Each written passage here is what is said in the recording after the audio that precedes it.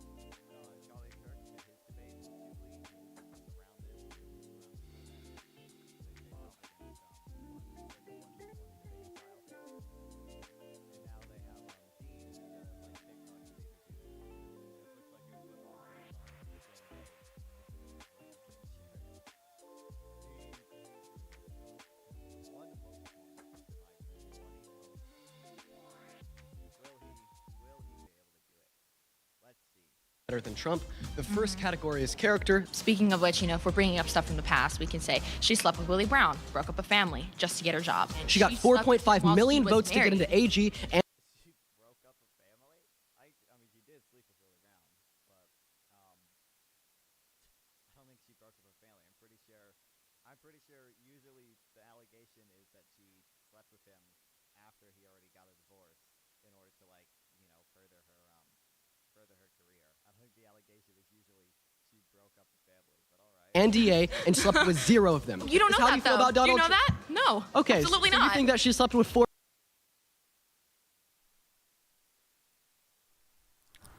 Guys, you gotta tell me if I'm muted. I wasn't muted, but my gain was literally all the way down. So there's no, I forgot about that. Okay, well, shit, now I gotta redo that intro. Fuck you guys. There's two main categorical reasons. All right. So apparently, one of the TikTok debaters that debated Charlie Kirk did his own episode of The Surrounded. Can one woke teen survive 20 Trump supporters? Let's see. Listen, I haven't seen much from Dean, but from what I saw in the Charlie Kirk interview, he seemed relatively skilled. So. Why I say Harris would be better than Trump. The first category is character. Speaking of which, if we're bringing up stuff from the past, we can say she slept with Willie Brown, broke up a family just to get her job. And She got 4.5 million.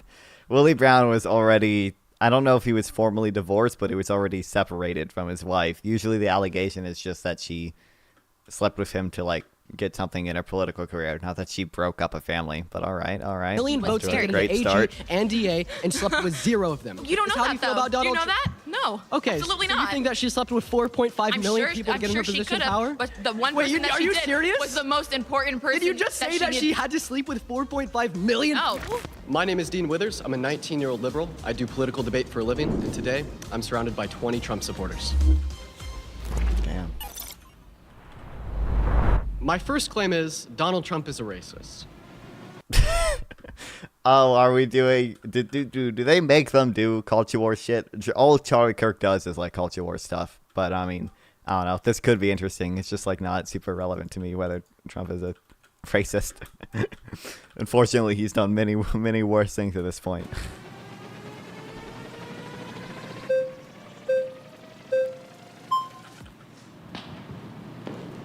Oh, only one person who wants to do it. Damn. Yeah, so I don't understand how people get this idea that Trump is racist. My family came from a communist country. They came from Cuba, and they came from Mexico. So I don't see anything or any statement that he's ever made that's racist. I mean, there's accusations, but there's no facts behind it. And this whole idea that all Hispanics are illegal immigrants and they came here undocumented is not true, because my family came here on both sides through the legal immigration process, not illegally here. Okay, so that was a bold claim. You just said that, there's no facts to substantiate the idea that Donald Trump is going to be a racist. So in the 1970s, there's civil litigation held against him by the DOJ, the state of New York, for Trump literally hotel. not renting to black people. What they did is they'd send in, quote unquote, testers to his rental properties at the time. They'd send in a white person. The white person would ask the property manager if they had any available properties to rent. They'd say, yes, here we go, here's a housing application. Then they'd send in a black tester that asked the same question, and then they'd actually be denied. When this was investigated by the DOJ, the property manager told them that this was just a quote unquote order from the higher up, from this boss, from Donald Trump. And then they investigated Donald Trump, brought civil litigation against him, and they essentially determined that, he wasn't renting to black people, in which he then had to promise the DOJ that he was no longer going to racially profile in his housing application, and even had to put ads in the New York newspaper. So basically, saying that I didn't know that part. So That's what you're awesome. saying is basically he's not renting to black people, but yet he employs a lot of minorities. He employs a lot of blacks, Asians, Hispanics. Yeah, he employs illegal immigrants too. So onto his staff. So why wouldn't he be renting to black people? That doesn't make any sense. Also, Because it seems it's to an me example of racism. but also is an example that the Department of Justice is weaponized against people that in the 70s. do something in life. Can you give me any evidence for that? I'll give you evidence of that. Yes, I will. Wait, what? Wait, why is he? You're talking about the case in the 70s right now. You're saying that the DOJ was weaponized against Donald Trump in the 70s before he was in any office at all. He was never. What did it do anything before he was president? He was just a rich person. Like the DOJ were the DOJ weaponized against what? Rich billionaire real estate people? What? Because Trump was political for a very long time. He made political statements. He was very unpopular with a lot of Democrats. He would say things that they didn't like, and they would In the 70s? go after him. They would weaponize the Department of Justice, Wait, but that's just just like they claim are to right be now. evidence They're of that's weaponizing true. the Department of Justice against him. Wait, what year is it? Who was even president at the time? Was it a Democrat or Republican? They're Like, using the government for their political power to go Would it have against been him Nixon? because they disagree with his political opinion. That's what they do. The Democrats have been going after him for years, even considering he used to be a registered Democrat. So I don't believe that Trump is racist whatsoever. I don't see that, because I see his employees. I've been to a lot of his properties in the past, and I know that he hires a lot of minorities. So I don't believe that to be true. 1973. Okay, so your claim here that's is that, just- well, he actually didn't do what the DOJ accused. It was late 1963, just months before Lyndon B. Johnson signed a. Okay, so Lyndon B. Johnson was president. Is that when this case him and happened? held him liable for doing. Yeah, but the this was DOJ rather- says a lot of Mind things if that I- doesn't make it mind true. If I finish real quick? So you're saying that the DOJ actually was unfairly persecuting Donald Trump, a political opponent. In the 70s, he wasn't running for any public office, so I don't know why you'd say that was a political opponent. But maybe we can look at a more intuitive example. Well, he's made political statements in the 70s as well. Okay, So okay. So your claim is that, the DOJ was unfairly persecuting him. Do you have any evidence of that? if you go back, do you have any evidence why the DOJ was investigating him in the first place? Yeah, because they had gotten. There's no evidence. Yeah, though. I mean, the actually do. DOJ has I been do. an illegitimate organization for a very long time. Okay. So they make a lot of 1973 when statements, it but was it doesn't filed. mean that they're gonna actually go through with any. Was it- Nothing really happened at the end of the day. It was just a witch hunt at the Yeah, end it of was the day. Nixon. Okay. Well, I mean, I don't think you'd have any evidence for the claim that it was a witch hunt. I think that at the end of the day, this is a conspiracy theory. I think that Donald Trump Conspiracy theory. Mind if I finish real quick? So, there was a Republican when he was sued for this. Thanks. So I think that at the end of the day, this Maybe is gonna New be York had a conspiracy Democrat theory. governor, I though. think that I the don't DOJ know. does this. I'm sorry, that Donald Trump would perpetuate a lot of conspiracy theories. He did this with the outcome of the 2020 election. But let's look at another example that's not coming from like the DOJ or like the criminal justice system. And we're like referencing like 2012 through 2014. Donald Trump said that because Barack Obama is black, he's obviously not a U.S.-born citizen. So therefore, he He obviously did not shouldn't say be that able to he run was for black. president. He's not a U.S.-born citizen. Well, let's talk about the birther movement, right? So I just have a quick question. Would you say trying to take There away was legitimacy questioning his birth certificate questioning his birth What's certificate. there? What's There is legitimate to that? questioning. His family came from Kenya. How is he running for Wait, president? Donald Trump's mother is a Scottish immigrant. Should we question his True. birth certificate? They came here through the legal process. He didn't come here through the legal process. Wait, so you're saying Which that would Obama's have parents were disqualified him. undocumented migrants? Which One second, I just want to would clarify have this. disqualified him as president. I just want to answer a question. Which would have Well, I disqualified. want to ask you a And question. Sheriff One Joe second, do you mind if I Arpaio, ask you who one I'm friends question? with, Sheriff Joe Arpaio, who I'm friends with, Why are they letting this guy speak for so long? looked into the claims of He's that getting birth certificate, he's getting and there was destroyed. questions Oh, there they go. Damn. of whether it was falsified. Wait, so you- there was wait, a you actually forgery. believe that? You Yes, actually I do believe that. Okay, It was so you were forged. racist Yes, I just like do. Donald Trump. I'm not racist. Do you mind Oh if I- wow, you're calling a Hispanic and a Cuban racist. Do you mind if I Almost sounds like take 30 seconds here? All right. So first of Look all, at that. yes. Another white liberal. All right.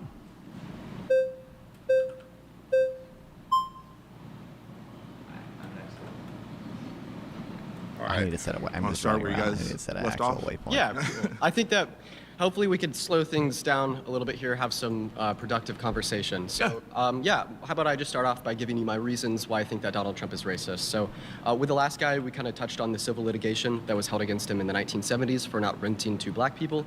But I want to focus upon a more like intuitive example, proponing the idea that Barack Obama was not a U.S.-born citizen. So first, I just want to ask you a very simple question. Would you say trying to take away opportunity from a black man because he's black is racism? Yeah, I mean, to be honest, yes, I do believe that. Okay. But I think we also have to look into what the administration, when he was in office, did, not what happened back in 1970 when he wasn't even in office and it was a complete different administration. Well, this question is about character. It's not even about his administration. But what is this guy going to mention? What black employment was historically high during Trump? Making the rules. Okay. When he was in office, he gave opportunity zones, gave funding to HBCUs.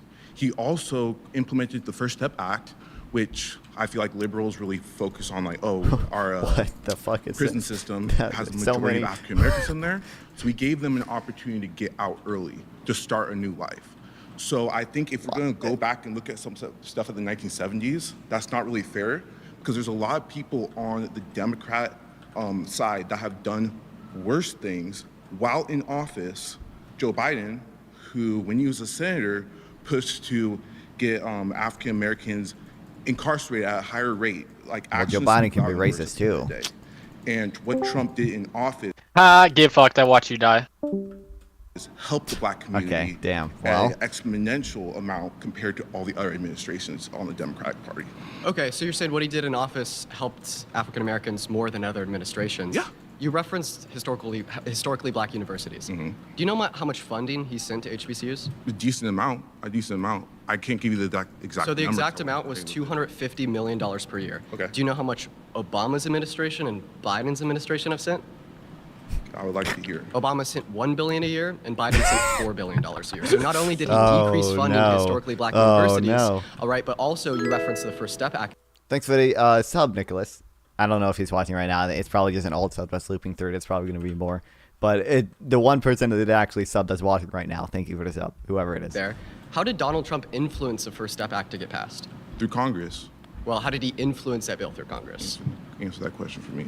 Because he didn't influence it. In fact, it was proposed to Congress under Obama's administration, and it was shot down. So, and then but- something else I did want to But at the end of the day, as president, he has the ability to sign or send a bill I mean, I back guess to he could have Congress and vetoed signed it. If he was truly racist, he would not have signed it in the first place. Okay, but But at the end of the day, he still signed it. He has that ability. Just like every president before, if they don't like a bill, they have the ability to send it right back to Congress, and there's congressional means to get it passed without the president's approval. But still, need he two-thirds signed it. majority, If he's which really is a hard to racist, get, why did he but- sign it in the first place? yeah, well, I don't think that we could just ignore Trump saying that Obama isn't a U.S.-born citizen and he's probably from Kenya, right? I don't think that we could ignore. But like, here's the what- here's the do you mind if I thing, finish here, sir? Okay, go ahead. I don't think that we could ignore the civil litigation against him in the 1970s for not renting to black people. I don't think we could ignore his recent comments about Kamala Harris saying that she turned black, implying that she wasn't black prior, just because he signed the First Step Act into law. Like, I understand that does do something for the African American community, but I don't think we could say because he did this one thing that all of these other examples are null and void. You also referenced Joe Biden there. I have no problem saying that Joe Biden has a racist past. And in fact, I think that's something I need to recognize and we should all recognize. But what I can't stand is when I hear people denying Trump's racism, saying it never occurred when it's so obvious. But at the end of the day, True. That was I mean, he's a TikTok debater, so he's run through.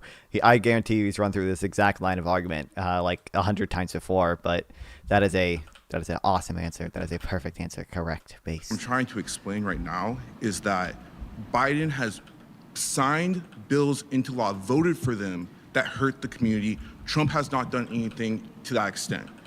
Sure, he says some things were maybe a little bit iffy way back. You're citing things from back in the 1970s.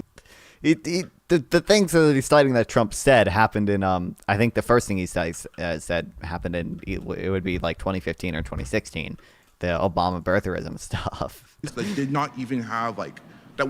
He couldn't even like sign a law or anything like that because he wasn't even in office. Damn. They didn't they didn't even wait until they said go. They were walking before. Damn. Okay. I guess where I want to start with is looking at the actual word racist. I think nowadays it's a word that people throw around kind of like the word love. It is a very powerful word. It has a lot of negative connotation. It has a lot of power that comes with it. When I think of racist, I think of Hitler, who murdered millions of Jews. When I think of racist, What? That's the go-to example of racism for you? I think Hitler may have. I mean, Hitler obviously was a racist, but he went a step beyond that. He wasn't just a racist. He was a fascist. Like, I think of the Ottoman Turks that murdered 1.5 million of my people. I think of that. I don't think of. You guys, what the hell is happening upstairs? Okay, I don't know what Trump, my family's who doing. maybe he said My things bad. in the Sorry, past, guys. this or that. If we want to go about talking about saying things, Biden said Obama is one of the first mainstream blacks to be bright and intelligent. He said that you can only walk into a 7-Eleven if you have an Indian accent. He has said that if you vote for Trump over him, you're not black. He said so many. Base. The last one's base, though. I'm not a fan of these 20v1 formats. Why not? I think I don't know. They can be interesting. I didn't like that. Oh, no. Fuck. I didn't like that Charlie Kirk was all about culture war stuff, but. These things in his past, and the prompt is talking about, is Trump racist? But to me, it's not about that because of how the media has displayed racism. They just focus on Trump, and it is about both sides. They don't touch upon Biden. They don't talk about Biden. It's a good And when you thing. look I at would his say like showing policies, 20 normal like, people with one person in space, but it's dunking a lot. Yeah. Well, I mean, I think Jubilee does have issues sometimes with with the balancing of these. Obviously, like they got Charlie Kirk, and then they got like a ton of just like regular kids, and they only got two debaters. When if they're gonna have Charlie Kirk, they should have other debate like professional debaters. My friend mentioned, if Trump was a racist, he would not be passing policies. He wouldn't even give $1 to these black universities. If he truly had this, it's an intention of the heart. And I'll go out and I'll step out and say, I'm sure everybody here has said something racist in their life. I don't like. Does this guy think that in order to be racist, you have to do the worst possible racism? Like it's not enough that like he decreased funding. He has to make it zero. That doesn't make you a racist. It's kind of like if you weigh 400 pounds and you eat celery, you're not skinny. All these examples that you're talking about are from years and years ago. What has he done that's That's not even true. What the fuck is this shit? racist in the last maybe 5-10 years? 10 years ago, 2014, Trump was actively proponing Barack Obama's birther myth, the idea that he was not born in But the you already US. said that example. my shit's Give me gonna something break. new, because that's Okay, fine. Yeah, sure. I mean, you're asking for something in the last 5 to 10 years. That was 10 years ago. I thought that I'd just go over that again. Okay. Another reason why I wanted to go over that again with you is because how intuitively racist it is, right? Denying or saying that a black man should have less opportunity because of the color of his skin is very obviously racist. When did he make that comment? Yeah, so the whole birther myth with Barack Obama, right, essentially hoped to achieve that he wasn't born in the U.S., he was born in Kenya, and because he's not a U.S.-born citizen, he shouldn't have the opportunity to run for president. U.S. president. The only reason he said that is because of the color of Barack Obama's skin. But I would like has he explicitly said he said that specifically because he's black, or are you just taking that assumption? Okay, so what else? What explanation do we have here? I've said everything I need to say. I'm waiting on you.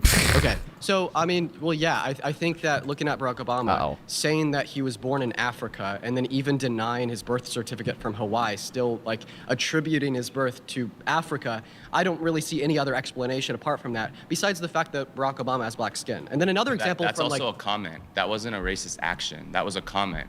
Okay. What action has he taken part in the last 5-10 years that have been racist against not even just blacks, against other races? okay, first, I don't think that we should call like African Americans like blacks. I think that's a dehumanizing word.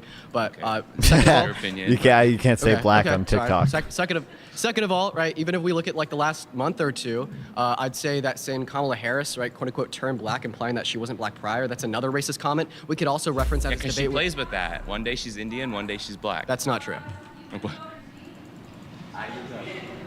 Impossible that you could be both. Hello. Howdy. Very nice to meet you. It's nice to meet you as well. They didn't even do the 3, 2, 1 go. What? So, you're looking back at Donald Trump's history. One thing I do want to say, I don't know if you are aware, Palm Beach didn't used to let African Americans there. Donald Trump sued the city of Palm Beach to allow black membership at Trump was one of the first club owners in Palm Beach open to Jews and blacks, but he did not. Need to go to Mar-a-Lago. court. That is not racist. I think one of the problems that we have a lot on the left, every time there's a disagreement, we get thrown, you're a racist, you're a sexist, you're this, you're that. And it dissolves the discussions that we should be having on policies. Secondly, Donald true. Trump worked with Senator Scott to create opportunity zones in black communities. If he was truly a racist, it's not something that he would do. What's So up, I Golden think the Snakey? whole Welcome premise back. is he's a racist, he's a sexist, takes away from policy positions that we should be discussing. If we go to the border and we talk about rapists and What's Trump's policy on the border? Even we don't know. We don't even know what his policy is. He doesn't have one. He didn't pass an immigration bill when he was in office. He didn't do anything, bro. I guess he built what 50 miles of wall, which has not really done much. murders, yeah, they are happening. Laken Riley is now Uh-oh. dead. We have 300,000 missing migrant children known. Oh my God, that claim is so dumb. God fucking damn it. The 300,000 migrant thing. My understanding of it, I'm sure Dean will probably respond to it, is that like this is like a survey that they do where they call asylum seekers. I think it's asylum seekers that are why I'm just gonna die so I have full health. They call like asylum seekers, and if they didn't pick up the call, they would just count them as missing. An Inspector General's report found that from 2019 to 2023, ICE had not issued notices to appear in court to 291,000 unaccompanied migrant children, and 32,000 children failed to appear. Based on ICE findings, UCs who did not appear in immigration court are considered more at risk for trafficking, exploitation, or forced sold labor. into the sex trade, per the last IG report. But this is just had not issued notices to appear in court to 200,000 or almost 300,000 unaccompanied. These migrant are children. important issues. Our economy is important issue. You mind if I ask you a question? Absolutely, Are you a U.S. born citizen? 100%. You are statistically speaking 4 times more likely to commit a violent crime, crime than an than undocumented immigrants. migrant. So when you kind They of shouldn't virtue be signal here. on behalf of that. They shouldn't be here. Okay. All right. And and my husband's an immigrant, Okay. Yeah, but a then legal also. immigrant Okay. who came here legally. Okay, I understand. We've got 100 ISIS I'm so fucked. Oh no, in I'm our never getting my country stuff right now back. that was Oh, no. reported. We've got gotaways. We've got 10-day jail. Wait, gotaways? You know who had the most known gotaways? The most known gotaways was under Trump because Title 42 meant that immigrants knew if they tried to claim asylum, they would just be turned away. So a lot of them tried to evade Border Patrol entirely. Trump had way more known gotaways than Biden has because there was no need to be a gotaway under Biden because after Title 42 ended, I think Title 42 ended under Biden. After Title 42 ended, you could just claim asylum. Nicaragua. I've interviewed Oscar Blue, who's been through the Darien Gap 4 times. People are dying. Okay, so you're saying that we have a crisis at the southern border. Well, I'm saying that you're saying that Yeah. Donald Trump is racist. Donald Trump loves America. Okay. Well, first of all, And I he want puts Americans first. I want to ask you one simple question first, and maybe we could get back to the prompt. Do you think that we have a crisis at the southern border today? 100%. So you'd say that we also had a crisis at the southern border at the end of Trump's term because we have the same amount of Actually, daily we have the crossings Crossings low, are back no, down. we do not have Yes, the we same have amount of about 2,400 crossings no, that is today not true. than as we That had is at the not end true. of During the last 4 months of the Trump administration, there were an average 24/7, 24. Jeez, I can't. I'm busy playing Minecraft.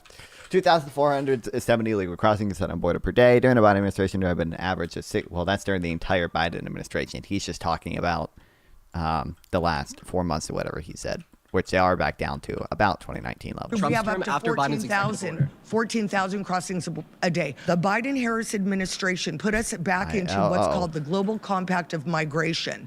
They are now using an app where they use our The CBD1 app. refugee resettlement program to fly people into our country to different states. So for you to say that The point of that app, by the way, is to try to control. It's to try to lessen the issue. It's to try to control the flow of migrants. Into the country. Oh my God! the Fuck Trump this dude. administration that did not have catch and release, that is not, and Biden. By the way, immigrants are more likely to have been released under under Trump than under Biden. Trump deported, I think, 49% of migrants across the border, and Biden deported 51%. So, Put it back in, and then we also had remain in. And that's also true for ICE, by the way. Criminals were more likely to be released under Trump than under Biden. Oh, my stuff's at a corner. Oh. Mexico, which on day Dude, there's not even good stuff down there. It's not even worth it. one of Biden's administration, he wiped out. Because it was ineffective. I mean, we could Oh, look it at, was very Do effective. you mind if I talk real quick? It's just propaganda. It's what you've heard from CNN and MSNBC. True. Actually, how about I provide you a source that isn't CNN, isn't MSNBC, and it's actually a source from Donald Trump's rally. So remember when Donald Trump got shot in his ear? What did he have behind him? It was the chart that showed the lowest crossings in Do you history. mind if I talk about that chart? I So have the on chart. That, on Should the, we bring it out? You have the chart with you? Yeah, I do. Bring the chart out.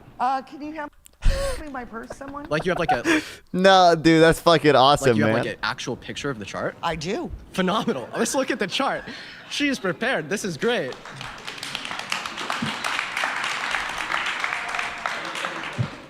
Oh, it's on your phone. I thought that you had like an Well, actual. it's a picture. We can hold it up to the camera if they want to see it. Okay. Well, I mean, Thanks for the follow, Shay Justin. Welcome to the stream.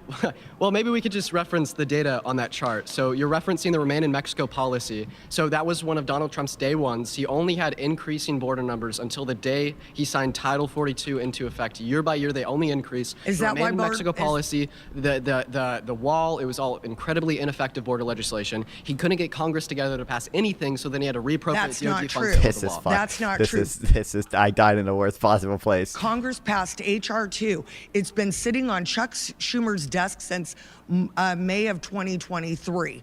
It was the one bill that would secure the border. Border Patrol has endorsed President Trump. Law enforcement has Didn't Border Patrol also endorse that bill that Trump called people in Congress to tell them to not pass? Didn't they also do that? endorsed President Trump. Okay. The Biden administration and the Harris administration have failed this nation, and they have allowed this invasion of our country, and Americans are dying. And sorry, these gang members should not be here. I have a question. So, would you say if we had an undocumented migrant that was like a felon, a sexual abuser, right, a violent offender, that they shouldn't be allowed in the country? 100%. None of these people should be without process. Okay, so my question to you would be, well, then why God fucking damn it! I need to go get stuff so I can get do my you stuff want a back. criminal, felon, sexual abuser to run the country? president. Because I believe that we're suffering from an extreme case of lawfare, which I can prove. And, Oh, which you can when prove. let's take, for instance, the New York case. The one that he's going to probably go to jail for, even though he's not guilty. The 34 felonies? The 34 felonies that they changed the statute of limitations in order to prosecute him. Oh, that they no, you have your changed. cases confused. So they didn't change any statute of Oh, limitations? yes, they did. One second. Oh, I yes, know what they you're did. referencing. If you'll just allow Oh, me 30, yes, they did. You'll just allow me But 30 not seconds. only Do you mind if I that- just have 30? Oh my God, can he not fucking get his answer out? 30 seconds Jesus. Well, we only have 40 seconds left. I just so want no, to clarify. You can't have They didn't 30 change. seconds. You've got the seat the whole time. Okay. Oh my we have God, she's 35 actually seconds left. filibustering. What were his felonies for? Okay, so let's not talk about that. Let's talk about the plain and Oh. simple fact that they moved the number 3 from Biden's DOJ to a state case. Let's talk about the fact that Mark Pomerantz, who worked in the Biden administration, basically pled the fifth 6 times when he said that he was talking to Bragg. And he would not talk about that. Alvin Bragg ran on getting Trump. Let's talk about Judge Merchant's daughter, Laura, who's making millions for the Harris administration and the Biden administration right now in order to prosecute Trump. That is recusal. It's going to get dropped at the Supreme Court. Alvin Bragg should have recused himself. Judge Merchant should have recused himself. I like your power. Should Alito have recused himself? Wasn't he? I think it was his wife. His wife was flying an upside down American flag after one of the rulings. I forget which ruling it was. My next claim is Donald Trump doesn't care about the American people. Why is it all stupid stuff like that? Just do it. Can you do Trump would cause inflation? That'd be a good one because he would. It's what all like 70% of economists say. So. I completely disagree with you on that. That Trump doesn't. You're saying he doesn't care about the American people. I mean, What the fuck? Adrian looks cool as shit. while he was president, he was pushing pro-economic policies, which were furthering the American economy. I mean, right now, if you go to a gas station, you're paying more money to fill up your car. Going to the grocery gas store, you're paying prices. more for meat, you're paying more for groceries, you're paying more for a lot of things. Taxes are higher right now. So why Taxes are higher right now. We're still under Donald Trump's tax code. we're not completely? No, that's not true. That's not. Dude, we're still under Donald Trump's Tax Cuts and Jobs Act, and I don't know. I can't think of anything, at least, that the Biden-Harris administration did to increase taxes on middle-class people. I know they increased transfers a lot, like the expanded child tax credit. That was a refundable tax credit that gave a lot of families money. I know they increased transfers a lot. I can't think of any way that they increased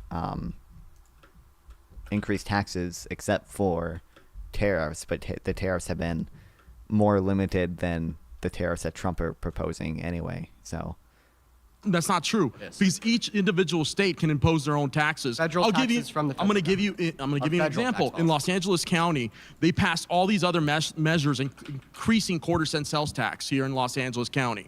And what do they do with the money? They misuse the money. They don't even use it to fix the streets. They allocate all this funding towards the homeless, billions of dollars, saying they're going to build all these shelters. Schmucker demonstrates Biden's budget raises taxes on middle-class Americans.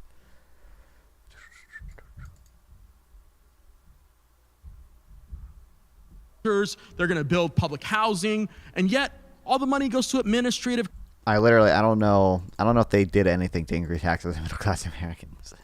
Even if they did, it probably is outweighed by the transfers that they did. So the net payment is probably still a lot lower. Cost it goes into the pension system. So they're misusing the money. They're not using the money to actually help people. So if you think about someone that's going to help people, Democrats have been promising people in the state of California that they're going to do something about the problem. Yet they have unlimited power here to do whatever they want. But yet we have thousands of homeless. The LA Times reported that there was 66,000 more homeless people in the last 7 years. That's the LA Times. That's a liberal magazine quoted. There's 66,000 more homeless people in Los Angeles Mind County. if I ask you a alone. question?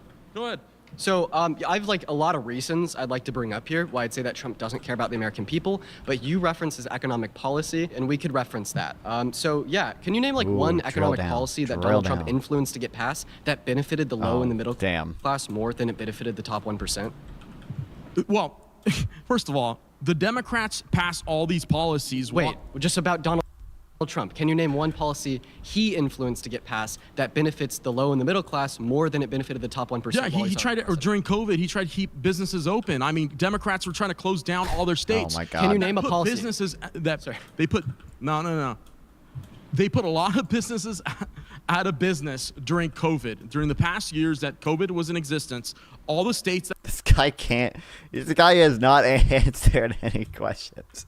He just literally any question he has. His response is just, well, the Democrats, That were like his liberal brain Democrat is so run, his brain is states so broken. have controlled a lot of the process here in the state of California. He literally had this is the rare case of Democrat derangement syndrome. Like, Okay. I'll give you an example. You didn't answer my. I'm so In the sorry. state of You didn't California, answer my Gavin question. Newsom shut down the state. Ron DeSantis did not shut down his state. Yet you have businesses here that were small that went out of business. Yet you have the state of Florida, the majority of businesses stayed in business, did not go out of business. The only businesses that went out of business, that stayed in business, were corporations like McDonald's, Burger King, and Walmart. Okay, so, sir, and with by all- the with way, all due and by respect, the way- you literally and by didn't the answer way, my question. The Democrats were benefiting those businesses because they were voting in favor of them. Okay, with all due respect, you literally didn't answer my question. I asked you to name a policy that Trump influenced to get passed that But yet benefited. you're the one that called me racist earlier, so I'm supposed Did he do to that? answer even? you. Okay, well, I mean, if you don't want to have a productive dialogue with me here, I don't see what your point of even showing up to Oh, that was so painful. Oh my God. the Oh. episode would be. Well, productive is not calling someone racist either, right?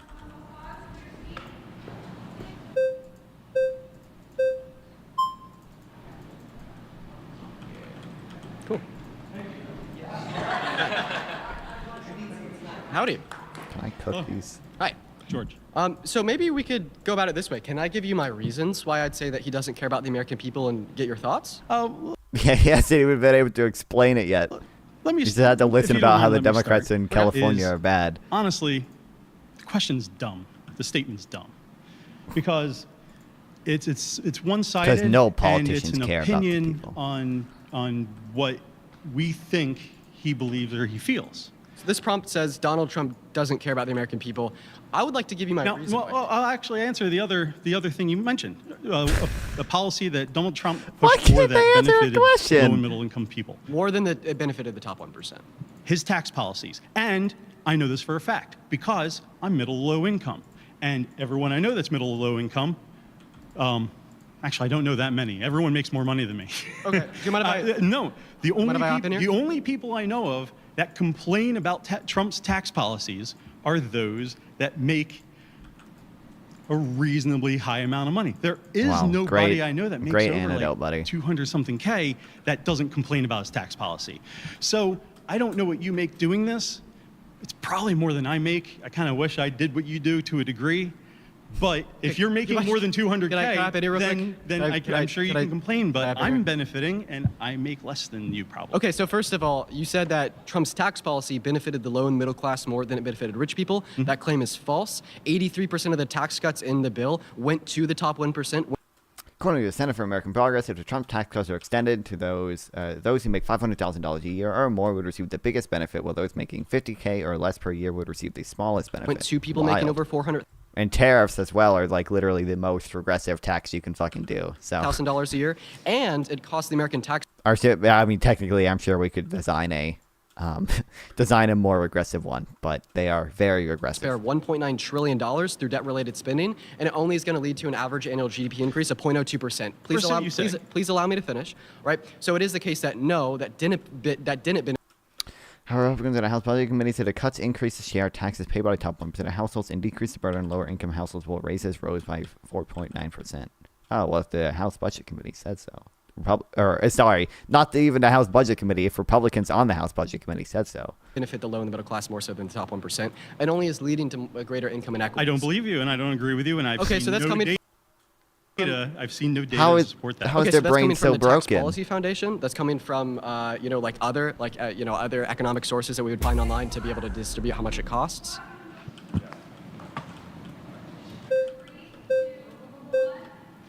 Okay. So is it all right if I give you my reasons why I'd say he doesn't care about the American people? In 10 seconds or less. Oh my God. Please let him Well, speak. I mean, I feel Please like just in let order him to like speak. have productive dialogue, right, have to be able to distinguish like why I believe the things that I say. Okay. Why you And then I'll disagree. let you know why I believe the things that I do. Okay, so the reason I'd say that Donald Trump doesn't care about the American people is because he has incessantly placed himself above the American people. One of the best Bro. examples of this was in 2020 when he denied the outcome of the election and then he attempted to stage Bro. a coup against Bro. our government in an attempt to rig the outcome of the 2020 election Yes, and to steal people's votes, to go against the will of by people. like sending fake certificates of ascertainment to Congress to be certified as real. That was the greatest internal attack on our government since the Civil War. Another example would be the border. He has inconsistently placed himself above the American people in that respect. He torpedoed Langford's bill in the Senate that would Bro. have specifically brought an Okay, end to the so- crisis 2 years ago Okay, you've got because he three- didn't want to give the Democrats a win. Let's slow and then down. Another example. Wait, would no, be no, his no, no, no, successor. no, no. Let's slow down Oh my because you just God. put out so much. And let's He put out 2 unpack that a points. little bit. Let's do it. Okay, so the first thing that one thing I would like to say, does Donald Trump care about the American people? Donald Trump went to East Palestine. Joe Biden waited 6 months. Wow. Okay. Wow. Donald Trump went to the military families of the soldiers that were killed at Abbey Gate. Joe Biden forgot their names. Well, his brain is melting, Donald can't really Trump fault him. went and visited the people whose families were killed by migrants that were criminals.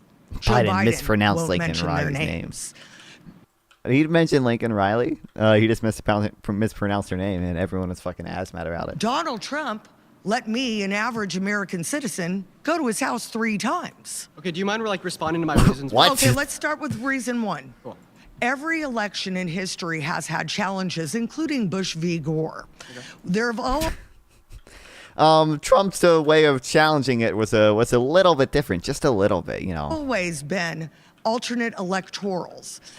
not true at all. I believe that January 6th helped Democrats well more than it ever did Republicans. You know why? Because it stopped the debate on the floor.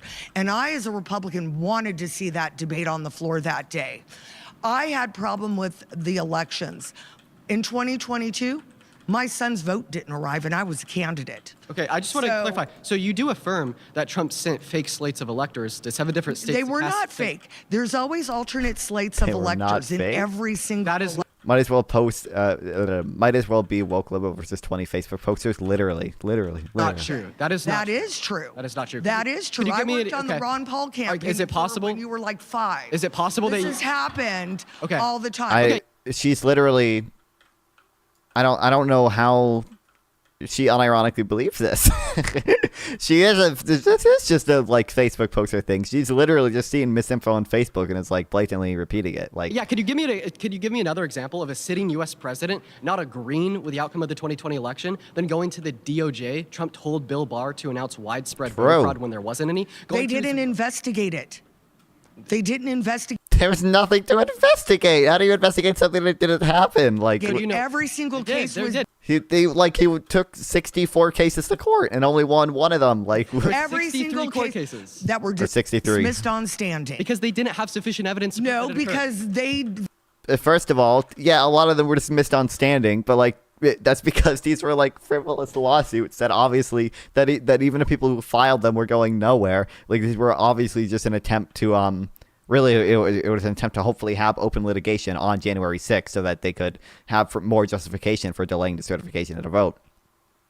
But like A, that, and then B, they even in a lot of these cases that were dismissed on standings, they did look at the merits and they determined that the merits were shit. And it's also like not like the DOJ investigated, but like so did like media organizations like AP put out like their investigation into it, and I think they found like 400 fraudulent votes in the like entire. I don't know if it was in the entire election. I think it was in all the swing states. Yeah, like the judges said they never saw the evidence. Okay, I'm going to They go to never tell you what saw happened in the the 2020 evidence. election. So Okay, Donald well, Trump you're formed going to his tell me own- what you think happened, but I'm going to Donald- tell you that you're wrong. Okay, one moment, ma'am. Donald Trump formed, right, an election integrity committee where he appointed his people and gave them millions And of. what- I don't. He should drill down on the fake electors thing, but I don't even know how you would do that. It's the thing, because like usually like what people mention is like the 1960 case in Hawaii, which is a obviously very different thing. those weren't fake electors; those were alternate electors appointed by the state legislature because it was a close race and they needed to do a recount. Versus Trump just had random people assembled to be his fucking fake slate of electors who are not certified by the state. They were doing this funny thing called perjury, and they are now being charged for it. But she just seems retarded. Like, I don't know how you would ever. I don't think she could be convinced, at least not in this conversation, that Trump's electors were fake, and there haven't really ever been other fake electors before. What's happening You mind now? if I finish? No, I do mind because you Okay, know ma'am, what? if you can allow me to There's- finish, we there's- can't have a productive conversation Well, here. we can't have a productive conversations when you have an entire 20 minutes and filibuster the whole thing. Okay, well, if you want to talk, go ahead, but you're not allowed I feel like he's been filibustered way more than he's ever filibustered, but all right. allowing me the time Okay, to but demonstrate why you're- I believe in what I do. Okay, but you're not allowing me to say basic fact of what has happened in this instance.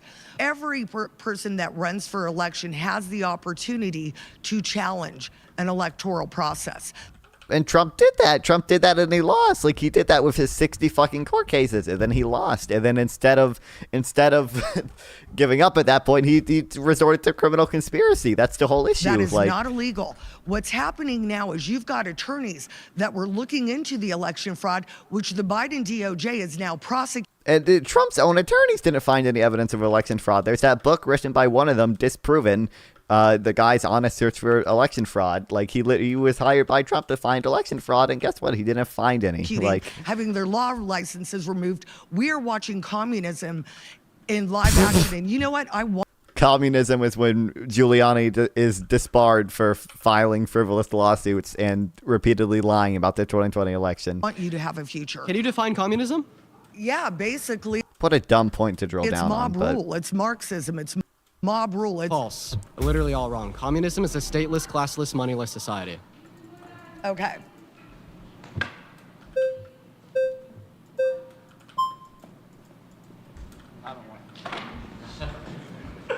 Welcome in.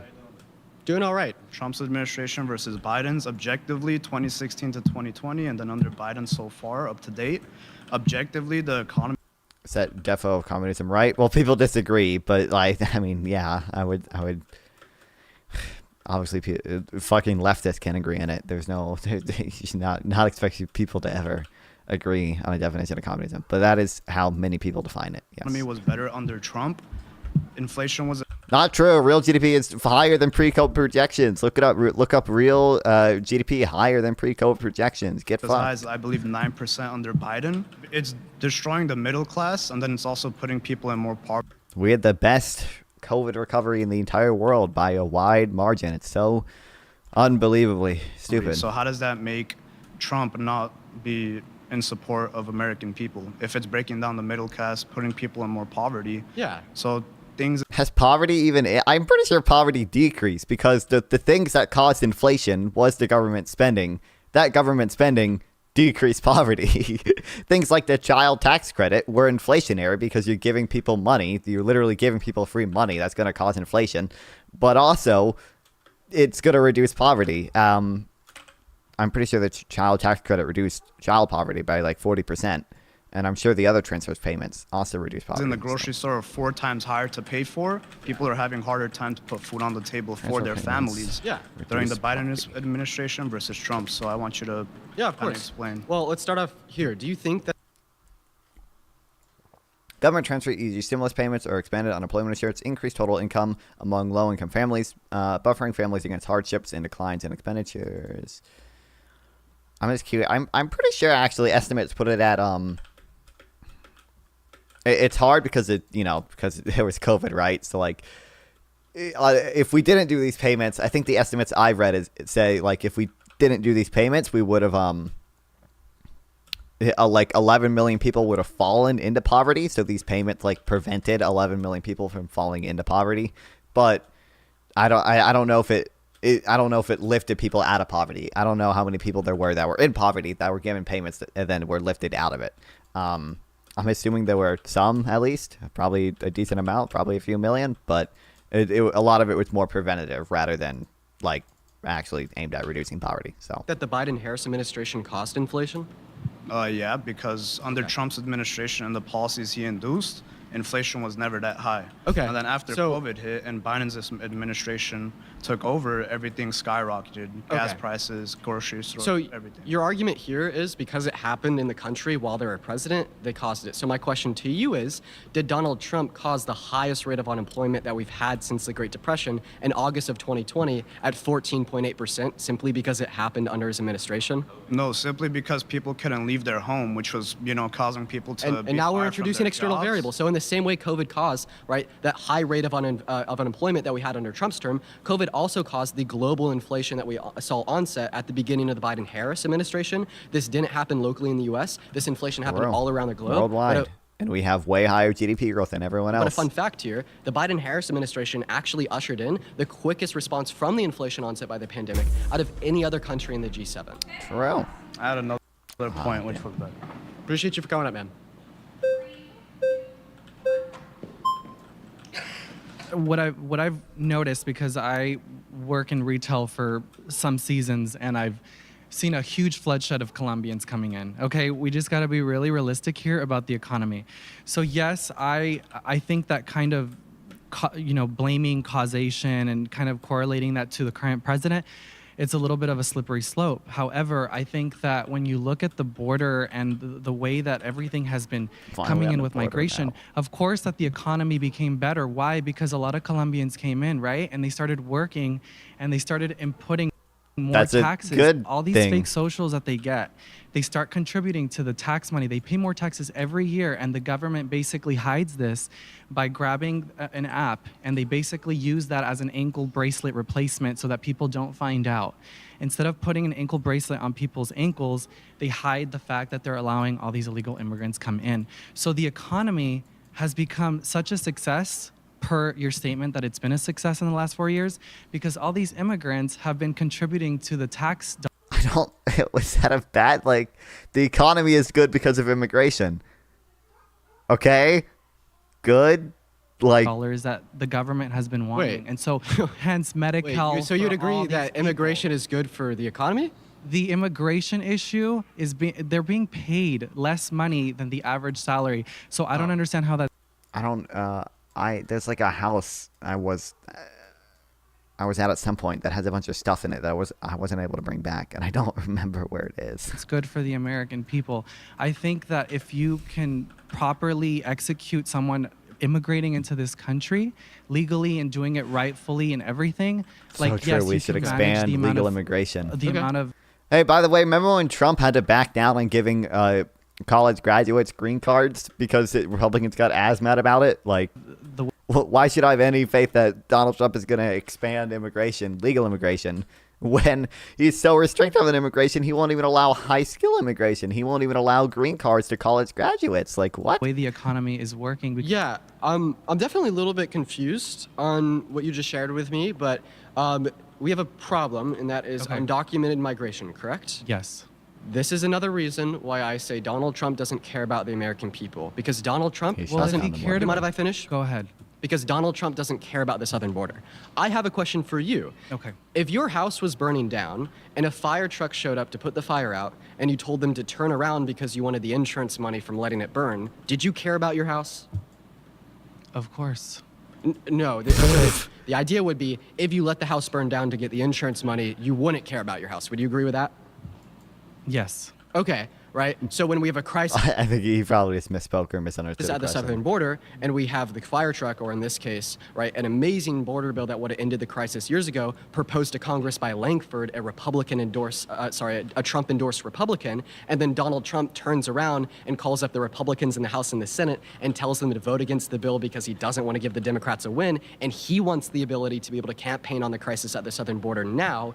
Does Donald Trump care about the Okay, southern border? So right. So basically, what you're doing is you're trying to attack and kind of deflate the right. My family But is at the so end of the loud day, right we now. got to realize that no side is potentially perfect, because clearly the Democrats are going to see that the right are horrible, and the right's going to see that the Democrats are also. But do you mind answering that question there? Because I did make an important point there that I don't think should go unnoticed, right? In the same way in the hypothetical, if you let your house burn down and told the fire truck to turn away, you don't care about the house. And if Donald Trump Don't worry, can't hear it. Yeah, it should be fine. It's just I can hear it through my noise canceling headphones. I don't really.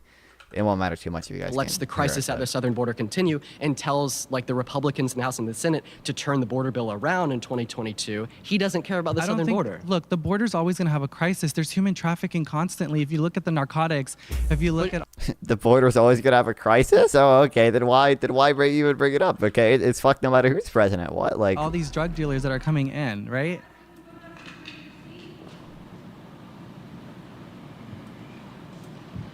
Hi. Thanks for coming up, man. What's your name? Jordan. Jordan, nice to meet you. Dean. We have 3 minutes and 42 seconds left on the clock here. I would like to bring up a huge reason why I'd say that he doesn't care about the American people. Is that all right? Yeah. Cool. It's because how much he lies. Donald Trump is an Wow. incessant, unapologetic liar. He lied to the American public over 30,000 times while he was president. He told the biggest lie that any sitting president has ever told with the denial of the 2020 election. And what is the Achilles tendon to a democracy? An uninformed voter base. Trump has misled his voter base, has made them misinformed, has made them engage in fringe conspiratorial hearsay by his incessant lies. Okay. Can you give me any reasons why you think Joe Biden cares about American people more than Trump? Okay, I mean, yeah, sure. wonder why, dude. First of all, Kamala Harris is running for president right now. No, Joe Biden. Joe Biden, sure. Yeah, because Joe It's Biden. the Democratic. Of course. Because Joe Biden passed 4 pieces of monumental legislation that benefited the low and the middle class more than it benefited the top 1%. We could talk about the PACT Act, investing $800 million into the expansion of VA healthcare benefits. We could talk about the CHIPS and Science Act, bringing 20% of the global chip production back to here at home in America by 2030. We could talk about the infrastructure bill, investing $1 trillion into local communities across the U.S., spurring their economies and creating new construction jobs. Or we could talk about the Inflation Reduction Act, investing millions of dollars into renewable energy resources to reduce inflation in the long term by addressing supply chain issues now. Those are 4 big policies that I would say demonstrate Biden's care for the American people. Okay. 4 years ago under Trump, did you see benefits going towards immigrants and wars more than American people? Did we see? No, and we don't see that now either. Oh, we don't see it now? No. Bro.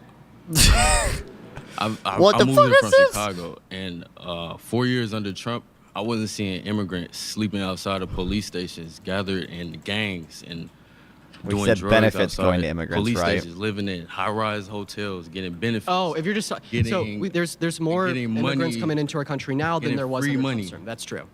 But earlier, didn't you say it was the same? Oh no, Well, I by said now it's it's the back same down. right now. So after Biden's executive order on the border, we have the same amount of daily crossings today across our southern border as we had at the end of Trump's term. At the end of Trump, it was more. Yeah, it was the same or more at the end of Trump's term. You literally just said we have more immigrants coming in now. Okay, so over the 4-year presidency of Biden and Harris, there has been more migration. Why is this guy here? I don't think. I'm sure this guy, in many aspects of his life, is perfectly intelligent, but I don't think he. He's not a. He doesn't seem to be able to follow political conversations very well. Across the southern border because of the revocal of Title 42, causing a surge of entries into our country. After Biden's That was executive not order, going on during Trump. Am I right? Yeah, right. So we had lower crossings under Trump, but I don't think we could say because there's lower crossings under Trump than under Biden and Harris that Biden and Harris caused that. Let me ask you a question, or more so make a statement.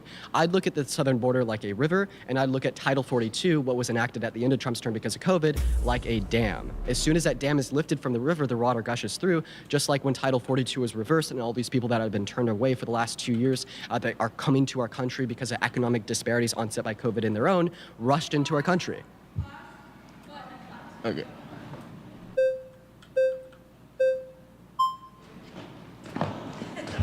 Oh, I could erase that time. Sorry, I There's just only had 16 to seconds very left. quickly. So. The one thing that I look at that shows how he cares for the American people is that he's a multi-billionaire that chose to What? run for president, and he's one of the only presidents that's net worth has actually gone down.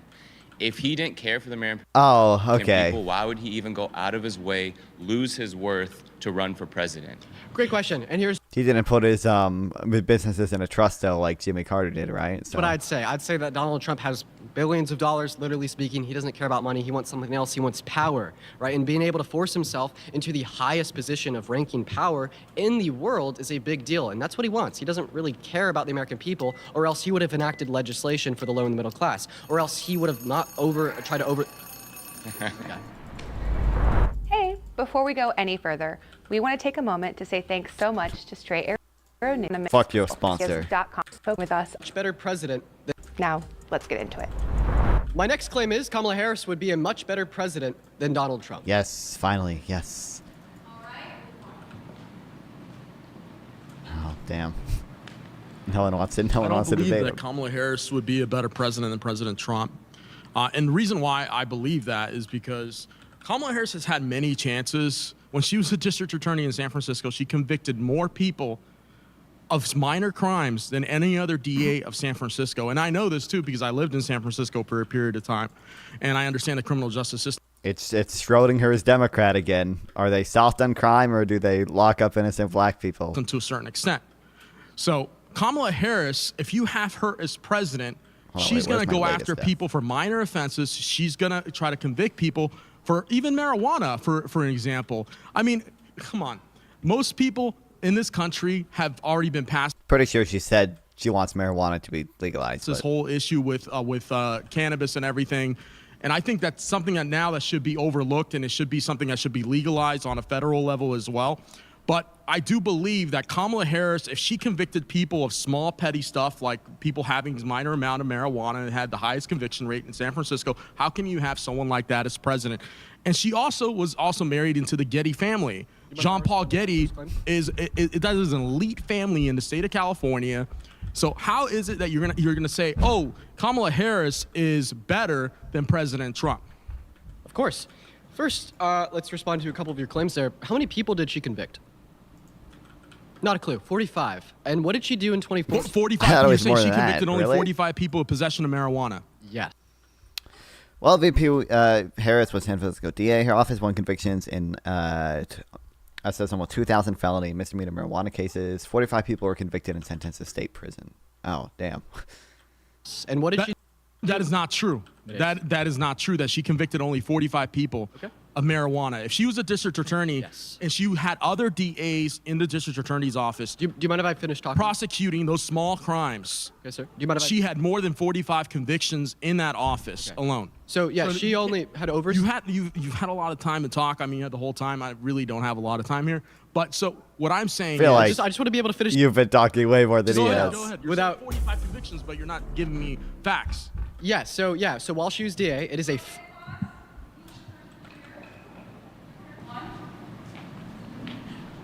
Welcome in. Hi. Hi. So, do you mind if I give you my reasons why I think that Harris would be a better president? If you want. Cool. Yeah. Awesome so debate. There's two. I love this argument so much. They're like blaming her for planting weed and making it illegal. She literally did her job. Yeah, I know. It's wild. It's so dumb. And it's also Schrodinger's Democrat. Like I said, it's like people make fun of San Francisco for legalizing shoplifting or stuff. Democrats are weak on crime.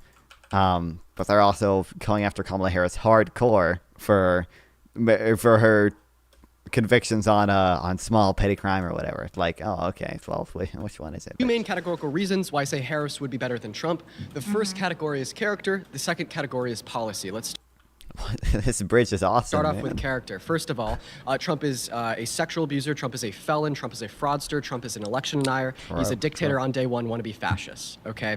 Kamala Harris is none of those. Kamala Harris wants to protect and preserve a democracy. She wants to fight for the freedoms of all Americans, especially the 170 million American women and girls.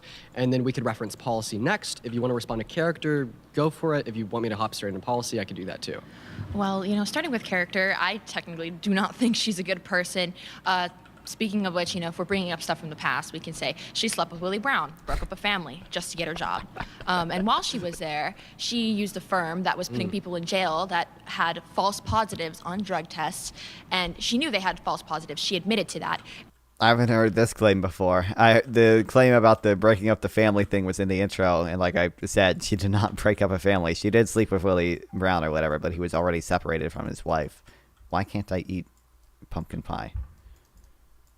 And she was still putting mainly black and brown people in jail, considering I'm both. That is very much a big issue for me. And also that a woman shouldn't represent, they should just sleep to the top for their job. They should actually work hard for it. I generally don't think that she's a good representative. There's plenty of other women out there. Yeah, I have a that question. How many votes did she get in a run for AG? Do you know? Now, how many votes did she get We're in a run? talking about character, though. Of course. That's We'll talk character about and morals. We're- And we'll- if we're that's- mentioning character and morals here, she's clearly not a good person. I'm And responding to your just claim. like you had mentioned all that stuff about Trump, which could be true. I'm She's an referencing your claim adulterer that she- and Could be true. a family I'm wrecker. referencing your claim that she slept to the top. How many votes did she get when she was running for AG and DA in the state of California? But that has nothing to do with the fact It does. that She got slept with someone. 4.5 million votes in total. 80 million for her run for AG or DA. I don't remember which So one. And then 4.4 million for the other one. I have a question. You're saying that she slept her way to the top. How many of those 4.5 million people that voted for her did she have to sleep with? Well, obviously we're in California, and this is pretty corrupt, but to say that she needed the votes of most people that matter, which is the person she slept with, could actually overturn and hide these votes just like they did with the election. But Listen, What? They not only are they rigging the presidential election, they are rigging attorney general elections. Back in when did she run for DA? Like for 20. It would have to be the early 2000s, right? It would have to be like 2005 or something. The not gonna idea get too the far idea that women have to sleep with men to get into positions And of that's power exactly what she is did. a It's exactly misogynistic what lie. she's exonerating. One moment. She's saying that Do you mind if I finish that talking real quick? we have to open our legs to get jobs. That's exactly how she used it. Do you mind if I just finish talking real quick? Also, I would like to finish out this conversation. There's a lot of red flags up, though. So saying that women have to sleep with men to get into positions of power is a misogynistic lie. What I you are didn't say doing? that. She just one did moment. that. One moment. That's what she represents. What you are That's all I'm doing? saying, guys. What you are doing is you are taking Kamala Harris. You are taking her character. You are taking her proposed policy. You are taking her intelligence, and you're taking her wisdom, and you're throwing it out of the window. Because when you say that the You did the only same thing reason with she's Trump. in her position of power today is because she slept with a man that had been legally divorced for 3 years is a I lie. didn't. Oh, they were actually already legally divorced. Damn, I didn't know that. 4.5 While million he was votes to get married. into AG and DA and slept with 0 of them. The question I have for you, Oh, you don't is know how that, do you feel though. about Do Donald you know Trump? that? No. Okay, Absolutely so not. you think that she slept with 4.5 million people to get in her she position could of power? have, but the one Wait, person that are she you did serious? was the most important. Women these days be sleeping with 4.5 million people. Did you just say that she had to sleep with 4.5 million No, people? I didn't say that. I said that she slept with one of the most relevant people to get her What job, was his to name? get in. Willie Brown. And how I did just said sleeping that with Willie Brown get her the 4.5 million votes in her run for because AG and DA? he was in the same position she needed to get. But we have civil and electoral processes. We are a constitutional honor republic those? with democratic processes. Yes, I do.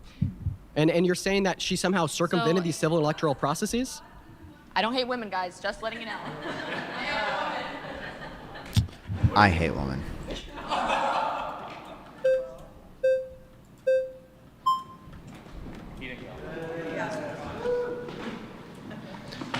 Welcome down. I would really like to see if we could have a productive conversation about this point. Well, I just want to start off by saying that you seem to attack Trump for his character, but then when Kamala is attacked for her character, it doesn't matter So why do you think that Kamala Harris is a bad person? for reasons that have been stated. Can you repeat them? She's slept with people to get up to her ranking. She hasn't really done all too much as. Why does it wait, dude? Again, at worst, at the very worst, she slept with one person to get onto 2 boards that it's not like she was even unqualified for them. She had already been deputy district attorney for San Francisco. She was qualified to be on those boards. At worst, she slept with one person, not multiple people, to get onto the unemployment insurance appeals board. Vice president, really? in my opinion. I would like to say that is false. She's passed more tie-breaking votes in the Senate than any VP in American history. She's also helped the Biden-Harris administration influence some of the most monumental legislation in modern U.S. history. Right. I'm going to name 4 pieces of legislation that the Biden-Harris administration influenced to get passed that benefited the low and the middle class more than rich people. And I want to see if you could do the same for Donald Trump while he was president. They influenced the PACT Act, the CHIPS and Science Act, the American Rescue Plan, the Infrastructure Bill, and the Inflation Reduction Act. If you'd like, I could explain to you how those benefited the low and the middle class more so than the top 1%. What's but up, now I'll big just simply man? ask you that Welcome same question. back. Can you name one bill that Trump influenced to get passed that benefited the low and middle class more so? Cart? Sorry, I don't know what that is. I I'm behind. Am I behind on the fucking brain Rich rot? people. I really can't. So then how could you say that Kamala Harris hasn't done anything when you know so little about what Trump did while he Because was president? comparatively to what Trump has done in the past, You she can't really name hasn't anything done Trump that has much. done. I just told you 4 pieces of monumental You told legislation me that she did influence to get passed that were beneficial.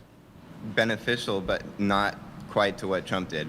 Well, you can't even tell me what Trump did. I asked you. You can I know, tell but me. you can just tell from when he was president that it was just Trust is it was way pretty better. easy. And Kamala's been hiding and probably I can puppeteering after this. to Biden. Like, you can't deny that. Do you see how that's just a conspiracy theory? I know it's a conspiracy, but it's the evidence is kind of there. Okay, so what's the evidence for this idea that Biden hasn't done anything for America?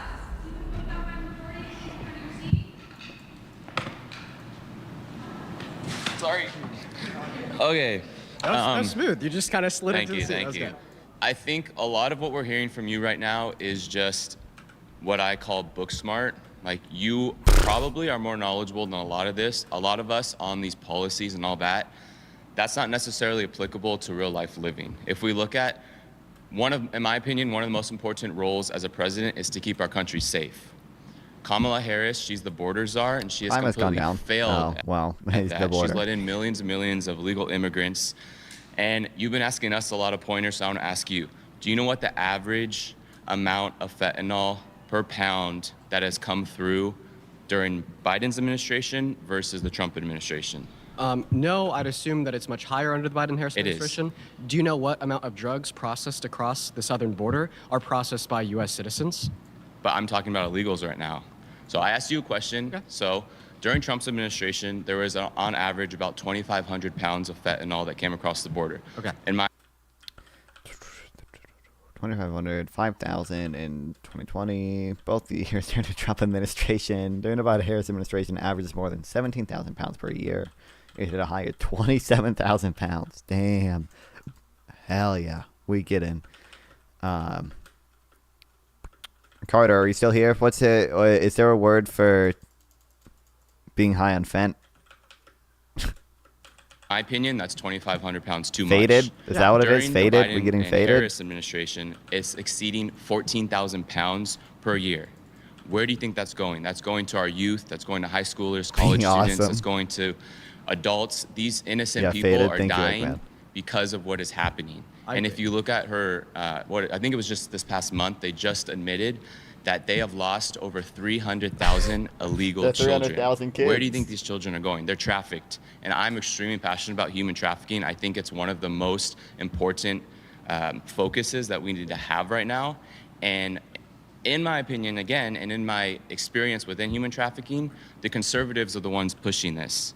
Kamala's ignoring it. Kamala's not the one going to visit the border. She went and visited the border. She went to the only She did visit, the border czar thing that everyone keeps calling her. She was called that, but I was what she was actually signed with was like diplomatically trying to go to countries and address the push factors for immigration there. She actually did end up doing that. Like, immigration from Honduras decreased a lot because we negotiated with Honduras to reduce crime rates there. Well, I can Google only it. part of the border that is safe, that they're not coming through. And she said, we don't have a Kamala problem here. Nobody's Harris coming through. Honduras. That's BS. She's Reduce lying, and you say Trump's lie. I hate all kinds of migration. lies. But when you can say Trump's an avid liar, you got to look at how Kamala's lying. During her speech at the DNC last week, she was saying that those individuals at January 6th were armed individuals with an intention of shooting people.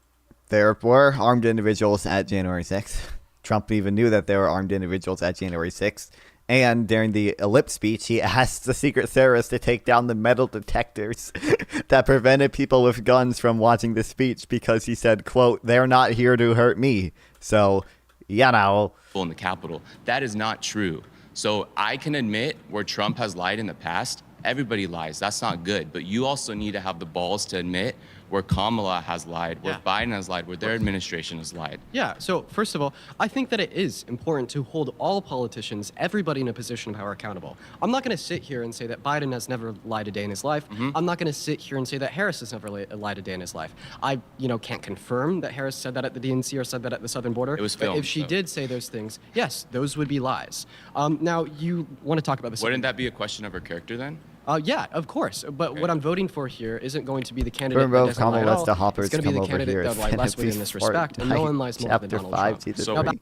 I'm late. No, you're not that late in Arctic. Welcome back. Why Back do to you our believe conversation. that? Why do you Can I believe respond? that character affects somebody's, I guess, impact as a leader? Yeah, sure, because I think when we're voting for someone, when we have a leader, right, this isn't just someone who's going to try to impact our lives in good ways through policy, but it's also someone that we'd want to be ourselves. We are championing these two people, Kamala Harris and Donald Trump. We want to see virtues reflected in them that we would also like reflected in us. You And got when we're cooked with one platform- lady, or is it you? Oh yeah, right. What do you mean? The only lady I've seen, or no, there were two ladies that went up. Both of them, I think he did really good against. One of them just kind of filibustered half the time, and the other one did not seem to know very much. Donald Trump, who's been held civilly liable for sexual abuse, has sexualized a 5th grader on CBS in 1992, has cheated on 3 you know of his Joe wives Biden with a sniffed porn children, star, though? and was convicted of 34 felonies and tried to stage a coup to overthrow our government. We don't see those good virtues reflected. You said you wanted to talk about the border. Do you mind if I ask you a question about that? Go for it. Phenomenal. So Biden and Harris, they attempted to influence bipartisan border legislation in One lady says 2023. Trump It was AFD was Langford's good. bill, who was a Oh, Republican Afghanistan that deal was was also good, Trump man. endorsed. I This don't was think I've a gotten there good yet then. border act. It would have phenomenally reduced the impact of the crisis. It would have reduced crossings. It would have made the asylum-seeking processes quicker. It was a good bill. But what happened was Trump called the Republicans in the House and the Senate and told them to vote against it. How can you say that Donald Trump cares about the southern border when he told Republicans in Congress to vote against this bill so the crisis would continue, and he could campaign on that today to convince people like you to vote for him? Real quick, everybody. So, during Trump's administration, in exchange for $25 million to build a border wall that would protect our country, he had an act that he wanted to pass that would allow illegal immigrant children that have graduated throughout high school to be accepted through Do you citizenship. mind answering my question? No, because you're just asking education policy questions. This isn't impacting America. So to compare to your... how Good else do one. Nice, dude. I don't know what they're doing. how else do presidents Let me impact finish. America To compare apart to your from policy and executive So Trump orders? wanted to pass this law that would give these graduating illegal immigrants citizenship. Guess who shut it down? The Biden and Harris administration. How? They voted against it. The Biden-Harris administration? Yes. The Biden-Harris administration voted against. Does it mean Democrats voted against it, or they vetoed it? Hello. Howdy, welcome back. Well, okay, so you keep bringing up the border and you keep bringing up the Senate bill. Langford's bill, absolutely. the The Senate House? bill never passed. You want to know why? What did pass Crazy. was H.R. 2, which again has been Also, that passed the House or whatever. It's not passing the Senate. Yeah, it's on his Chuck Schumer's desk or whatever. It's not fun if he wasn't pursuing to be Fed chairman. True. Listen, maybe we'll probably start doing TikTok debates at some point. So been sitting on Schumer's I made a thing for it, and I set up a way to capture my phone screen, but I haven't done it yet. desk, which actually closed the border. Talking to Brandon Judd, president of Border Patrol, what I can tell you is the Senate bill was better than what it is now, with 14,000 people coming through the border every day and 300,000 migrant children missing, feared, sold into sex slavery. Now, H.R. 2 did close the border, and that is the one that actually passed the House that Schumer has ignored. So I'm really sick of hearing, oh, Trump stopped the Senate bill. The Senate bill didn't pass. You know why? Because it was a bad bill. It codified the invasion. What do you mean it had support from both? It would have passed if Trump didn't tell his fucking allies to shoot it down. Okay, what? so first of all, no, it was not a bad bill. And second of all, the reason it didn't pass is because Trump called the Republicans in Congress and told them not to pass it. Right? Well, we see Congress what's like. Do you mind if I Congress doesn't vote on finish Senate without bills. interruption? Congress doesn't vote on Senate bills? Congress does not vote on Senate bills. Yes, we would see that Senate. Like if a bill is made in the Senate, it'd go to the House, back to the Senate. Exactly, and it never made it out of the Senate. So therefore, Senate is part of Congress. She knows that, right? it's it went mute to the and House. void. It went to the House, right? And No, it never made it out of the Senate. I talked to Senator Mike Lee about that. It never got out of the Senate because it was a bad bill. However, Do you mind if I HR finish? Who is this lady? You are Congress. That is so true, Jubilee. Even though I just want to make. HR 2 did Ma'am, get ma'am, out do you of mind if I finish about HR that? 2 did get out of the House. And with all due respect, With all don't due like the respect, you don't want to hear about HR 2 I would that love to hear- actually secured the election, I would the love border. to. I would love to hear about HR 2. However, I would also like to finish what I was saying about. Well, Langford's everybody's border bill heard without for the interrupting. last 19 minutes what you had to say. Okay. Why does everyone keep saying that? I feel like he's been talked over so much. About this. Okay, I got a minute. As far as Kamala Harris being better than Trump, she's destroyed the border. She's been absent. Nobody knows where she is. 6 months ago, even the media was saying she was the worst vice president in history. As far How as has she destroyed the border? she hasn't done anything about it.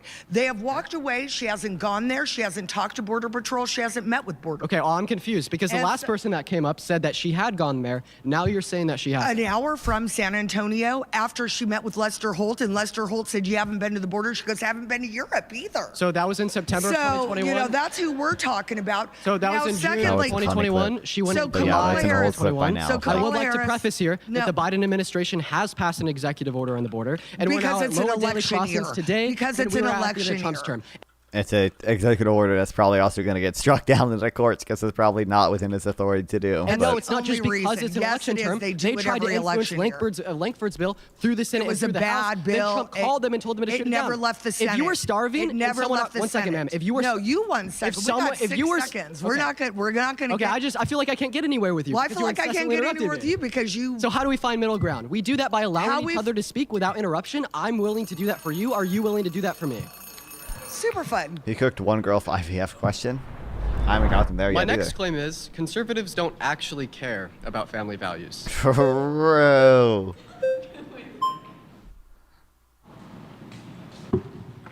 Can I put this whale in my boat?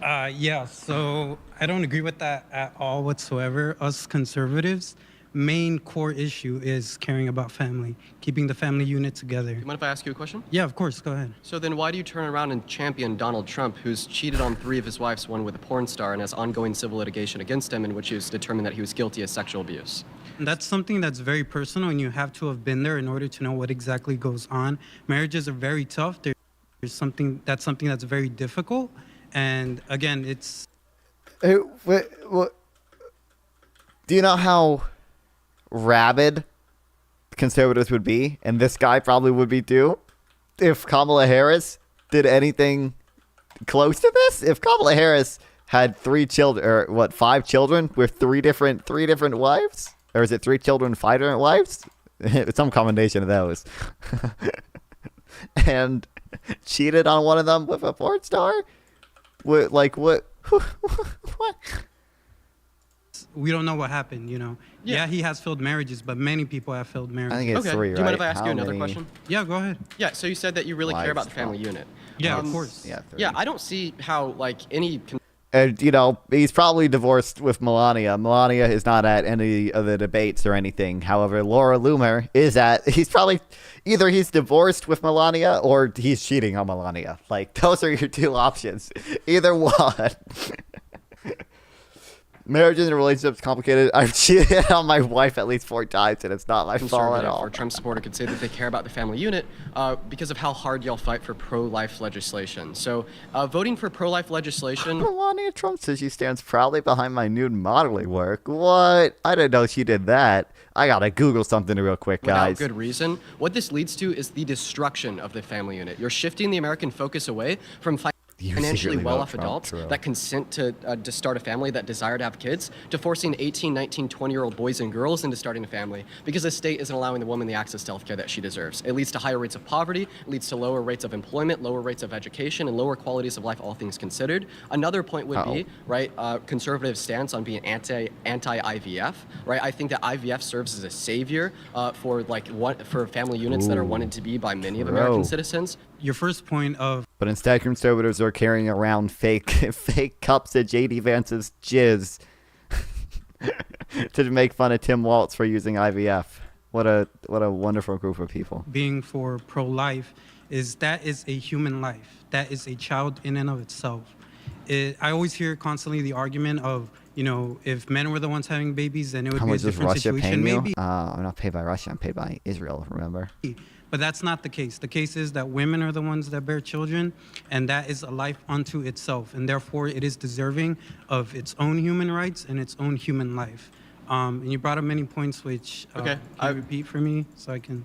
Yeah, of course. If you feel free to cut me off if I'm talking too fast, or if you want me to slow down. Yeah, of over course. these points. I want to make sure that we could try to have. Me too. My other points were being anti-IVF. I think that IVF allows American citizens to start a family when they wouldn't otherwise be able to. Being anti-IVF prevents them from starting a family. Another point would be Mention not anti-LGBTQ+, kill babies by saying wasting that you care sperm. They about should always be gooting. family True. values unless it's two men or unless it's two women, and then it's morally abominable. And then, the third point would be just champion Donald Trump, who's cheated on 3 of his wives, one with a porn star, has sexualized little girls, and has been held civilly liable for sex. And his own daughter as well. You should mention that as well. He's called his own daughter hot like multiple times. Sexual abuse.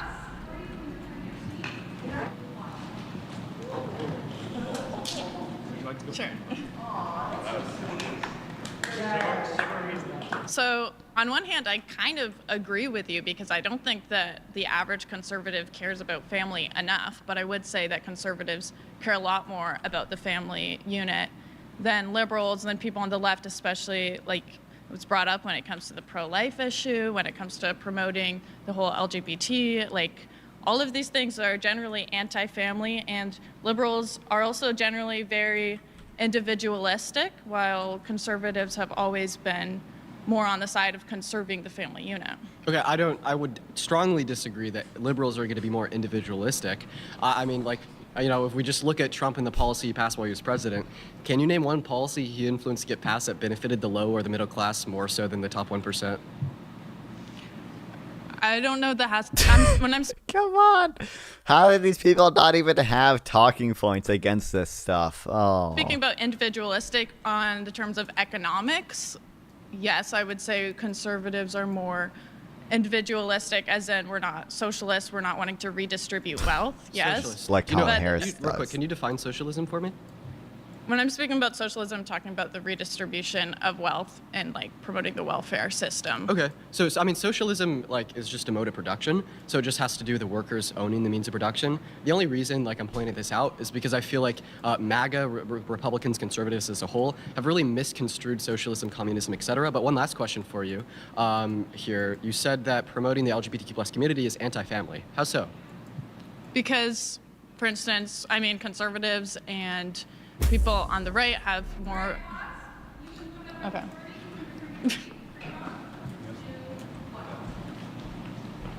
Sorry. Hello, sir. Nice to meet you. Hey, nice to meet you too. You've been excited to come up here. Yeah, no, this one.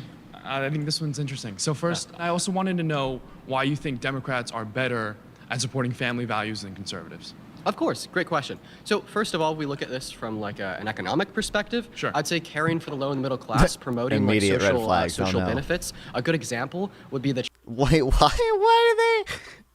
are they not letting him tax talk? credit. Kamala Harris wants to raise that to $6,000 for every I have to newborn interrupt to a you. They're going to 1-year-old. vote me out soon. I'm going to make my point, then they're going to vote me out. I'm going to go. Give me 1 second, guys. Give me 1 second.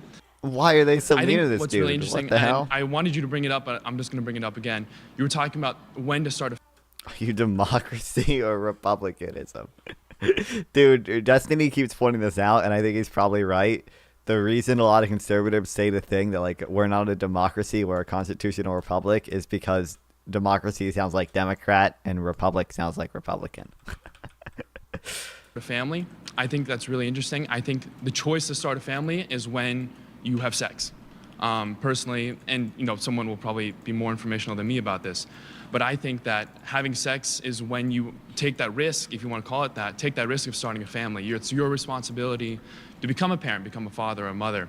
And I think, I forgot what it was. IVF, is that what you said? IVF. That helps. Is that help with abortion? Is that correct? No, IVF is in vitro fertilization, right? This allows, certain partners who wouldn't be able to conceive naturally to still have a child. And I would like to respond to your claim there about this idea that engaging in sex is when you commit to starting a family. Sure. That's a great reason why I think conservatives don't actually care about family values. Okay. We know that our youth will continuously engage in intercourse. We know that we will see people that do this for fun outside of the context of wanting to start a family. I'd say, pushing the traditional value that sex leads to a kid and you're obligated to that, you have to deal with the consequence, is antithetical to caring about family values, because when you do that, you force unwanted children into unready households. I had more.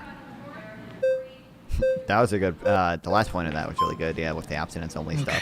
Howdy. Hi. So the claim that you're saying about Breast sex is supposed to be a risk. I'm fucked. conservatives not Don't worry, caring guys, about I'm family safe. values, Dude, I literally, this is just a witch hunt. Where the fuck is the house I was at earlier? let's kind of backtrack a little bit Last because stream. Or Donald two streams Trump ago, I guess. himself, I think he's kind of a new wave of republicanism, and a lot of people kind of seem to forget that. So one way conservatives, to put yes, it. the old Republican Party, they did see that the old-fashioned traditional values maybe were not ideal for certain family dynamic situations that you're claiming, you know, gay, lesbian, whatever. But I think the Republican Party has definitely changed its viewpoint and its value system quite a little bit. And now with laws and legislations, I can pretty much guarantee you that almost every Republican in this room would not be opposed to LGBT rights and people marrying people of the same. I don't know. The way the other two people were talking, I don't know about that one, Chief. I don't know. So that's one claim. And then if we want to talk about family values, the Democrats, What it means they to say tend is to no one gives a fuck about hypersexualize traditional children a Republican lot values. in Well, yeah. Hollywood. I work in the entertainment industry, and I constantly see many investors constantly pushing for these rhetorics, and there's nothing to be said about it. And unfortunately, I'm exposing myself a little bit by just saying this because it's very controversial for me to work in an industry that's I'm constantly anti-life fighting and for anti-choice. children to consistently be human Base, trafficked in Joe Hollywood. Billy. I have so many friends that have tried to be sexualized under this propaganda, and it's really saddening. You know, I can agree because I used to be a liberal myself, so I can side with you on certain things. But, you know, my mother, who grew up in a very democratic vision, she herself also views that abortion is very sinful and it's unfortunate. I can agree with you on the fact that people should have a right to their own body, and we're not saying that they shouldn't. That's why, hence, Donald Trump did state many times that the state should be involved with those legislations and not himself. In situations such as people who are raped and all of those nuances, you know, it's yes, go ahead. So just a quick question about abortion. Yes. Do you agree with like giving the states the ability to legislate on that? Well, we give the states legislation on many things. Okay, so you do agree. So do you think that abortion is murder? I think it is because. So do you think that we should leave murder up to the states? Well, I think leaving the murder cases up to Democrats is a little appalling. If you look at the crime rates that are happening with all these children being killed and murdered constantly, you know, Catholics believe that when you kill a child, you know, He's not even answering the question. that's basically Why are they all so allergic to answering his the questions? ultimate Oh my mortal God. sin. And there are many sins that we can discuss. Donald Trump having affairs, yes. Nobody's denying all those cases, but at the end of the day, People do deny those cases. People here have denied those cases. the Like, biggest what- mortal sin that we talk about in the Bible is killing another human. Okay. So a human who has a heartbeat in the womb, yes, I'm not opposed to people having the right to their body, but I think at the end of the day, you know, if you were to ask yourself if God was real, you better hope and wish that he isn't, because you go to heaven and he asks you why you killed all those humans. It's compared to genocide with Hitler. Here's my thoughts on that. So first of all, like I don't want to like True. tell you that your religion is false. That is not my goal. In fact, that's not what I'm going to do. Of course not. I want to take a different approach, right? Okay. So I'd say that Christianity is inherently faith-based, right? It's something that you can't justify outside of your own faith. It's something that has a lot of philosophical issues, right? It's something that exists in a realm apart from how we would conventionally justify policy that we'd want to pass. Say when we're justifying economic policy, we'd evaluate its outcomes. We'd look at what it costs the people, and we'd use that information, that empirical evidence, to justify if it's good or bad. But when you legislate on the basis of your faith, it doesn't allow you that room because you're just kind of using like your speculatory beliefs to justify the legislation. Correct. And I'd say one last thing here, right? During like antebellum era slavery here at home in the U.S., we saw Christian nationalists using like Leviticus 25 verses 44 through 46 of the Bible to justify the enslavement of black people at the time, taking away their rights. So my question to you would be, what is the logical difference between Christians 200 years ago using the Bible to justify the enslavement of black people and a Christian today using the Bible to take away access to healthcare from women? I don't think we could think of a logical distinction there, and that's why I'd say faith is best to be practiced in the confines of your own home and your own life. So then why did Gavin Newsom ban people from practicing and praying in their own home? During the Biden administration, Gavin Newsom locked What do they everyone down, do? fined them $900 just for practicing their religion. There are many people in Pasadena. In their own there's a home Pasadena or church from going to locally, church and they were during fined COVID? $900. Gavin Newsom prioritized gyms, facilities, recreational centers, and Catholic nuns were describing their distress over this. So what happened to freedom of speech? What happened to And God damn it. their distress over this? So April what 2021, happened the Supreme Court ruled to that California could not impose restrictions on religious gatherings in households. Gatherings in households. The gatherings included Bible studies and prayer meetings. California argued that restrictions applied to all gatherings, including secular, non-religious freedom of ones. speech? What happened to democracy? having Because choice is clearly you guys are constantly promoting that, right? But it Yeah. seems like it's a communistic approach to our society. Okay, can you define communism for me real quick?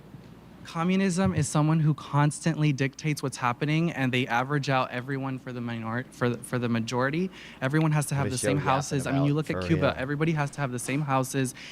If you go to a Is that even true in Cuba Latin anymore? American country, they are not pro-abortion. They are not. Okay, so real quick, that's not what communism is. Communism is a stateless, classless, moneyless society, right? And like once again, right, this rhetoric from a right, just kind of calling anything that they don't like communism, just kind of reminds me of the Red Scare in the Well, it's the same way with Democrats. When I you would don't like something, you tend to attack the right because you hate everything they go for. The LGBTQ communities, they are constantly promoting propaganda where they include.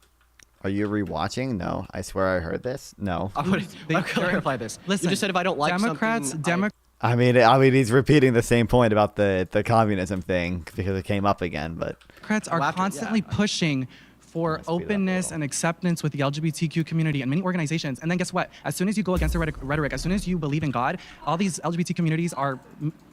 Yes. Okay. Thank you for the conversation. Sorry. Welcome back. Yeah, actually, let me check in really quick. I think last time. Of course. There's a lot of different claims, different topics that was said on this exact question. But one thing I do want to state from the beginning is this debate is Democrats versus Republicans, not Trump versus whoever they have in office, Kamala or whatever. So I really want to focus on Republican politics. I don't know. A lot of Republicans have endorsed Kamala for some reason. Why might that be? Pushed throughout history to now, and not separate things that two individuals say. So I want to go on to abortion, because abortion was talked about a lot when it comes to family values. Yeah. I really don't think if a party is pushing for adoption to raise a child versus murder, that's not shying away from family values. That's not against family values. Because if that was really true, how come in pretty much every single state to date, if somebody is to term or carrying a child and they get murdered, is a double murder. It's not a single murder, it's a double murder. Wow. Sure. So if the Wow. judicial Oh, system, wow. if the judicial system looks at it that way, shouldn't abortion be looked at the same way? Or is it based on the person decide, oh yeah, I can kill somebody or not? Yeah, I can explain that to you. So first of all, I would like to tell you why I'm pro-choice. That's because I don't value a unicellular life form that doesn't have the ability to display like first-person subjective experiences. Right? I don't value the fetus until it has that ability. That comes at about 20 through 24 weeks. But now that we got that out of the way, you do ask a great question. Right? How can I say that abortion isn't murder, then turn around and support legislation that would allow someone that kills a mother that is pregnant to be charged with double homicide? Well, I could tell you through an analogy. Let's say you have a car. What kind of car do you drive? I drive a Malibu. You drive a Malibu, okay. So if you go up to your Malibu, after we're done debating here, and you break the windshield, did you do anything wrong? I mean...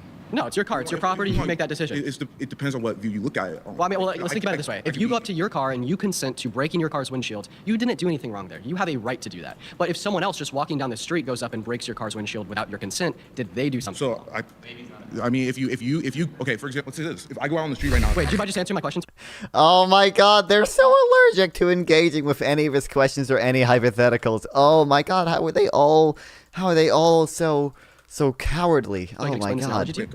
So if someone else walking up the street breaks your car's windshield without your consent, did they do something I agree, wrong? yeah. And that's the same way I think about the right to an abortion. I would define murder as the unjustified termination of a human being's life. And I'd say it is justified when the mother would do it, as she would have the right to, as the fetus is presiding within your uterus. But if some non-consenting third party walks up and unalives her and the fetus within her room without her consent, that is unjustified. Good to meet you. Good to meet you as well, man. All right, so I think your first claim, you were saying that because Donald Trump has this past and this history, that therefore he's anti-family, and then therefore the entire Republican base is anti-family. Is that your argument? I'd like to make two corrections here. So first of all, that's not the only reason why I'd say this. It's just one of It's one of your arguments. And then second of all, I wouldn't say that every conservative ever on the face of planet Earth is doesn't actually care about family values for this reason. I'd just say that this is going to be typically true. Okay, so you think just because Donald Trump is the Republican candidate, that therefore typically conservatives or Republicans are anti-family? he family. won the Well, I'd say primary consideration of who by the a Republican Party is landslide, championing, so- Donald Trump, a consideration of like the consequences of pro-life legislation while not having good reason to Right, write that so- legislation in the first place, along with being anti-IVF and anti-LGBTQ+ are going to be for good reasons. Right. So, okay, so let's look at Democrats then. Okay. Are you going to say that Democrats are anti-family because they elected someone like Bill Clinton and he cheated on Hillary with Monica Lewinsky? Like, is that, you know, because I think if you In are going to say 1990? that Trump makes the Republicans I mean, Trump. Hey, what Trump did was worse than Clinton, but he also that's 1990, brother. anti-family, you're going to have to say the same thing about Democrats whenever- I and don't some of the remember candidates the that they've exact elected. year Not elected, necessarily, right? I think if like Bill Clinton. Hey, let him talk. Let him talk. When Democrats voted for Bill Clinton, did they know, like, because they had a crystal ball that he was going Oh, that's end up true cheating as on his wife well. with Monica Lewinsky? No, they didn't. But when you're going to vote for Trump in November, do you have the prior knowledge that he cheated on 3 of his wife? He sexualized a little girl on an Yes, interview but with also CBS in Democrats 1992, voted et cetera. not to impeach him.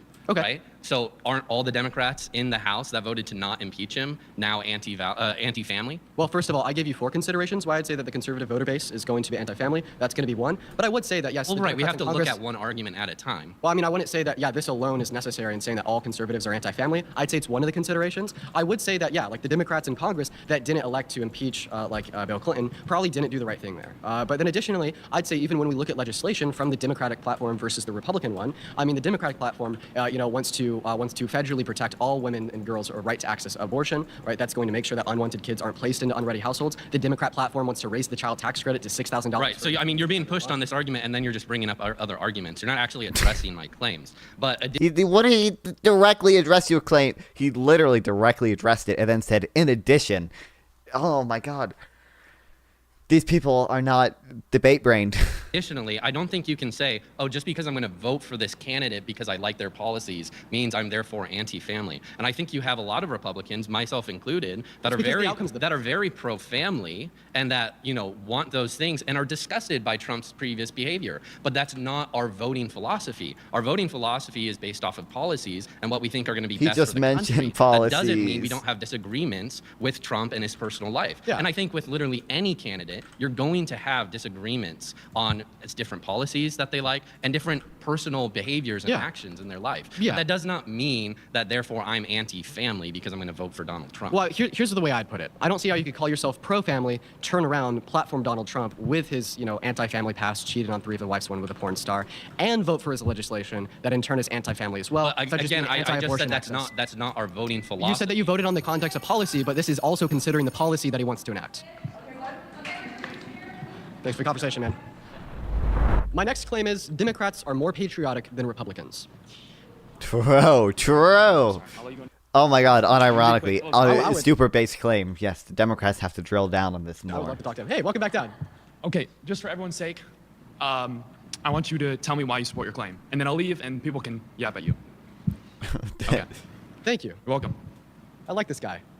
Thank you so much. I really appreciate that. So yeah, I think that Democrats are more patriotic than Republicans because Republicans are currently platforming Donald Trump. And Donald Trump had attempted to launch a coup on our federal government in an attempt to overturn and rig the results of the 2020 election. And there's 4 reasons I say this. The first reason I say this is Donald Trump capitalized on the January 6 riots to pressure Senate to postpone the vote. The second reason I say this is because Donald Trump sent fake slates of electorates to 7 different states to cast fake certificates of ascertainment into college to be certified as real by Mike Pence. The third reason I say this is because, well, he pressured Mike Pence into signing those fake certificates of ascertainment. And the fourth reason I say this is, well, this process of trying to circumvent our civil and electoral processes and literally trying to rig the outcome of the 2020 election is a direct threat and attack on our government and on our democracy, and it is ignoring the voice of every single American citizen that voted in the 2020 election. You and everybody around this room and anybody at home, if you voted in the 2020 election, Trump tried to make your vote null by installing fake certificates of ascertainment to make himself the president again. Okay. And that is the worst internal attack that we have had on our country since the Civil War. Okay, I don't agree, but you guys can vote me on that. Good one. Nice. Hello. Nice to meet you. Okay, so really bold, clear statement that Democrats are very patriotic. Let's talk about the actions of the Democrats being very glorious and loving our country. Well, I would like to clarify. Yeah, My claim is not that Democrats are very patriotic. It is that they are more patriotic than Republicans, but I apologize for interrupting you. Okay, no, but I would like clarity on what are those actions, because in my understanding of Democrats being really patriotic Well, is you know, destroying the they nuclear family, burning down haven't flags, done burning down J6, buildings. so I'll have you know, burning a flag is protected by the First Amendment. Trump is the one that wants to prosecute people for burning flags. So I mean, we see just destruction in our cities. Did you see the trash and all the homelessness going on in LA? What is patriotic about supporting all of that? What is patriotic about supporting all the drugs that are coming in, all the things that we're allowing, the human sex trafficking, allowing all these things and policies going on? What is patriotic about that? What screams "I love America" of people? You said that Democrats support, right? No, I'm just asking, what are the patriotic acts that show? Because what patriotism means to me is kneeling for those who have sacrificed for our country. My father has served 30 years in the military, right? That is 30 years that he is not getting back, that he has fought for his country, laid down his life for. What is patriotic that the Democrats are doing, that are saying, hey, I'm going to lay my life down and not be egotistic and individualistic, and I'm going to serve and look out for others, look out for the next generation. What is it? So that's what I'm asking. To make that statement clear, what does that look like at the Democratic Party?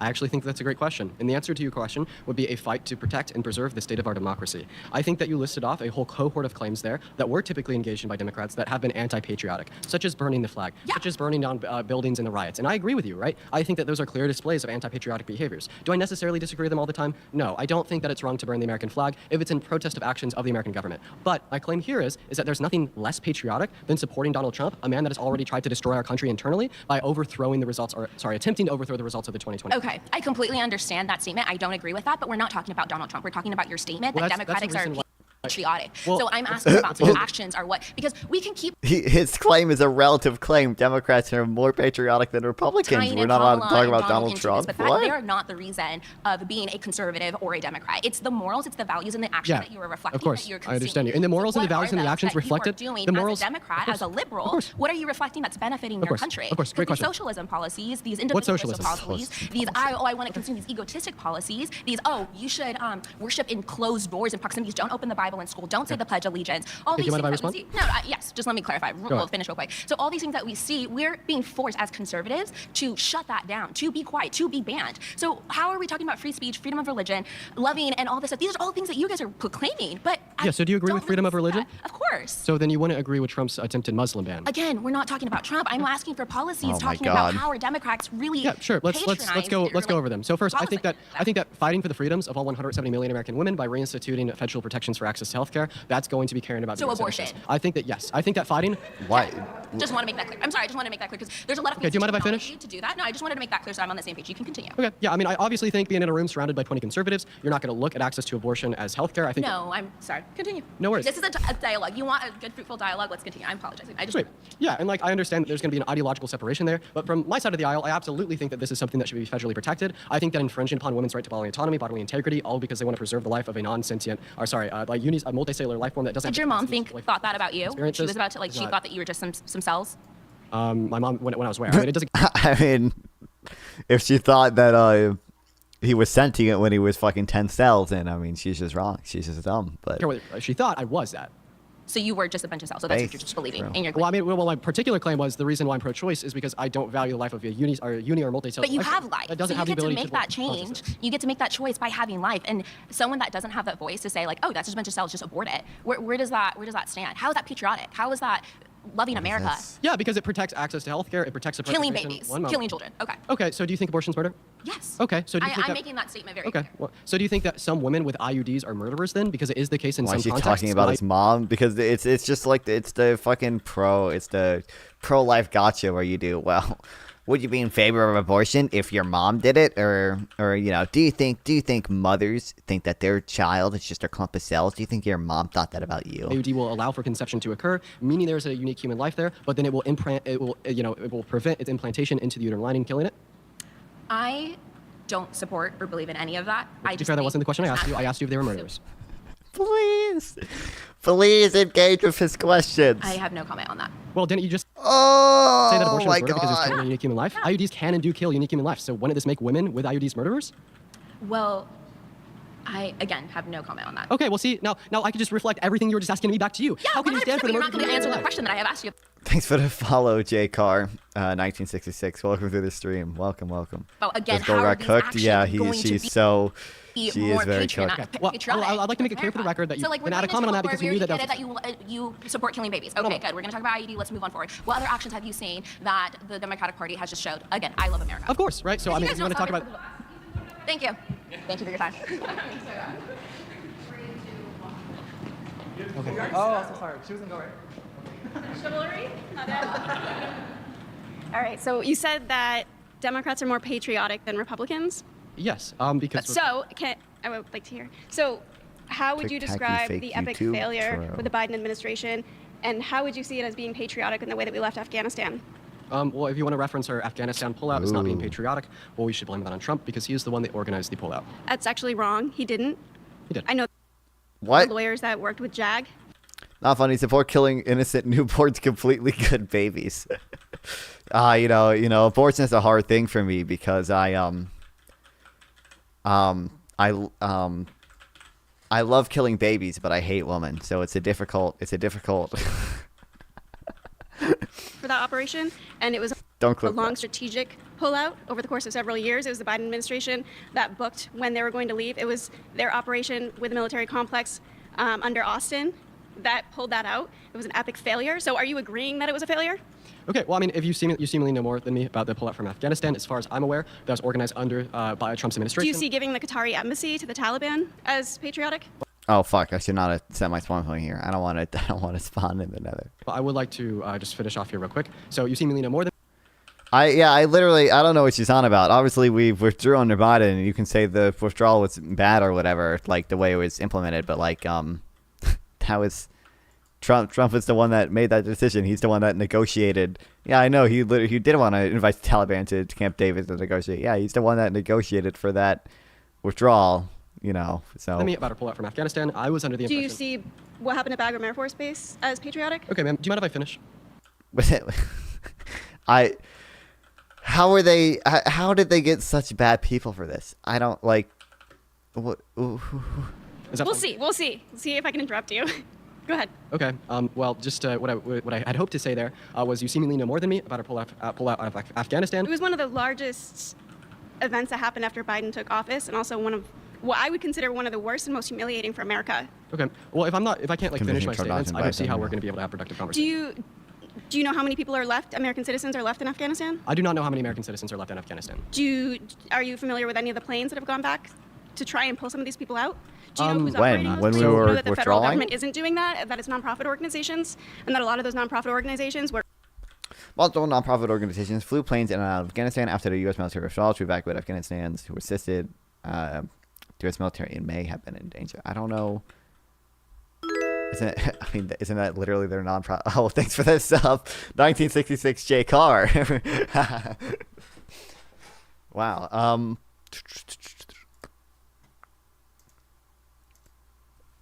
Are there still planes going in? I know there were a lot of planes, and I'm assuming some of them were, I guess, nonprofit organizations as well. When we were actually withdrawing, have there been more going back since we finished withdrawing? I don't actually know.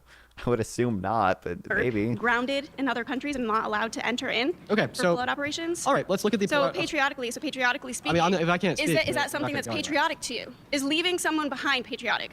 Okay, well, if you will allow me to speak without. I'm waiting for you. Yeah. You're very quick with everybody else. Come on. If you will allow me to my speak without God. interruption, we'll be able to have a hopefully productive conversation. Come on. Point.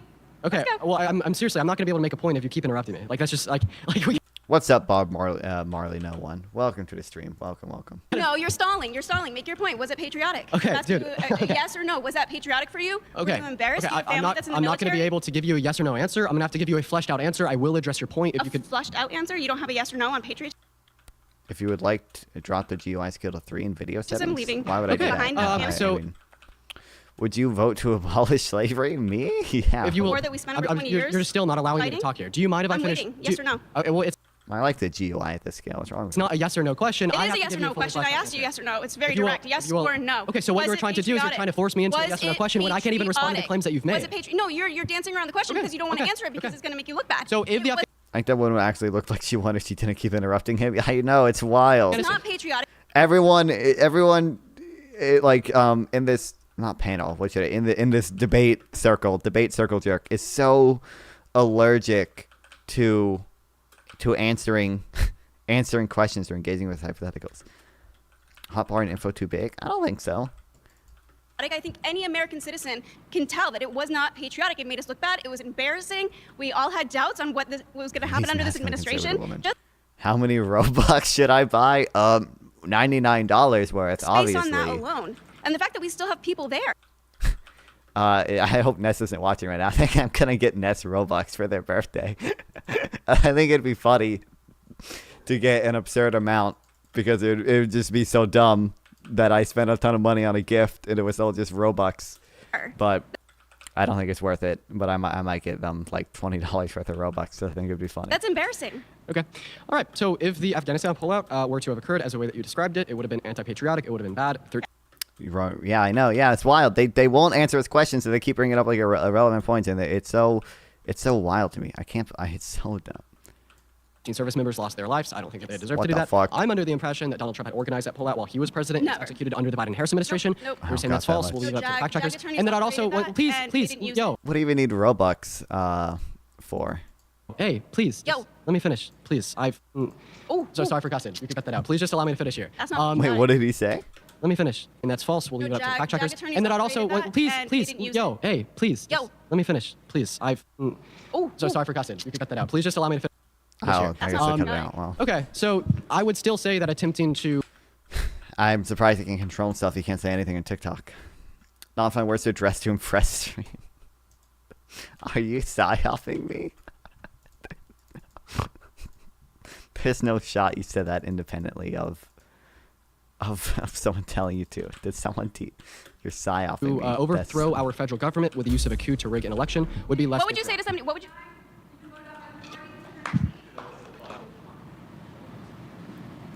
Hey, welcome down. How you doing?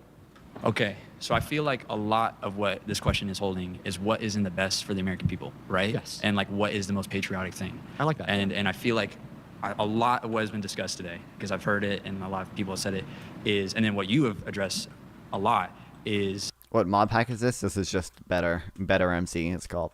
You don't think Trump is the best candidate, right? There was And only then that on one top guy of so I far feel like that the beat the problem debate guy. is with Which guy do you think that was? I think Dean. I think Dean's done really well for all these people. I don't know if any of them. I would say won against a lot him of people right now. yet, at least. There's a lot. If Trump gets elected, would you give him a third term? No, issues, a lot of hot topics, a lot of things that we could go over. He's not eligible to run for a third term. And I think the problem is when we're thinking about what is the best thing for the American people, a lot of the past 4 years have gone astray and gone to garbage. Okay. And would you be able to demonstrate to me like how you think the Biden and Harris administration has negatively impacted your life or the lives of other American citizens? I feel like there's a lot of Inflation. agendas that you've clearly want to talk about agendas, okay. agendas, but in terms of like how they did, patriotically, let's talk about what happened in Hawaii. Like Trump supported a lot, or sorry, not Trump, Biden spent more money with Ukraine than... When will Obama? What do you mean Obama is running for his fourth term right now? Don't you know Joe Biden was just an Obama puppet, and so is Kamala Harris? They're both just Obama puppets. We're getting an Obama fourth term. Do you know why Can't we wait. sent money to Ukraine? Sorry. Do you know why we've sent money to Ukraine? Why we sent money to Ukraine? Because of the Budapest Memorandum. We signed a denuclearization agreement with you. I don't know who the guy in the middle is. He definitely looks like Tom Holland.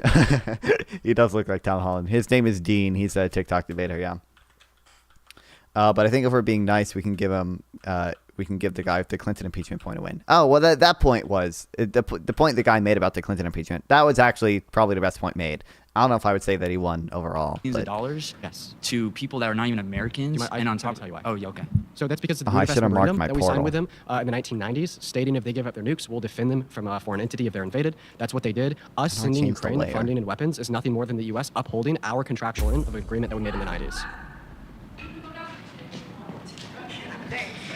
Okay. I know, yeah. Well, it looks like you are going to be finishing the episode off. We have 30 seconds on the clock. I got 30 I'm not going to be able seconds. to respond to anything that you say, so take it away. Yeah, one thing that you said about patriotism, I mean, I go to Trump rallies and I see people holding up American flags versus if you go to a Democrat convention, you see nobody holding up an I don't know. Did you see the American DNC flag. this Maybe like year? one person or two people there will hold up an American flag. So patriotism to me is being proud of being American, being proud to being from this country. Like I'm proud from being in this country. My family escaped communism from Cuba, and Define they came communism here with for a your last better, 30 they came seconds? here for a better opportunity in loving America, and that's what patriotism is about. I appreciate you, man. Thank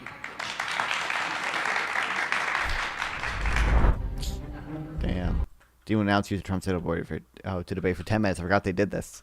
This will be interesting. Where's the thing? Yeah. The lady with the Afghanistan point could have won if she just shut up after making a point. Yeah, she had a actual solid point there. Although again, I don't know. I don't exactly know what she meant by the nonprofit thing. I have to look it up. If there were nonprofit organizations flying in after we finished withdrawing, or if she just meant during the withdrawal that there were nonprofit organizations helping.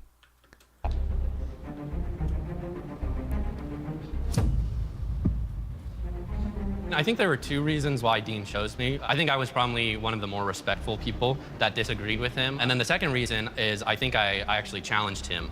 He had made a claim along the lines of Bill Clinton, cheating on his wife with Monica Lewinsky and not being impeached by the Democrats in Congress, and how that may reflect some anti-family values. I think that it was probably the best rebuttal that I received from anybody today. First, I want to shake your hand. I hope to have a respectful dialogue with you. I don't know what layer my claim the is thing that on. abortion is immoral or not justified. And so I think it kind of comes down to four main reasons. So logically, the argument is to kill an innocent human being is morally wrong. I'm sure you agree with that one. The second is that abortion is the killing of an innocent human being. So therefore... Vert Gang! What's up, Sergeant? Have you seen Ryan McPeth talking about Project 2025? Yeah, I've seen did he make a new video on it? Yeah, I saw the video where he was debunking one of the, just like a screen cap that he saw on Twitter about it. Or abortion is morally wrong. So that's the logical argument. They put a live fact check about her nonprofit playing point. Yeah, but it didn't tell me what I wanted to know. I don't know if it meant that nonprofits were helping during the withdrawal, or nonprofits were flying in after we finished withdrawing. Nonprofits were still flying in and out. But I think there's four points that you're going to bring up that determine whether or not. Not funny. Support killing innocent newborns, completely good babies. Abortion is a hard thing for me because I love killing babies, but I hate women. So it's A fetus is human or not. So first is size. Second is level of development. 3 is environment. And 4th is degree of dependency. So all of those things, kind of what I hear pro-choicers say, fall under those categories. And none of those categories determine human value or human worth. You being valuable as a human is based, one, in the fact that you are a human, like that you are part of the human DNA? species. Really? But secondly, I would say because you are made in the image of God as well. Okay. And so that would damn. be, I think, the basis of why I am pro-life. Okay, let's have a conversation about this, man. So first of all, I'll just tell you why I'm pro-choice. So I'm pro-choice because I only value life forms that would fall into a specific conjunction of traits. I value any life form that has a conjunction between past or present and future subjective experiences, and it's not until about 20 through 24 weeks that is true of a fetus. Therefore, prior to that point, I'm not going to associate value with the life of that fetus. Second of all, you said that a human was valuable, A, because it's human, and B, it's made in the image of God. Let's talk about that. Let's talk about the idea that you value it because it's made in the image of God, and that is what makes you vote for pro-life legislation. I don't think that we should be using faith-based beliefs to vote for legislation. Why not? Because when this has been used historically, this has led to very negative outcomes. One individual might say... that's not true. One moment. So one person might say that slavery is okay because God said so, and you're saying that abortion is wrong because God said so. How do we distinguish between those two statements? See, I never said that, actually. I gave a whole logical argument that's separate from Scripture. But we can talk about you agreed to my first premise, so I don't... Didn't he lay out a syllogism? He did, but he mentioned a syllogism, and then he also mentioned his faith thing as well. He said, I don't know if he said it in addition to, but yeah. He did mention a syllogism. I don't even know why you're first. bringing it up. It just seems kind of like a red herring. Okay. So you agree to my first premise that killing an innocent human person is wrong, right? I do not. So I don't think in all scenarios that ending the life of an innocent human being is wrong. I wouldn't say that it would be wrong for a fetus before 20 through 24 weeks for the reason it falls outside What of that about a conjunction of brain-dead value I gave you. person? It doesn't have the ability to deploy first-person subjective experiences. And maybe you'll So what agree does with that me. mean? Explain that to me. So like a first-person subjective experience is like a type of qualia that we all experience, and gives us an inference of the idea that you're sitting in a chair in front of a microphone, and you can engage with me in a subjective way. It's a little bit hard to explain, but we could sum this up as consciousness. And then second of all, let's see if maybe you agree with your first premise. Would you say it is murder to pull the plug on a brain-dead patient? Yep, there we go. Thank you. Yeah, but I think that's irrelevant to the debate. You say that that's murder, and it's not irrelevant to the debate. So do you think that should be made illegal? Yeah, I think so. To pull the plug on a brain-dead Damn. patient? Well. Yeah, if Well, at least he bites the bullet. if that person is still alive, then At least he doesn't do like any of the cope shit that people yeah, do. we cannot make that choice. Okay. We have to let nature take its course for that. Okay. Maybe something else we could say here. Human life begins at the moment of conception, yeah? Yeah, I would agree to that. Okay, and it's murder to kill it after that. So would you say, this was a question I asked earlier, would you say that women with IUDs can be murderers because in some contexts an IUD will allow for conception to occur, but then it will... IUD, explain that. So an IUD is a form of birth control. It's inserted into a female's cervix, I believe. Maybe I'll get fact-checked. Well, so yeah, I mean, what it does is in some scenarios... How does being a TikTok debater work? Thought TikTok was 60-second clips. You can live stream on TikTok. It can prevent conception of a unicellular zygote. In others, it will allow for conception to occur.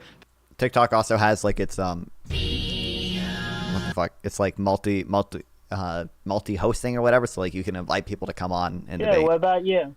You can see like these people good. are Just enjoying this Friday night. How's your night going? streaming, and you can invite people on. Then prevent implantation. If conception happens and then the fetus is terminated, that is murder. Okay, so you'd say that some women with IUDs are murderers. Yeah. Okay. Do you think that all murderers should go to jail? Well, yeah, I do. Okay, so then you'd say that some women with some forms of birth control should go to jail? Yeah, and see now we're on a red herring though. You're No, talking it's about called a reductive policy. absurdism. You're talking about policy, but what? This isn't policy. But you're avoiding the actual discussion. No, this isn't the avoiding actual the discussion. Is what is a fetus? What is the unborn? And your only argument against that was level of development. And you said you have to be conscious that's what you value. Okay. Yeah? So first of all, is that correct? Yeah. So Is that I your only only argument? value life forms that have a conjunction of past or present and future subjective experiences. But I would like to repeat, no, that line of questioning was not a red herring. It was using your logic to imply a certain. No, but so one moment. But you're getting away just from allow me the 30 seconds to finish here, right? So the same logic you're using to imply that that abortion is murder and should be criminalized has also led you to the conclusion that women that use some forms of birth control should be sent to jail. Okay, I don't think that's logic we should trust but also, because of how absurd the conclusions can be. No, but here's the problem: is that people within the pro-life movement disagree on that stuff. So you can't use that to discredit the entire pro-life movement. I'm using that to But what discredit your every, stance. No, but what every Yeah, I don't know, pro-lifer yeah. agrees on, and what the heart of the issue is that you seem to be running away from, is what. Okay, why are we talking about you? He's debating you right now, motherfucker. He's not debating the entire pro-life movement. Is the unborn. And so your example of consciousness falls into level of development. But so does that mean that if we have someone, and you said, I think, subjective experiences and things like that as well, does that mean if someone is born blind and deaf, they're less of a human being? No, because they can't have the same experiences as the rest of us? So first of all, I don't think that level of experiences, like I don't know, a newborn being less conscious than you or I, that's not going to determine them to have less value. My statement would be if they have any subjective experiences, they're going to have the same amount of value, and that's going to be consistent across the board. Second of all, I'm not using this determinator for moral value, that being like first-person subjective experiences, to evaluate what is or isn't a human. A unicellular zygote from the moment of conception is a human, as determined by biologists, right? They have unique human DNA, right? My assertion here is that I do not value the fetus prior to that point because they lack this ability that is necessary for them to be harmed. They But don't the have a problem well-being. is They can't be harmed. They don't have first-person subjective experiences. And to say that all human life, regardless of the point of its development, including a unicellular zygote, is just as valuable, that's insane. But you're putting a barrier on what is a human being. No. Yes, you are. No, I'm That's already what told- you have to do. No. I mean, we all put the barrier somewhere. Pro-lifers say. I will clarify again, it's a human being from the moment of Can I conception. finish? Not all human beings are valuable, of course. Okay. What I was saying is we all put the barrier somewhere. And so pro-lifers are going to put the barrier on conception because that is when it is an independent human being. But you're putting the barrier on consciousness. And I'm saying... It's true. So if you're going to put the barrier there, the problem is that the result of that view is that people with less consciousness have less value. It is not. Yes, it is. Right. Why is that not the case? Yeah, because my... Independent? Well, I mean, it has its own unique human genome, is I think what he means by independent. It obviously can't live on its own, but Conjunction for value is meeting the conditions of having the ability to... also things that are less conscious do have less values. That's why we eat animals, like... deploy consciousness, right? But if you deploy more consciousness than another human, that doesn't mean you have more Okay, value than them. deploy consciousness. Any level of consciousness, right, is going to yield the same amount of value as the next. I think that as soon as a fetus gains this ability to deploy these first-person subjective experiences, that they have just as much value as Okay, not. deploy consciousness. So what about if you have someone that is unconscious, that cannot deploy consciousness? Well, once Can again, we just kill them? No, because they would still meet the conditions of my conjunction for distributing more value. what's the That cannot means past deploy or it. present consciousness and future consciousness, right? So if you meet And that conjunction, future consciousness. yeah. Okay, so if they have the potential for consciousness. I do not think that the potential for consciousness in the future on its own would yield a morally valuable Okay, so life. now you're walking back on I am not walking back. Yeah, you at did, all. because you said. I have a based on question. Is the future- potentiality for Hold on, consciousness? can you let me finish? Because you've been complaining about everyone interrupting, and that's fair. But I need to make my point.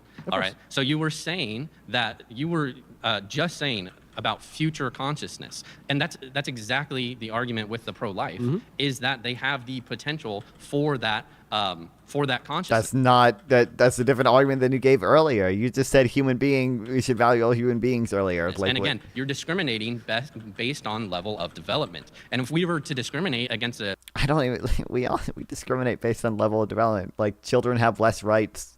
Does this guy have YouTube? He's pretty good. I think he does. When they're conscious, I know, but also we do discriminate on level of development. You can't vote until you're 18. You can't drink until you're 21.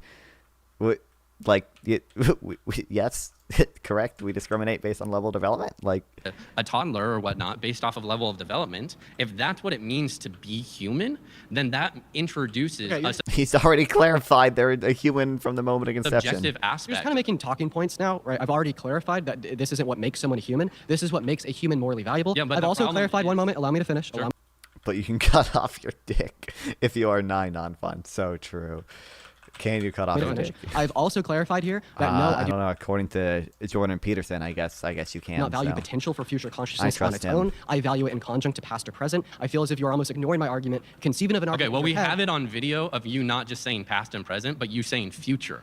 So, I mean, he said past, you're present, walking and back. future. If you want to admit Good fucking Jim from The Office. Look at the camera there, Dean. Good one, buddy. that you're walking it back, that's fine. That's totally fine. But that's what you said. Okay, so you when deny that? So yeah, when the people at home watch this and scrub, their YouTube, bar at the bottom back, they will see that I said past or present consciousness and future consciousness. Yeah, and future consciousness, exactly. Conjunction. And. Would you like me to describe to you what conjunct is and why I would use that to describe more value? Good dialogue. Jim versus 20 Dwight. At the end of the day, it's not just about me trying to change everybody else's minds, but it's also about me becoming a better person and holding better beliefs myself. I think that I definitely had some letdowns within the positions that I was arguing. I could have known much more about, our pull out of Afghanistan, and I want to admit that in good faith. But ultimately speaking, in this all things considered sense, I think that I definitely held up pretty well throughout the conversations, and hopefully I'm able to make an impact upon the beliefs of anyone who may be watching this interview right now with some of the things I said today.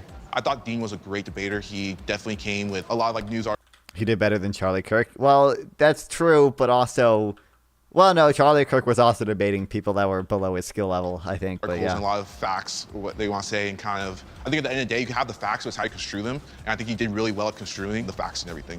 He did make me kind of think a little bit. Like I said, he came in really prepared. So there are definitely a lot of things on there that I'm gonna have to go back and research on and just get more information on that. I think he's a good kid. I think that he's young. I think that he needs a little bit more life experience to see what economies do under certain administrations and what they do under another. Just to clarify, I don't believe that women get to high positions by sleeping to the top. There are plenty of women that do work hard to get to where they need to go, myself included. Lots of friends and family that I know, and so many women around the globe, they work so hard every single day to get to where they are, even with the disadvantages that they are given. But we were specifically discussing Kamala Harris's character. She is not one of them. I think it's valuable, but at the same time, I felt like both sides were talking to a wall. I don't think he felt like he was being listened to, and same with us. We don't feel like that. We were listened to. I think this experience has you never engaged with him at all. Valuable. Whenever you get people to just come and sit and discuss these hard issues, I think that's a win. This is going to be on the internet. People are going to watch this, and hopefully this sparks discussion in their lives and in their communities. And so, in that way, I definitely think this was a good conversation to have.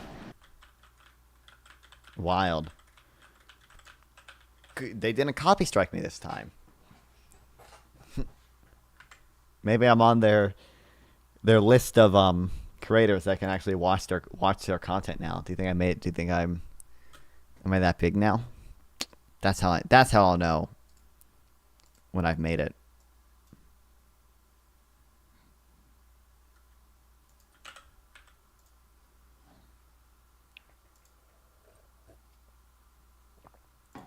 I think Dean did really good there.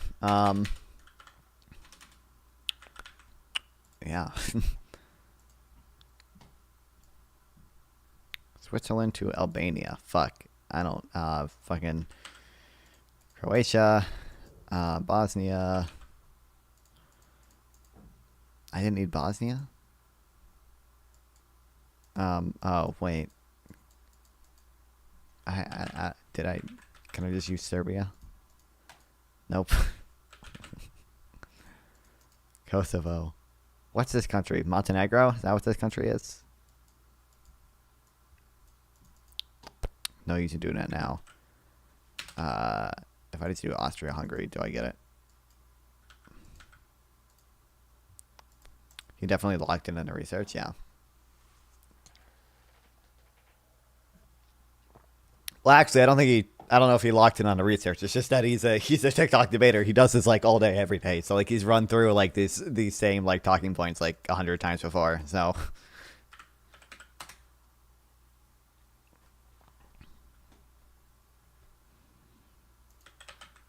like I don't know if there's anything you can say that it's gonna like surprise him. This is not him.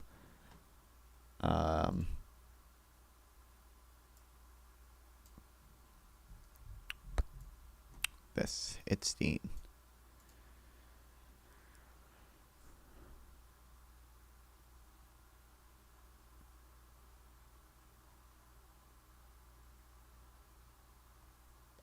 I guess he doesn't really upload clips from his debates, I guess, but yeah.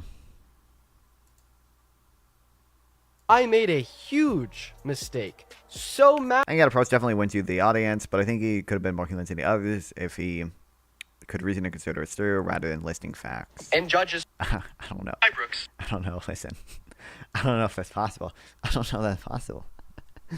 I've tried to like reason conservatives through things before on fucking unemployment figures, and like it's just I don't think they'll accept it. I don't think they'll accept anything. All right, yeah, these people aren't. Yeah, 100 followers on Instagram. These other people are not. 209 followers. It's not political content at all.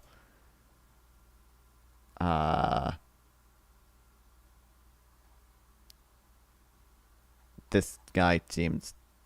I don't even know what this fucking person is. But all these people, I think, are just regular people, not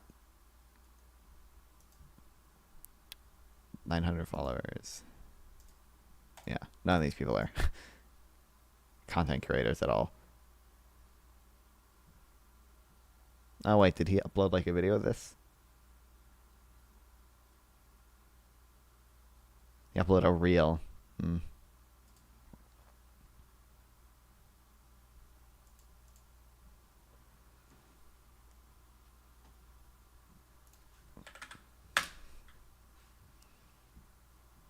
What's up, Ricky? I think the 1.2 times speed helped you avoid copyright from Jubilee. Jubilee is like, on some things, for whatever reason, they're really strict about it. And the 1.2 times speed doesn't like do anything.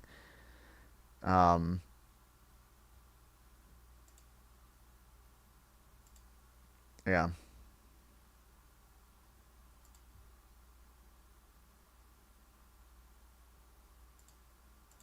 When I uploaded the last one of these, first of all, while I was live streaming it, they took down my YouTube stream.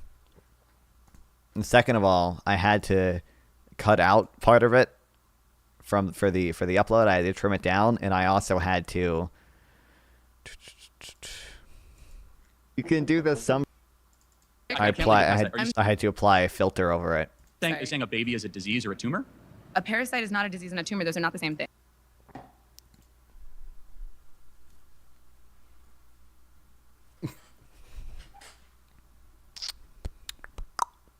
Common Dean W. Where is this?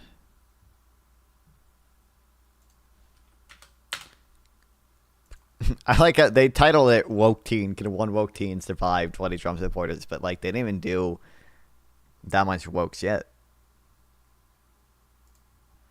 All right, we'll react to one more thing, and then we'll probably do a little bit of reading, and then I got some more shit to react to. I'm an econ guy, and I find that with conservatives, I walk conservatives through some econ principles. They often come up saying they have to reconsider that view. I don't like. You want to know the last conversation I had of a conservative on the econ? I couldn't even get him to like. I couldn't even get him to accept that a stimulus check is going to increase aggregate demand. I couldn't get him to accept that. I want to like walk him through like a whole thing of like why stimulus check is probably gonna like why there's a short run trade off between inflation and unemployment, why the Phillips curve is a thing, but like I couldn't even do it. I couldn't even get him to and a lot of conservatives think that like unemployment numbers are like fake because everyone's working 2 jobs and that's why unemployment's so low, even though they would never say that for Trump, and it's just so That's the near January 6th. I think the biggest intentionally incite violence.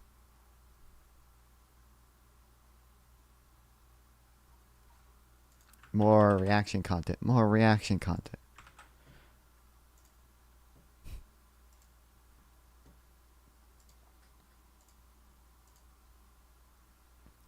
I would have Googled aggregate demand equation and asked him what government spending part means. Well, they wouldn't even be necessarily in the government spending part, but you're going to increase consumption, like because transfer payments aren't included in GDP, right? So I don't think so. It depends what type of stimulus it is. I don't think the COVID stimulus bills were directly included in GDP because transfer payments are excluded from GDP. Transfer payments excluded from GDP. I'm pretty sure they are, right? GDP does not include transfer payments because they're not part of current production. Yeah, but obviously a stimulus check is going to increase aggregate demand. But like he couldn't accept. I don't get it. I don't. Anyway, this came up my recommended, and I watched a little bit of it. Lonerbox keeps getting hit with the self-hating Arab accusation. This is a debate he did with a brain-dead tanky, according to the title. So we'll see. Should be interesting. Fast forward. I think the biggest thing that Trump, the most outrageous thing about January 6th was what we learned after after shit. Okay. There we go. Don't know why I played that Dark one. 444. Hello. Hello, can you hear me? Yep. So I'm a tanky. Okay. And I morally take an issue with the positions that you're taking in regards to the Palestinian issue. If you're a tanky, I can see why, but do you want to elaborate? Sure. So do you believe in a one-state solution or do you believe in a two-state solution? It's hard to say because it seems like both groups don't agree on either of them. I think two-state makes more sense easily. No, morally. What? Morally. Oh, well, I mean, as a Western multiculturalist, I'd love the idea of both of them living as a binational state with equal rights for Arabs and Jews, but I don't think it's happening anytime soon. I don't think either of them want it either. So. Yeah, that wouldn't. So what they want is irrelevant in regards to the moral. Oh, I like this guy. What they want does matter. I like Lonerbox. Kind of, because I can't impose my morals on them, right? I think one-state solution, like if that was imposed on them from the top down, you would get a civil war, like immediately. I don't know. Two states makes more sense to me. Yeah, but getting a civil war would be relevant to the moral position, right? So you would say, well, I think morally supporting this position is the correct one, independent of whether a civil war happens or not, right? So Crimea should return back to Ukraine, right? Even if it was independent of everything else, right? Yeah. Right. So, but the difference is that the situation doesn't matter, right? The difference is that Crimea was unilaterally invaded and annexed by Russia. Okay, and the way to solve that moral issue is for them to just reminds me of a foreign destiny. When it comes to Israel-Palestine, I don't think, as far as moral claims to the land, you can say both sides have their moral claims to the land or whatever, because the Israelis are not going anywhere. Let's face it, Palestinians are not going anywhere. But if it's in the interest of both groups to just Palestinians get this part, Israelis get this part, I don't see what would be immoral about that compared to the Crimea thing. Well, the morality part of it would be that one side got completely kicked out of their homes, right? So we would say that it's ethically a very moral position for those people to be able to return, and some other homes built for Israel. Well, you can have that. You can have having a one country where people can freely move. So as far as the right to return to their homes or their homelands, typically in international law with refugees, it seems to be that people return to their homelands, like their home country. But like the West Bank and Gaza is Palestine. Those people were kicked out of Palestine. So you could have two states and people could go to the West Bank or Gaza and they could live there. Yeah. Or they could get naturalized because that's a human right as well. Right? Yeah. Yeah, I agree with the descriptions that you just made, but they're irrelevant to the ethical part. So even if international law didn't exist, right, that doesn't mean that those people shouldn't be able to return back to their stolen homes, right? When you say stolen homes, you understand that when we talk about homes, the homes were destroyed. They're not there anymore. Okay, we're talking about homeland. Like refugees don't typically, I don't think it's very normal for a refugee to reappear 50, 75 years later, or their grandchildren to reappear, and then just put the key in the lock of the old house and get it back, right? It's not usually what happens. Normally, even if they go back to their home country, they go into, like, they get resettled into a new place. I don't think there's anything wrong with that either, like, morally or practically. Why should it be that? So, for example, let's see, why do you not think that the Israeli should be reality? Why do I not think what, sorry? Why should it be, for example, the people who are the victims? Why do you think, right, that an Israeli shouldn't be evicted from the home and moved into a newer home, and the Palestinians be able to return to their area? Why should it be that the Palestinians have to reallocate, even though the qualifier in addition here would be that the Palestinians were the victims of that? Because I don't think people have an innate right to a particular piece of land, especially if we're talking about, like, essentially a right that would be... Yeah, the transfer isn't going to show up in GDP, but the resulting increase in consumption will. Yeah, exactly. Based on, like, Ottoman documents from... But conservatives won't accept decades that. or like over 100 years ago, potentially. I think when you have, unfortunately, fact of human society is that when we have wars and people get displaced, I think the idea of trying to restore people to some particular arbitrary point in time where people lived somewhere doesn't make any sense. I think trying to achieve it will only result in fighting and bloodshed. I don't think it makes anyone particularly happy, and there's a good reason we don't do it. Like the Greeks who got kicked out of northern Cyprus to go and had to go south. Like, yeah, they're probably not going to get their homes back, but like... But if the fucking tanky is going to say, well, regardless of any ensuing violence, don't you think ethically, I was 16 minutes behind in your stream, but my YouTube crash had to force me to restart. I just got to the end of the middle ground where a TikTok debater.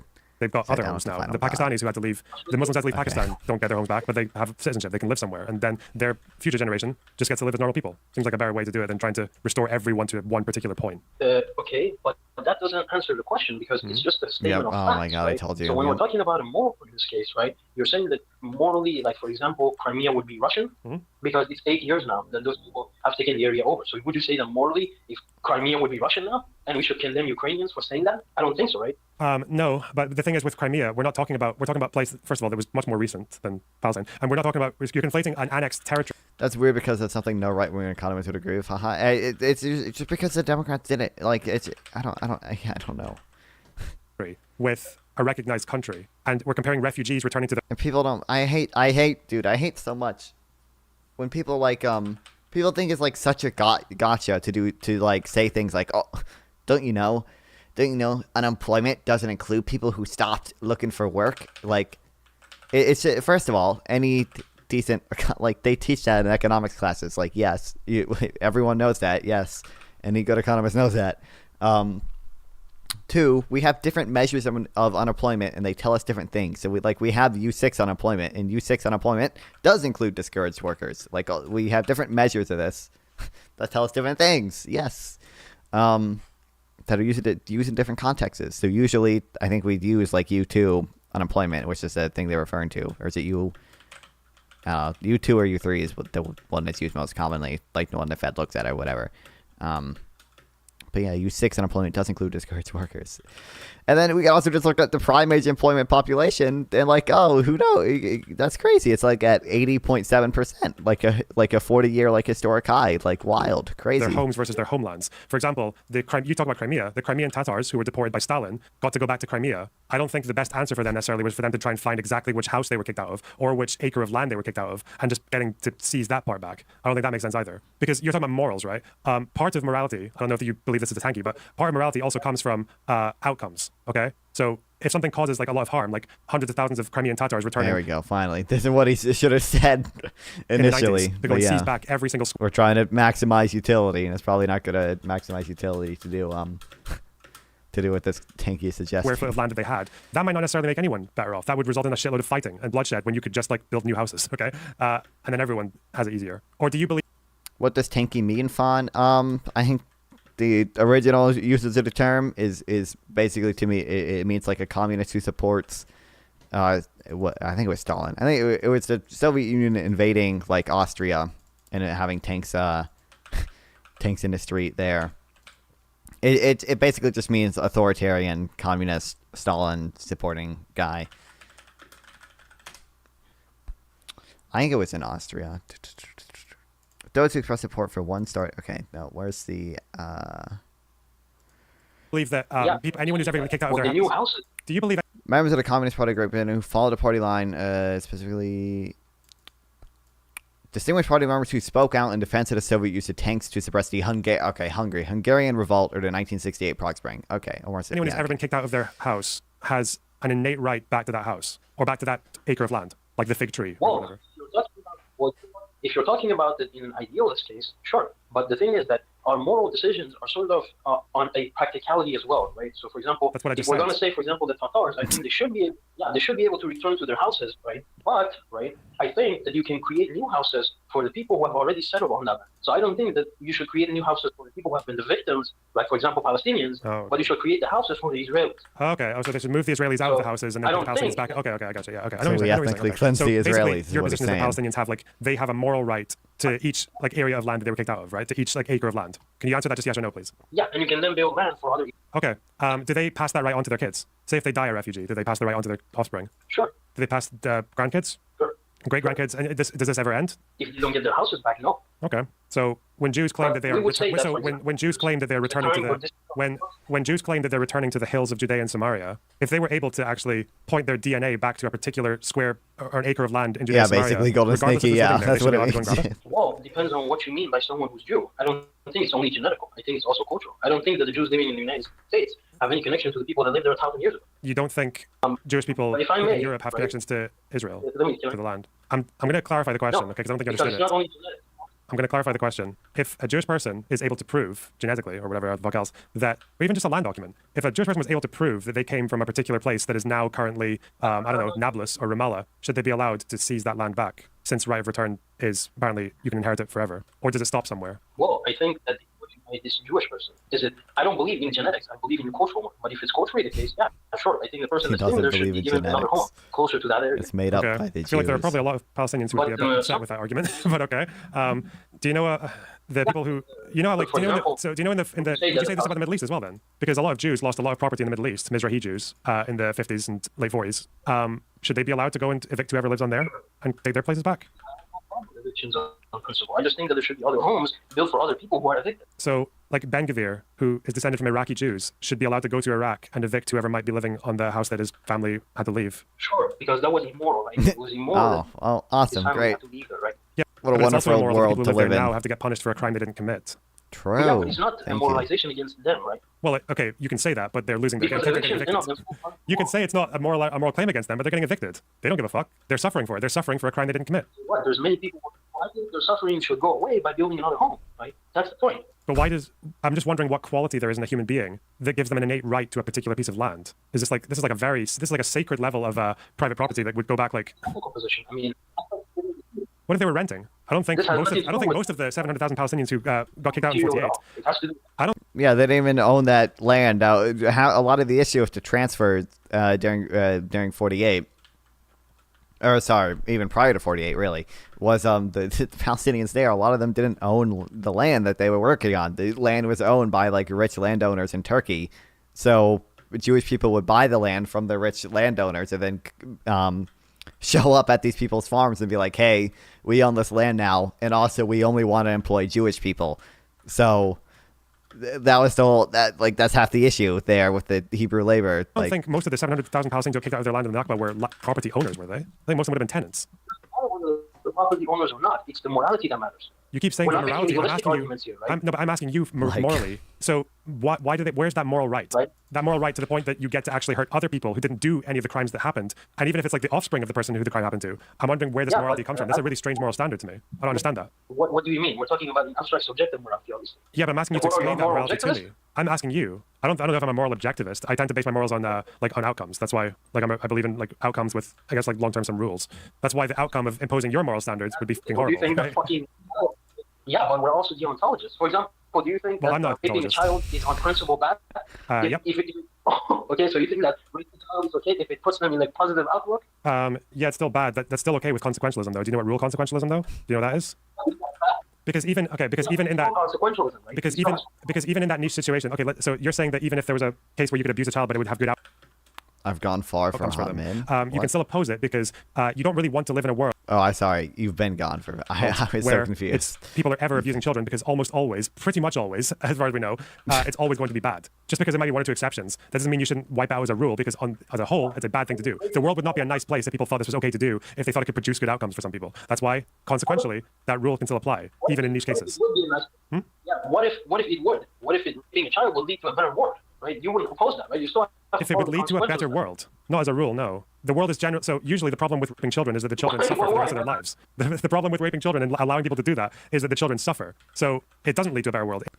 I really appreciate how we immediately, how within 13 minutes we went from the Israeli-Palestinian conflict to, is it okay to rape children?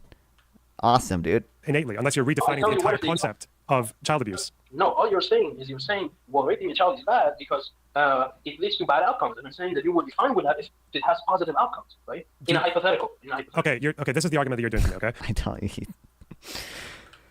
You're basically saying that if good why are we doing like literally like 2019 Vosh tier ethical debates right now? Outcomes are all that matters. Why can't a doctor murder one healthy patient and harvest 5 of their organs to save 5 people who would otherwise die, right? Why can't they do that? Because the outcome is you save 5 people and you kill 1, right? But then I would say that that's still not acceptable, because if a doctor did that, if it was normal for doctors to do that, in the long term, no one's going to ever trust doctors. No one would ever go to the hospital, and then more people would die. Do you understand how you can have like a consequenceless framework, but still live in a world where there are rules that shouldn't be broken, because the breaking of those rules and the non-enforcement of those rules would lead long term to worse outcomes? Yeah, I understand that, but what if it led to positive outcomes? You wouldn't oppose it, right? In the Oh my God, this dude literally can't listen. I understand that, but what if I just repeat the same thing that showcases I don't actually understand a word or what you just said? Well, then we would live in a different world. Like, how does that work? So can you so with sticking in the real world, can you just map that out for me? How would that work? How would it work where, are we talking like magic? Like if you abuse a child, then like aliens come down and then 99% of all the other children in the world will have happy lives for the rest of eternity? Like,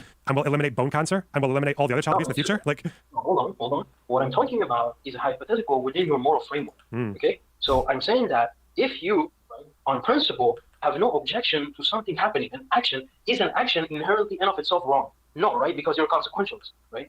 Yeah. Right. So a raping of a child cannot be wrong in of itself. The action cannot be wrong in of itself, right? You can assume that, but the problem is that doesn't exist, right? Like, it always has consequences if you're a child. Like, so the child doesn't exist. have you been like waiting to use this trick that you learned on? I'm saying that you're saying in and of itself, if you disregard the consequences, like, okay, you can say that, but we don't live in a world where acts don't have consequences. Actions have consequences. So yeah, if you could like, how does that even work? Like if you punch someone in the face, but they don't feel it, they don't know it happened, it doesn't hurt them, it doesn't leave any mark, then yeah, you could probably do it because like there's no consequences. But that's not the world we live in. So why would you apply that? Did you just like learn did you just learn like? Yeah, I know, because you discovered. Why? How are they still stuck on this? To prove it by using retarded child analogies. And I thought we were talking about right return. What the fuck, man? You brought it up. You kept saying moral. You kept saying it's moral. You just said where morality comes from. Yeah, because you kept on saying, oh, it's moral. Well, I'm saying, why do you think it's moral? Where did you invent this rule that if a tenant gets kicked out of their house and they get to pass their right to those that acre of land down for eternity, and they can go and evict whoever lives there 100, 200, 1,000, 2,000 years later, and that's apparently fine. But the person who lived there, I guess, because they got punished for a crime they didn't commit, they just built a new house for them. And this is the normal world to live in. Yeah, I'm going to ask you about your morals, because your morals make no fucking sense. And you don't apply these morals to anyone, I guarantee. And I guarantee you don't apply these morals in any other situation apart from for Palestinians. Like for right, you've never made this argument for Pakistanis, or for Hindus, or for Greeks, or for Turks, or for like people in the Balkans, or for Germans. Only Palestinians' rights who never lapsed, who get to keep their refugee status 5 generations down. We all know you haven't. Everyone knows you haven't. You know you haven't. You know that I know you haven't. Well, okay, it's fine that I haven't made any arguments in regards to that, but I think that should happen, right? Yeah, you think everyone should find out the first bit of land that their ancestors lived on where someone got kicked out? Yeah. So if I want, I should be allowed to go all the way back down my family tree. I should be able to go all the way back down my family tree and find out, okay, at some point someone got kicked out of a house, because, human beings, unfortunately. And I just get to go to that bit of land and say, mate, 12 BC, sorry, get the fuck out of my land. And some arbitrary power can build a house for you somewhere else. I can do that. I reclaim Phoenicia for the Maronites. Well, there is morally, I would support that, sure. But I think... Why? Why do you want to live in that world? That sounds fucking stupid. But the opposite of that moral position is to say that Crimea belongs to Russian based on might makes right. No one said might makes right. No, it's not about might makes right. No. Might doesn't make right. Might may have to... Russia, yes. Not yet, because it's not solidified as part of Russia. I mean, it probably will. Let's face it. But if there's a chance to get it back, why the fuck not? What? Morally, does it yes or no? Depends on the circumstances. Oh my God. Like, oh, yeah, man. Is Crimea Russian morally? Morally, Ukraine should be allowed to take Crimea back, yeah. Yes or no? I just said yes. Why do you keep saying yes or no? It's been 8 years since Russia has that land. Why do you keep saying 8 years? Yeah, it's been 10 years. Did you listen to a debate that I had? Did you listen to a debate that I had 2 years ago when Crimea was 8 years, and you just came in programmed to say 8 years and didn't think that 2 years have passed, that we are 2 years hence? I remember this happened in a debate like 2 years ago. That's where you got that from, right? Yeah, I saw your debate with that. So you're yeah. Asking these questions. Oh man. Oh man. Way to fucking. I'm so glad Loner Box was able to immediately recognize that and call that out. Oh, holy based. It's important. Yeah, I think Palestinians would have a much stronger right to go and try and reclaim their homes 5 years after 48, but we're 75 years thence now. Israel is a country. Crimea is not recognized as part of Russia. The rest of the world is still given a bit of a fucking ambiguity around Crimea. What if it was? What if it was recognized as part of Russia? Is it then part of Russia? At this rate, it probably has to be, because I mean, there's probably no chance. that's kind of how countries work. That is kind of how borders in countries work. I mean, Ukraine never taking like, it back, is there? It's quite unlikely, isn't it? Morally, why? Morally, probably because the results of. Why are you they've run through the Before I answer outcome question. things. Morally, probably because million the outcomes times. of trying to achieve a reclamation of Crimea would result in a lot more harm than letting it go, unfortunately. That's a really sad fact. It sets a pretty dangerous precedent. But what are you going to do? Is Ukraine going to invade Crimea? Crimea's a fucking fortress. Like, how many people would die for that? Would Ukraine even be willing to do that at that point? They haven't even fixed the Donbass or Zaporizhzhia and Khersonia. So I don't know. I think Crimea's probably gone, unfortunately. It's a sad fact of reality. We're talking about, Huh? yeah, but we don't get our morals from what is actionable or not, right? All right, they're gonna run in circles for for so long. Okay, I'm no longer interested in that. Okay. I'll probably read for a little bit, and then I got some more shit to react to. Don't worry.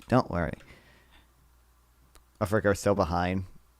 I've had you on 2 times, but that loaner box read was fucking freaking hilarious. True.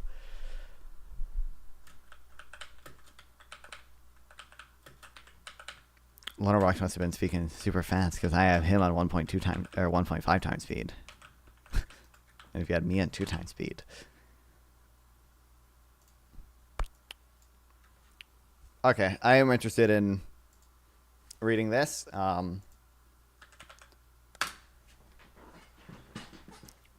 I don't think the West Point people have made an article about this attack yet, but there's a lot of people claiming that if Israel's Patriot attack was some type of war crime. I haven't seen anything substantiating that super well.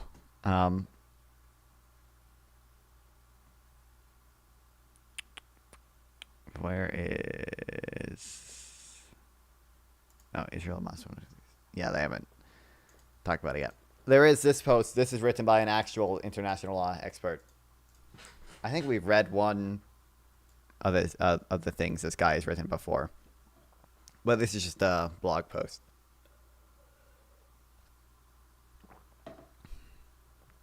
I think this guy leans pretty pro-Palestinian, so we'll see. Let me... At the best, least effed? What do you mean?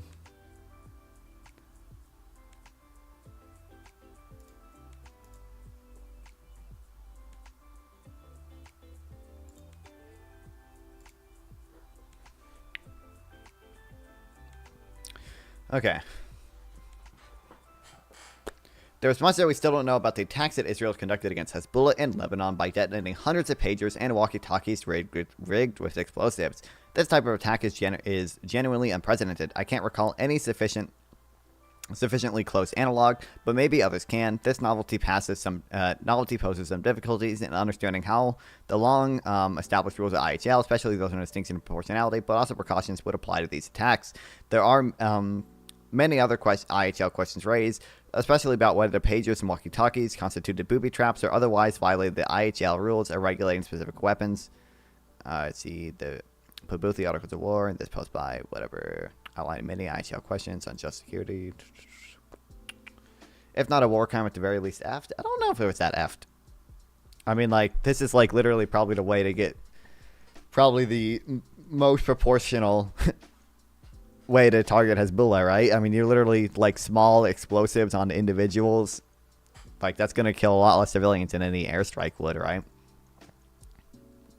In this post, I would focus on one specific question: whether the attacks were indiscriminate. Discrimination means between military objectives, whether persons or objects on the one hand, and civilian objects on the other hand, is part of the bedrock principle of IHL of distinction. Were the majority of people injured civilians? No. I don't think we know for sure yet, actually. But what I heard is I think like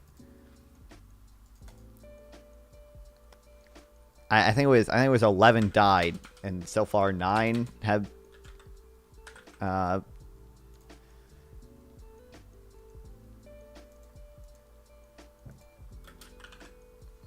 9 have been Hezbollah, but I don't actually know.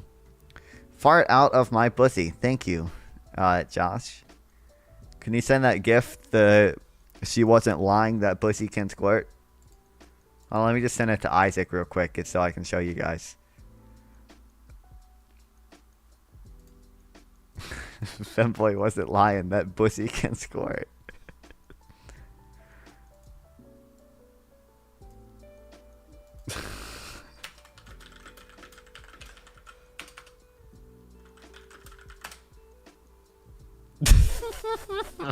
I don't think Isaac's happy. What's up with the Lebanon? Are they at war with Israel too? Kind of a lower scale war than previously. Previously, meaning like in 2006, Israel did like a full scale invasion. I think they withdrew in 2006, but they had previously done full scale invasions of Lebanon. They're at kind of like half war right now, where like they're launching rockets and Israel is exploding pagers and stuff, but they're not at a full scale invasion yet or anything. Public criticism of the Israeli attacks seem to have been focused mainly on a possible violation of its principle. For example, the UN High Commissioner for Human Rights, Volker Turk, said the following: simultaneous targeting of thousands of individuals, whether civilians or members of armed groups, without knowledge as to who is in possession of the targeted devices, their location, and their surroundings at the time of the attack, violates international human rights law and, to the extent applicable, international humanitarian law. A day later, a group of UN special mandate holders, led by Professor Ben Saul, the special reporter on the promotion and protection of human rights and fundamental freedoms while countering terrorism, also issued a press release in which they criticized the Israeli operation as follows, welcoming some of the High Commission's languages. These attacks violate the human right to life, absent any indication the victims possess an imminent and lethal threat to Israel, to anyone at the time. I mean, like, they're members of Hezbollah. They are kind of a threat to Israel. Experts said such attacks require prompt and independent investigation to establish the truth and enable accountability for the crime of murder. Are Lebanon civilians being offered amnesty and a way out of there? Well, the situation in Lebanon is not really the same as Gaza. So, one, the humanitarian situation there is not nearly as bad. The quality of life in Lebanon is much better than the quality of life in Gaza. Israel also doesn't have a blockade on Lebanon. Like, Lebanon is independent, is a fully sovereign country that can trade with whoever they want. Like, they don't, like, it's not like the same situation as Gaza there. So, like, yeah. Also, Israel only attacks the south of Lebanon because well, I shouldn't say only this.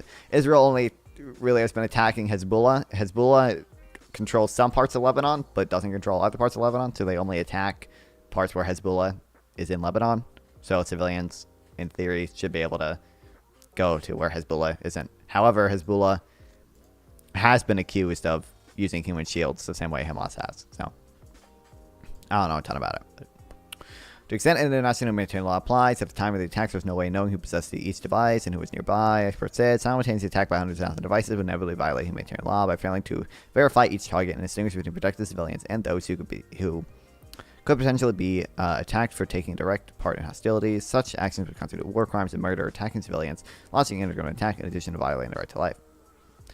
Now, I'm very much a proponent of applying human rights law during armed conflict, but I have to say that I find the High Commission and mandate holders' conclusion that there is a violation of the right to life to be far too categorical. This is especially the case with the notion that only persons who pose an imminent lethal threat to others could be lawfully targeted. While it is largely during peacetime, this is simply not the correct legal position in armed conflict. Human rights law can accommodate status-based targeting under IHL, which would, in general, amount to arbitrary deprivation of life.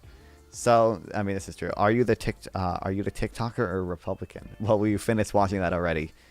I do channel the TikTok debaters in all my debates, clearly. But yeah, like, Hamas is liable for status-based targeting. If you're a member of, like, an organized armed group, you're liable for status-based targeting. You can be killed in more circumstances than other military people. Are you a classical Republican? No, no. It's clear that at a minimum, there's been I would say I'm probably pretty close to classical liberalism.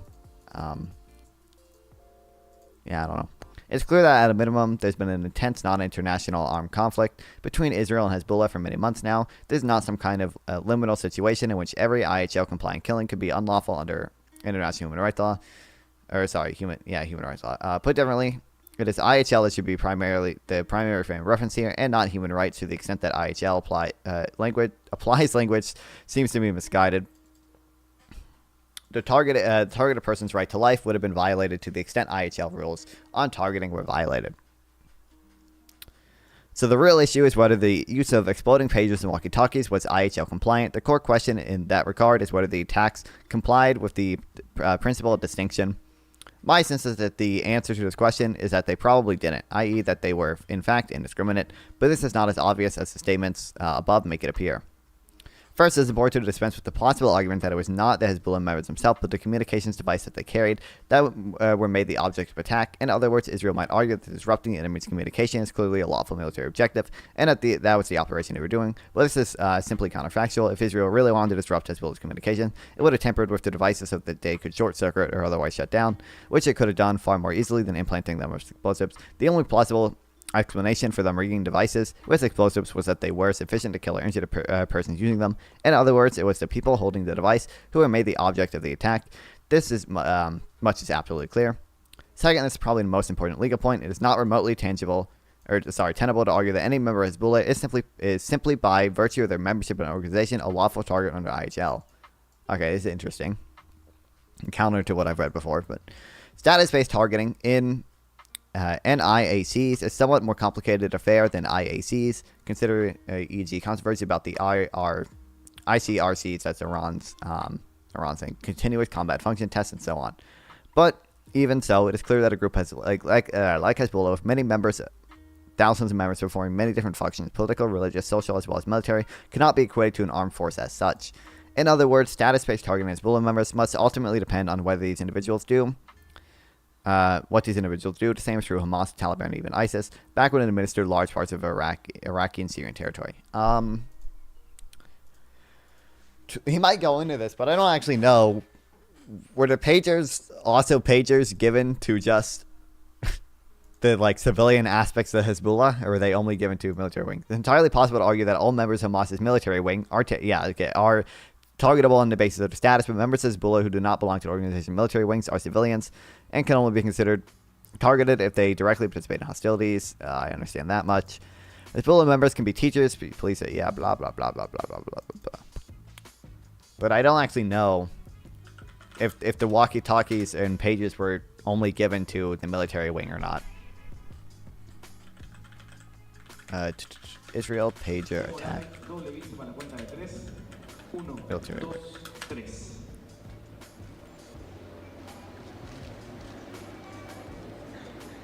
Relajé.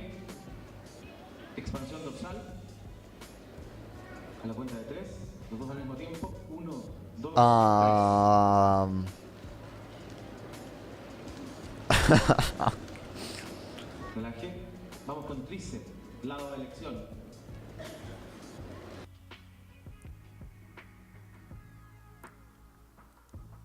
Okay. Thanks for the 10 bits, Zach. I appreciate it. Soda.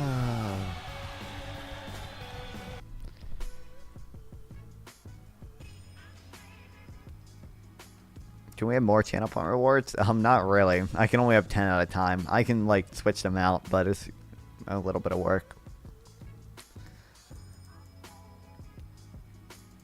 Also, my Stream Deck is not working today. I don't know why. I tried to fix it. I could not get it to work.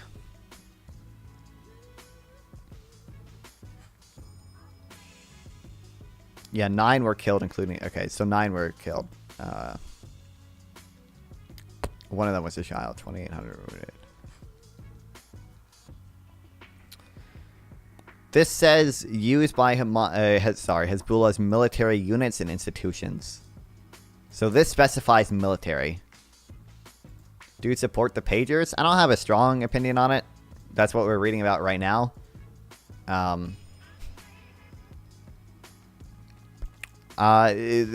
So I think tactically it was very impressive, and I think tactically it's it was cool. But one, I'll say strategically, I don't know if it's in Israel's best interest to escalate with Hezbollah right now. I don't know if they should be expanding the war. I think Netanyahu probably only wants to expand the war because he's worried that if he doesn't, he'll face prosecution afterwards. And then, especially because there's ceasefire negotiations ongoing, right? So, like, you're probably going to undermine the ceasefire negotiations by attacking Hezbollah during this time. But tactically, I think it was good. And then we're reading about whether it violates IHL right now. I wouldn't think it violates IHL because from the reading of it I've done before, this is a little bit contrary to the reading I've done before. In order to fail in distinction, I think you have to actually be acting with purpose to target civilians. And I think it's pretty clear. I think it's pretty clear that Israel is not acting with purpose to target civilians here. So I don't think that would fail in distinction. You could argue, my understanding before is that indiscriminate attacks usually have to do more with proportionality than they do with distinction. So this is a little bit contrary to what I read before. We can pull up my notes in it.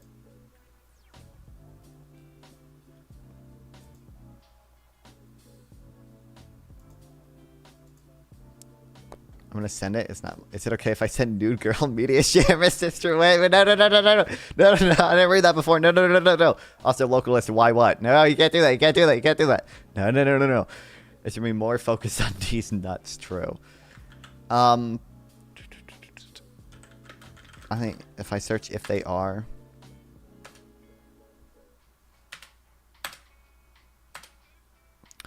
Article 51, Section 5 of Negotiated Protocol 1 makes it clear that indiscriminate attacks, if they are to be equated with any war crime, are to be equated with creating disproportionate damage to civilians. Any of the following types of attacks can be considered indiscriminate. B, an attack which may be expected to cause incidental loss to civilian life, injury to civilians, damage to civilian objects, or a combination thereof, which would be excessive in relation to the concrete and direct military advantage anticipated. Usually, indiscriminate attacks are failures of proportionality. My understanding is that sometimes you can make an argument that an attack is inherently indiscriminate, and when you engage in an inherently indiscriminate attack, that shows a level of intent to harm civilians. So the question would be, is this attack inherently indiscriminate? And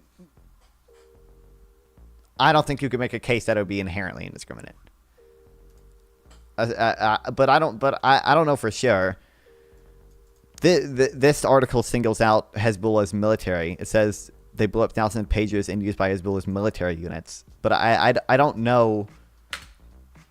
I don't know if the pagers were only used by the military units or if they were used by people who aren't liable for the same status-based targeting that members of Hezbollah's military wing are. I don't know. Pager walkie-talkie attacks on Hezbollah look like war crimes. International legal expert. This is just going to be quoting the UN High Council thing, isn't it?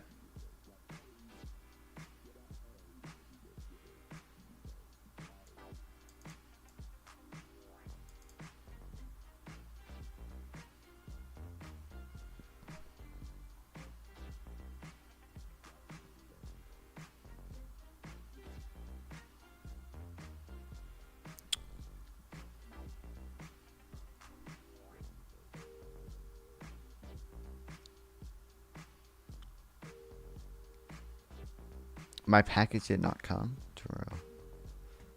Good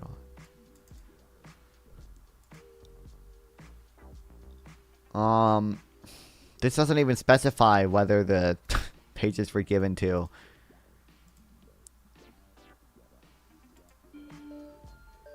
Find them, or maybe more okay, I don't know if I trust specifically Israel's Dan covert Ross. intelligence agency, the Mossad, of protecting other people. American intelligence of particularly effective because Hezbollah's leader, Hassan Nasrallah, issued strict orders about the use of cell phones within the group in February of this year, allegedly due to their vulnerability to Israeli surveillance. As a result, Hezbollah, which is before, but not in an attack this sophisticated. Now, according to officials, the majority of these pagers were Gold Apollo AR-920 in the attack. The majority, exactly, Israel managed to do this in 3 years, according to Gold Apollo's, and that person, strategic advisor 2020, were either... Oh, you mentioned. Not gonna lie, I think if they understood civilian casualties could be a thing and just didn't care. Well, you're allowed to have some level of civilian casualties with any attack. Like that's compliant for IHL. You could, as so long as it's not disproportionate, so long as the military gain is proportionate to the level of collateral damage caused, you're allowed to kill civilians.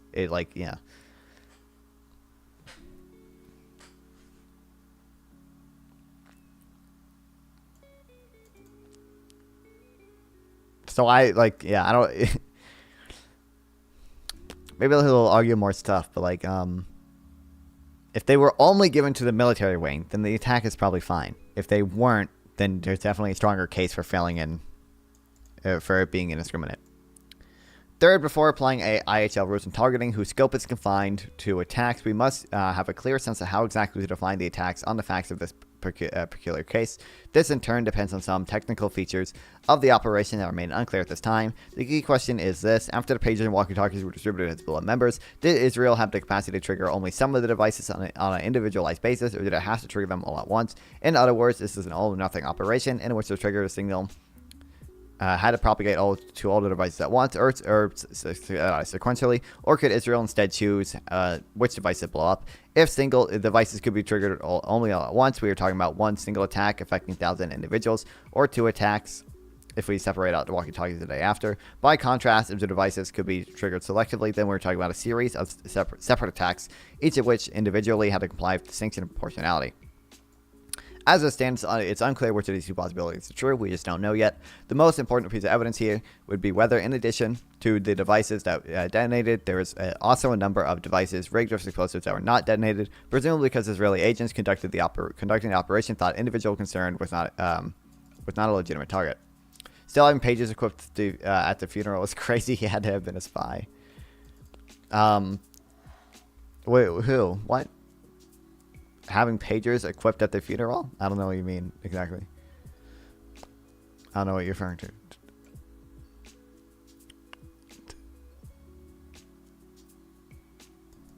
Or put it differently, if there are no or very few unexploded devices currently in Lebanon, this would be a strong indication that Israel blew them up all at once and had no capability to select the targets. If by contrast there were substantial numbers of unexploded devices, it would indicate Israel did at least have some individualized targeting. Again, we don't know yet which of these is true.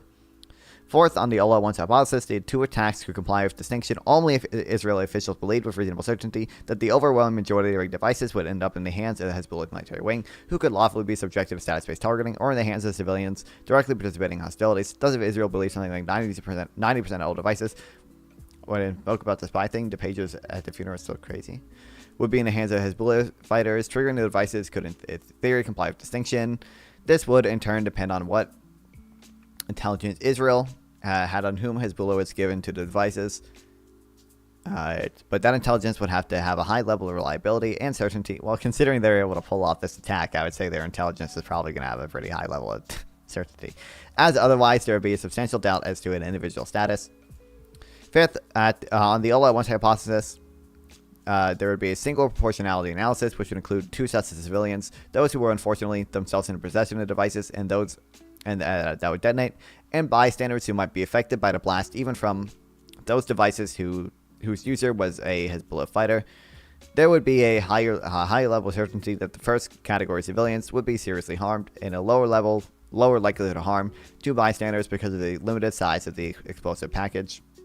6. On the selective detonation hypothesis, each detonation would be its own attack with its own independent distinction and proportionality analysis. The key question here would be what indica status Israel had for each individual target beyond them simply being in possession of one of their communication devices. That is, unless Israel knew with reasonable certainty that Hezbollah was only distributing the devices to members of its own military wing.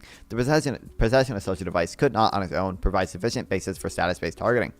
Again, I have no idea whether Israel had the capacity to detonate the device selectively. If it did, however, compliance with distinction would require some type of individualized assessment. Theoretically, Israel had months to do such assessment, but somehow I'm skeptical that Israel knew the identities of most individuals who were given the devices, which were apparently given out Hezbollah members even hours before the blast, and it is almost impossible for Israel to have conducted any kind of individualized proportionality assessment, since all the devices were detonated at the same time, even when some targets were in very close to civilians. I suppose Israel would again rely on the limited size of the explosive package to argue that the attacks were proportionate because only a few civilians would have been seriously injured, while the military advantage gained from harming many Hezbollah fighters would outweigh the harms of civilians. There are two key pieces of information that we need to know to enable a more reliable conclusion. First, it would be crucial to know how many individuals were in possession of the devices and thus directly attacked from members of Hezbollah's military wing, and how many others worked for other parts of the organization. We know from media reports that individuals who were harmed did not appear to work for Hezbollah's military wing, e.g. they were medics in hospitals, but we don't know yet the ratio of fighters to civilians among those who were harmed. This is important for understanding whether the operation complied with distinction. Second, it would be crucial to know how many civilian bystanders were harmed and to what extent from an exploding device in someone else's possession. This is important to understanding whether the operation complied with proportionality. On both points, the relevant legal question is what Israel operators intended and anticipated rather than what actually happened when the device is detonated. But what actually happened is decent evidence, not necessarily conclusive evidence, but evidence nonetheless for what operators knew or intended, especially in situations in which Israel doesn't even acknowledge that it authored the attack, let alone provide any relevant information in its possession. In sum, what we know from today's attacks, and most likely indiscriminate, is that they failed to distinguish between Hezbollah fighters and civilians. This, to my mind, is a more important question than IHL proportionality. If Israel detonated devices on a basis that all Hezbollah members are targetable, this would clearly be an indiscriminate attack. If, by contrast, Israel only targeted members of Hezbollah military wing, the attacks could potentially comply with distinction, but Israel would either have to have reliable intelligence that virtually all individuals who had these devices were members of Hezbollah's military wing, or would have to do some kind of individualized target analysis for each person infected. My sense of this, as things stand, is that both options are unlikely, but we can't know for certain until more information comes to light. Wild.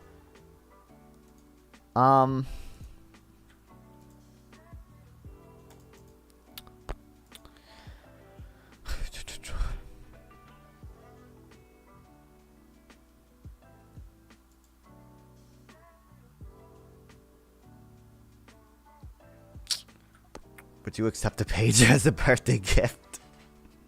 I don't know at this point, Malibu County.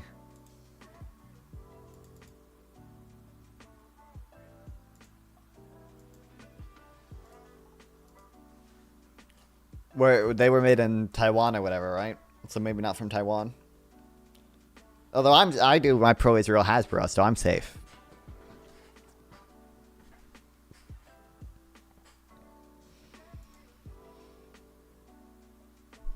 Formerly, we saw try to squeeze, launching indiscriminate attacks in the first track, directly targeting civilians. The latter is intentionally targeting civilians. The former represents the complete lack of targeting entirely.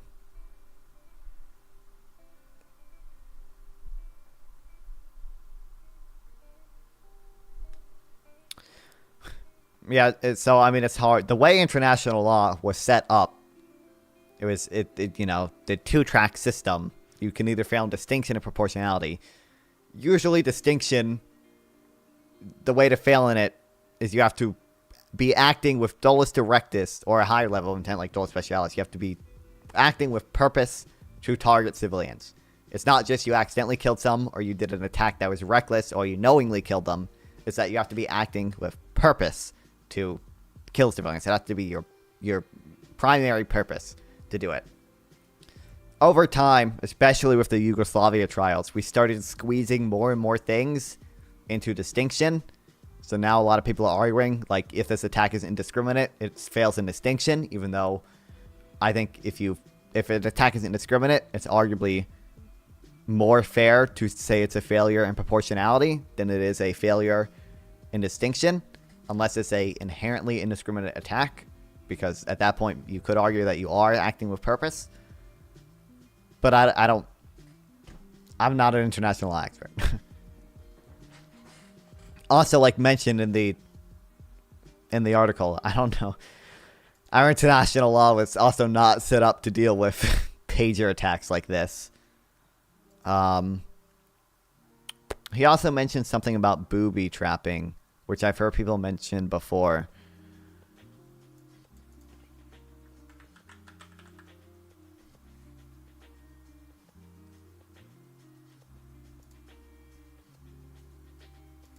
Oh.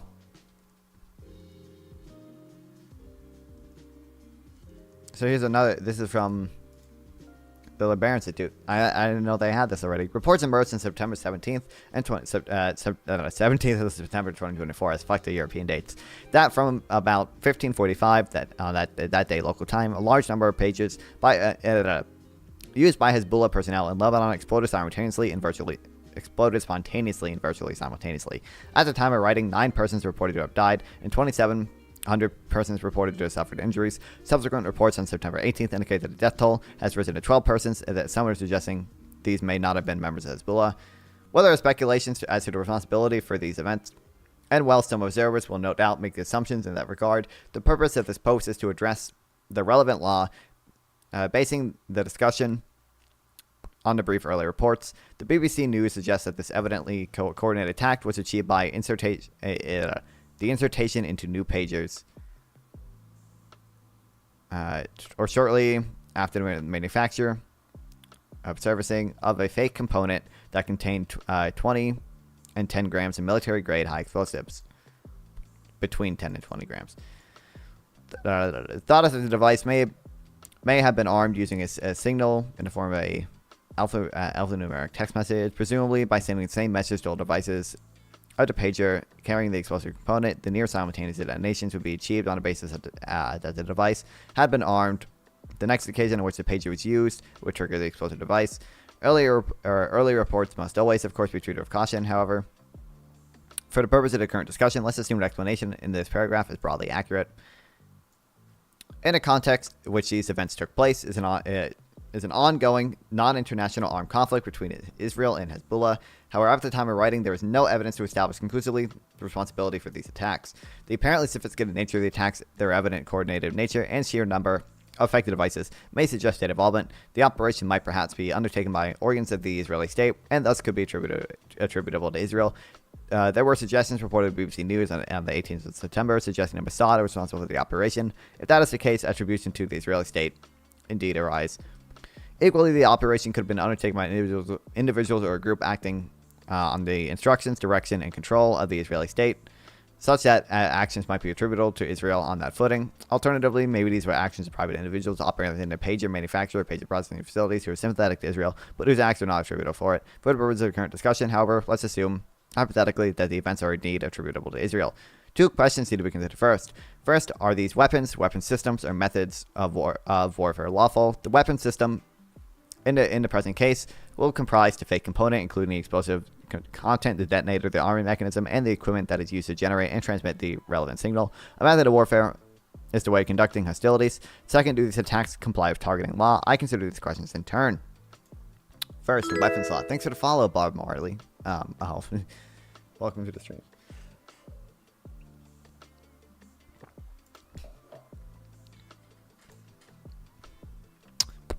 When assessing the lawfulness of a new weapon or a method of warfare, the following criteria should be applied here. I guess we should probably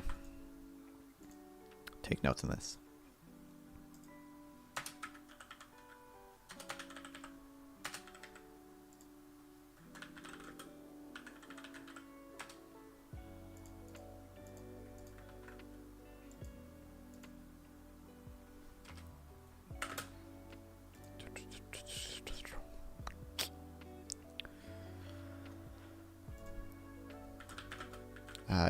Two questions need to be considered when determining if a new method of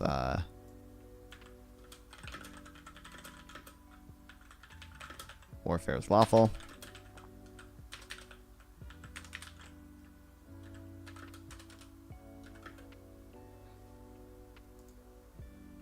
First auto weapons probably before for law.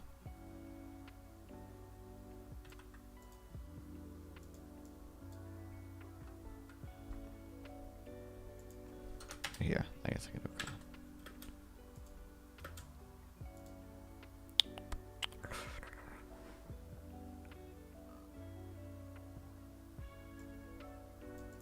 Second duty is a tax compliant targeting law.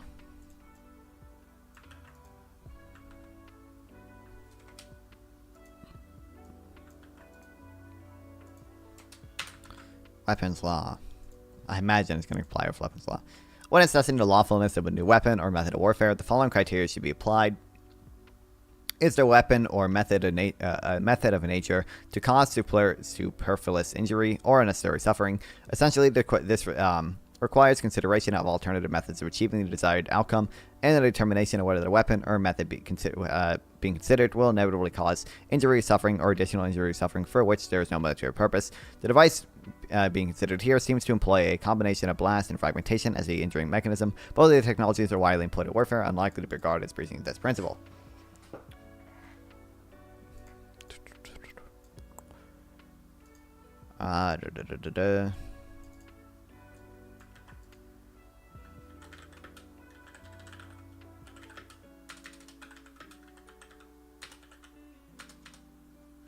Following criteria is applied.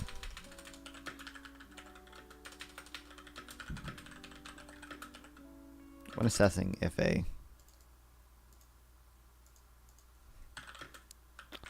new weapon is compliant with weapons law.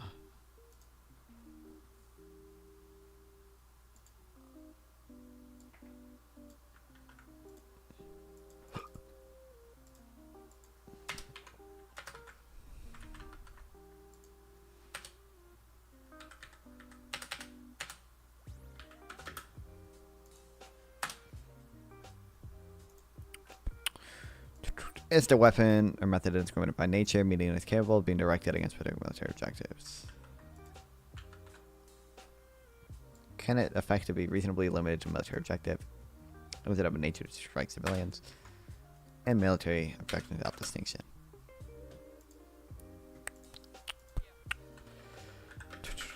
On the first condition,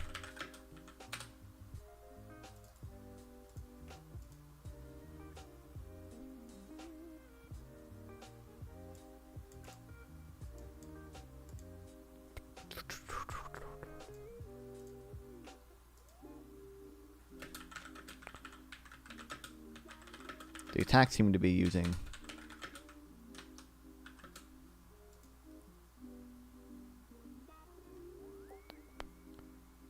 a combination of blast fragmentation and injury mechanism. Both these are widely employed in warfare, unlikely to be regarded as breaching this principle.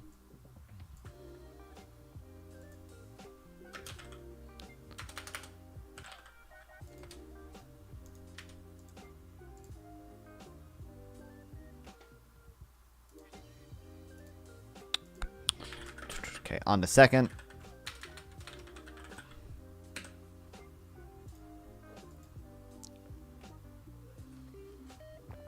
Depending on the location of the person who is the target, i.e. one assumes it has a member, an exploding device of this kind can be used in a discriminatory way.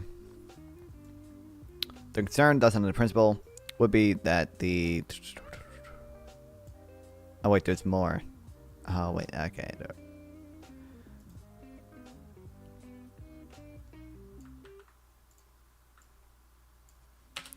I guess we'll do this then.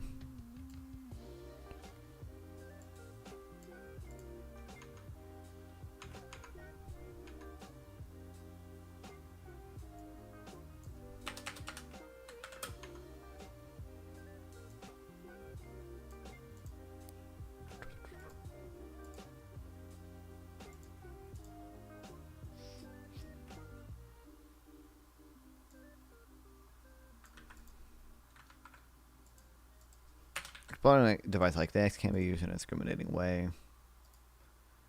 Why am I getting notifications from this when I have it muted?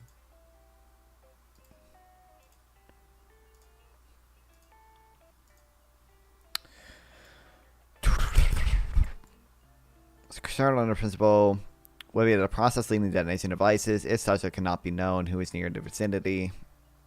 And a time to detonation, isn't it? That is an issue I discuss in more detail in a lot of targeting. Here's advice to say, yes, weapon system in principle can be used. I'll add in principle, capable of being used as to comply with indiscriminate weapons.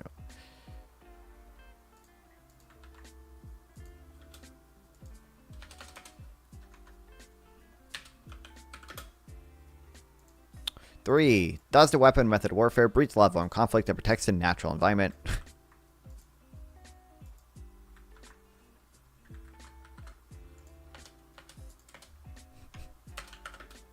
No.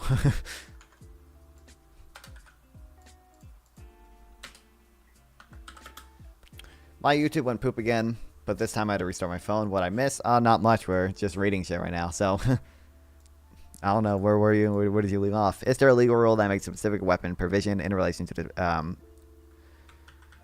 in relation to a weapon of this kind? Protocol 2 to the conventional weapons addresses inter alia booby traps.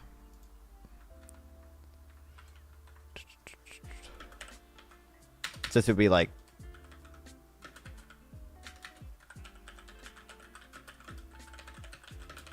biological and chemical weapons and stuff like that. So this is what a booby trap thing is mentioned. Protocol 2 to the CCW addresses inter alia booby traps. The treaty defines a booby trap as any device or material which is designed, constructed, or adapted to kill or and injure, which functions unexpectedly when a person distributes or approaches an apparently harmless object or performs an apparently safe act.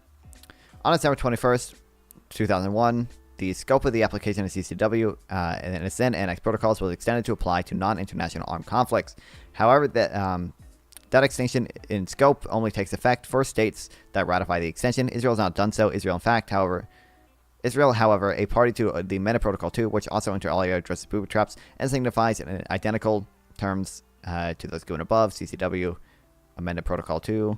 Significantly, amended Protocol 2 applies to non-international armed conflict. The lawfulness of the weapon should therefore be considered in reference to amended Protocol 2. Okay.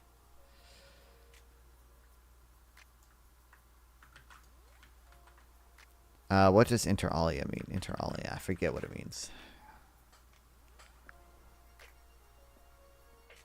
I should remember what it means. Among other things. Okay.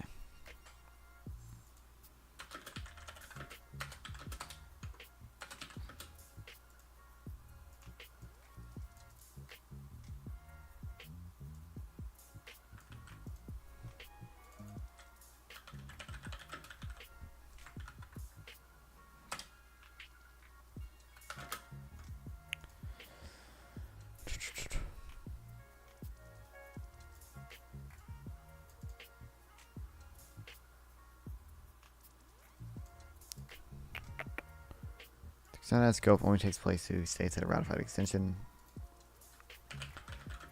Israel's not ratified the extension of the CCW to non-international armed conflict.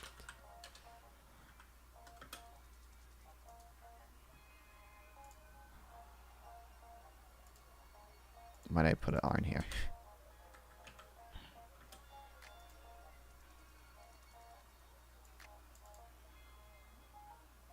However, a party to amendment Protocol 2, which also addresses booby traps, finds them identical to the given above. Significantly amended Protocol 2 applies. Okay, so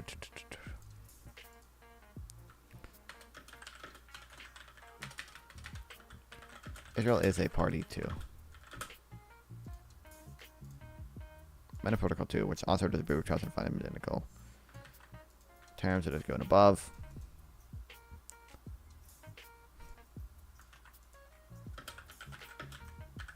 Which applies to that. Okay, so amended Protocol 2.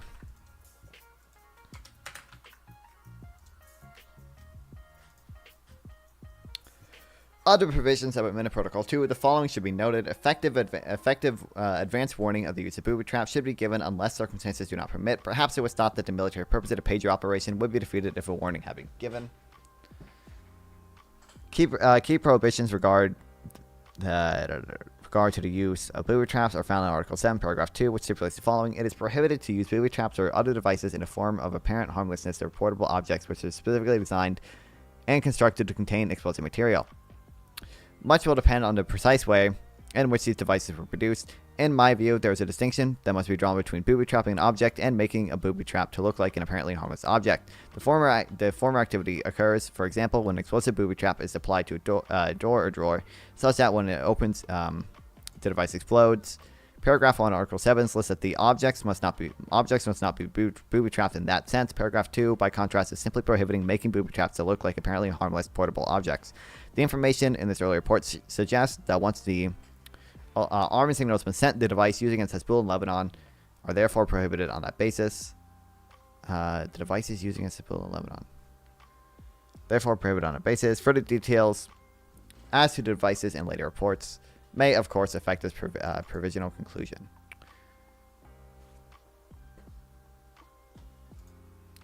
So, Amendment Protocol 2.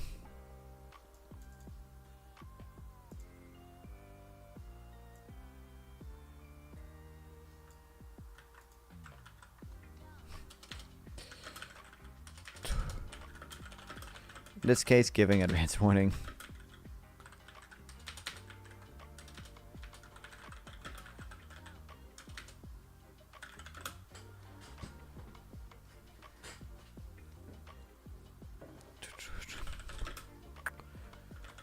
Would greatly reduce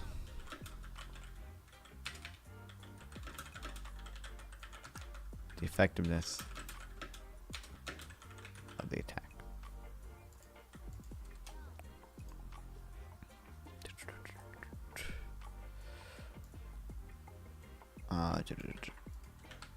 Article 7, Paragraph 2 stipulates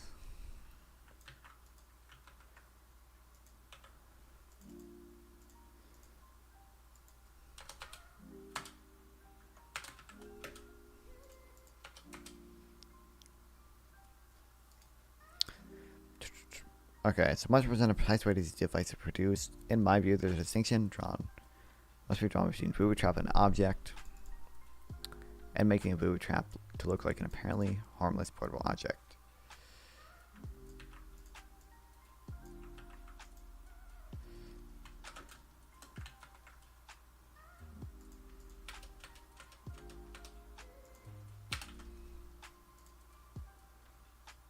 Form occurs, for example, when explosive booby trap made to look like a door, so that when a person opens it explodes. Paragraph 1, Article 7 lists that objects must not be booby trapped in that sense. Paragraph 2, by contrast, simply prohibiting booby traps that made it look like horrible portable.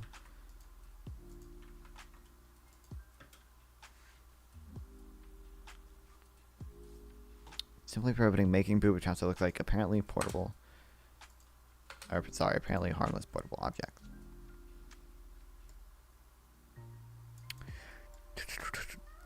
Note should also be taken of Article 7, Section 3, which provides, without prejudice to the provisions of Article 3, it is prohibited to use weapons. To this article applies in any city, town, or village area containing similar concentration of civilians in which combat between ground forces is not taking place or does not appear to be imminent unless they are A, placed on or in close vicinity of a military objective, or B, measures are taken to protect civilians from their effects, for example, by the posting of warning sentries, the uses of warnings, or the provision of fences.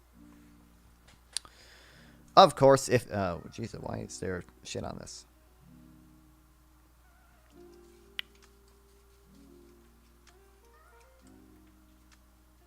There's like, I don't know what's on it. There's goo on my drink.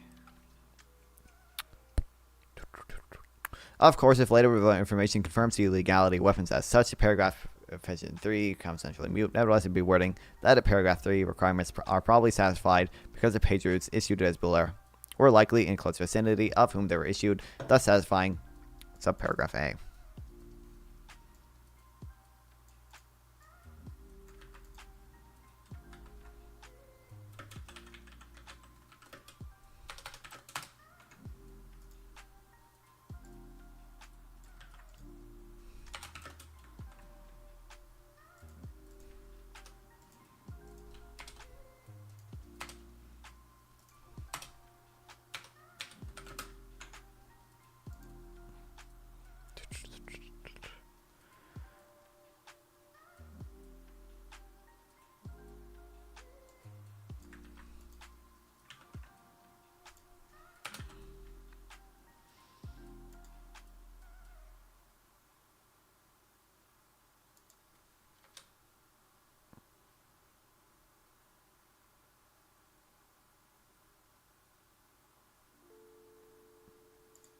Pages are likely in close vicinity to the users when they're issued.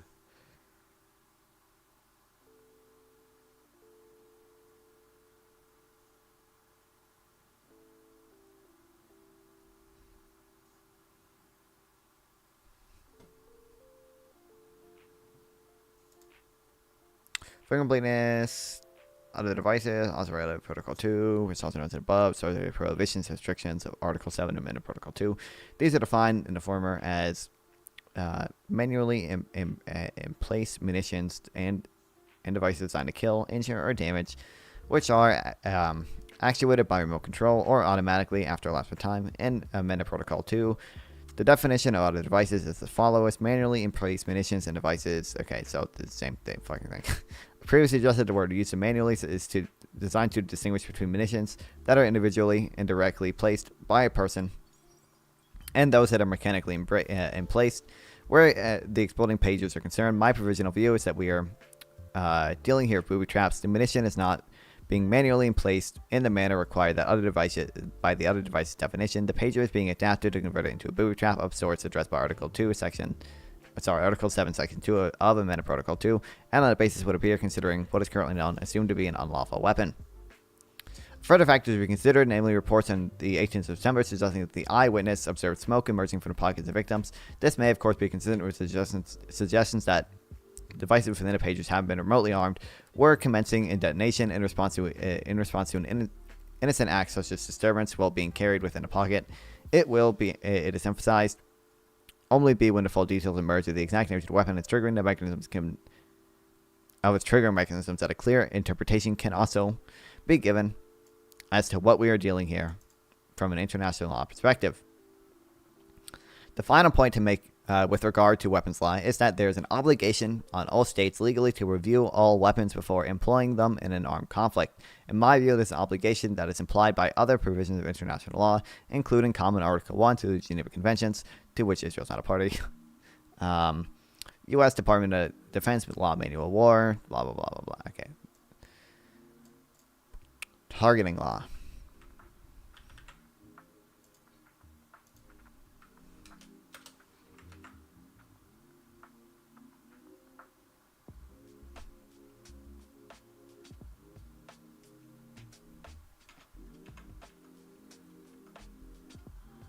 Is that still under? It is.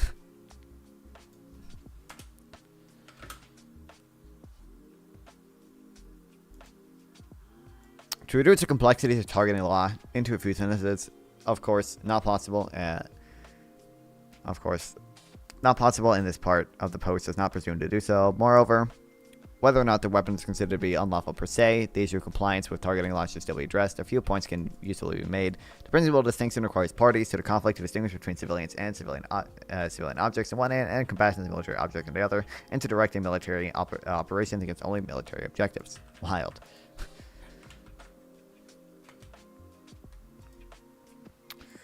Article 51, Section 4 of Additional Protocol 1, reflecting customary international law, prohibits indiscriminate attacks, meaning attacks that are directed at military, not directed at a military objective, or that employ weapons or methods that are indiscriminate by nature. An example of indiscriminate attack specifically mentioned in Article 51, 5b of 57 of Additional Protocol 1 is an attack that breaches the proportionality rule, which may be expected to cause incidental losses civilian life, injury to civilians, damage to civilian objects, or a combination thereof, which would be excessive retaliation to a direct and concrete military advantage that is anticipated. These rules are operationalized by further rules to the precautions that attackers must take, and to an extent by rules as to precautions against the effects of attack. Additional Protocol 1, Article 58. Most of these precautionary rules reflect customary international laws that they bind all states.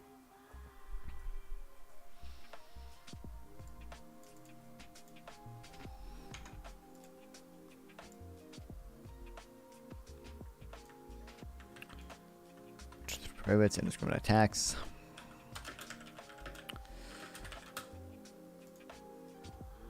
Not directed at military objectives or employ weapons that are indiscriminate by nature.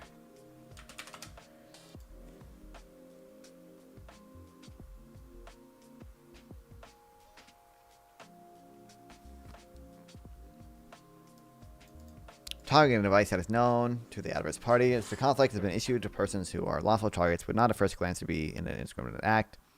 The object itself, the pager, if issued for military purposes, used to promote effective communications, and subordinate units of personnel, can be classified as a military objective, and thus a lawful target, with the consequence that attacking a pager, destroying it, and damaging it are lawful activities.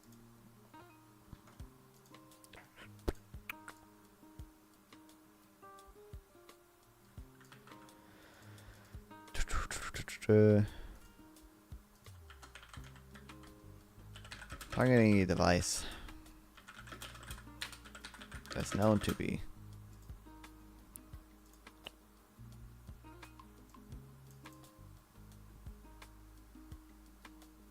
issued to persons who are lawful targets. Why not first glance to be appear to be an indiscriminate act? Hopefully you would.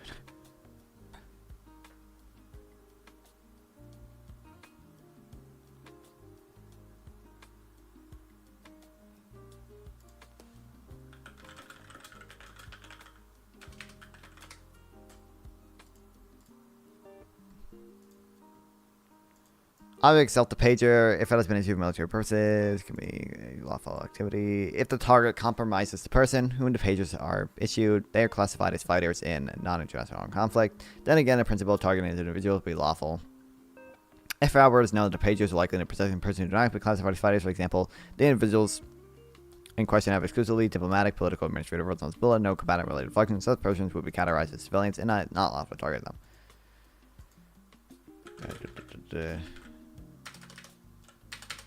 We're reading about the pager attack. If it is known, however, that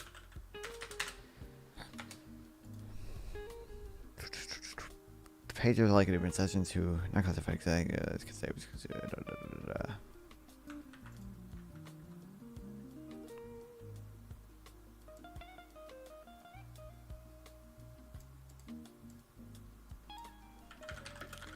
then they would not be a lawful target. Key component are the precautions that attackers must take as a duty to care to spare civilians and civilian objects. This implies a duty to ensure in advance of the attack as far as possible that the attack is directed at lawful targets and proportionality rule explained earlier will not be breached. Your own Disney makes vitally important point as follows. And any positive analysis is a temptation to scrutinize the situation with the benefit of the knowledge of the facts that have been as they have unfolded rather than as foreseen at the time of the attack. The temptation must be strongly resisted. A post-event reviewer must put himself in the shoes of the planner, decision maker, or actor in real time, possessed with the information actually at disposal.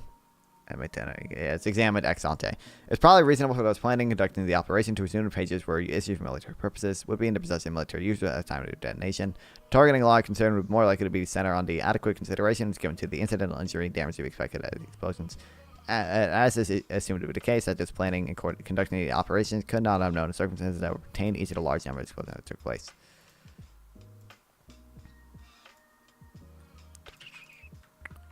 Probably reasonable for them to assume being in possession.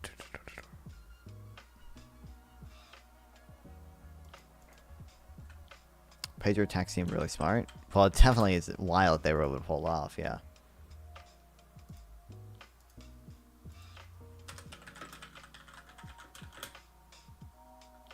Oh my god. Targeting.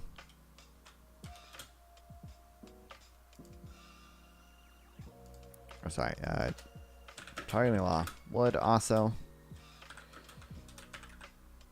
be concerned with.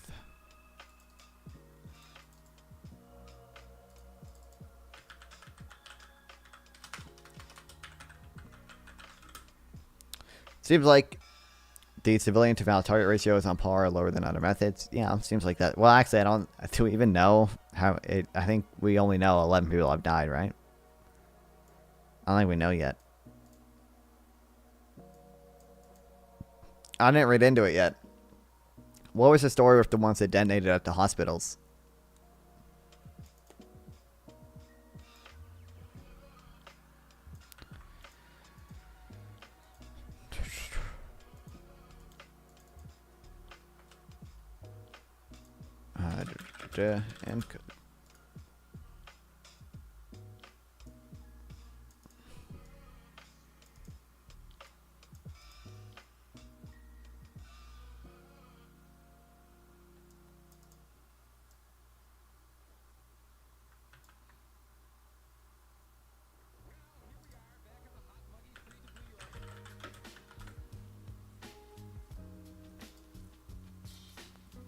And I'll emphasize that the foregoing based on early reports, and these may, of course, prove to be inaccurate or incomplete. Nevertheless, I hope that some of these remarks prove useful.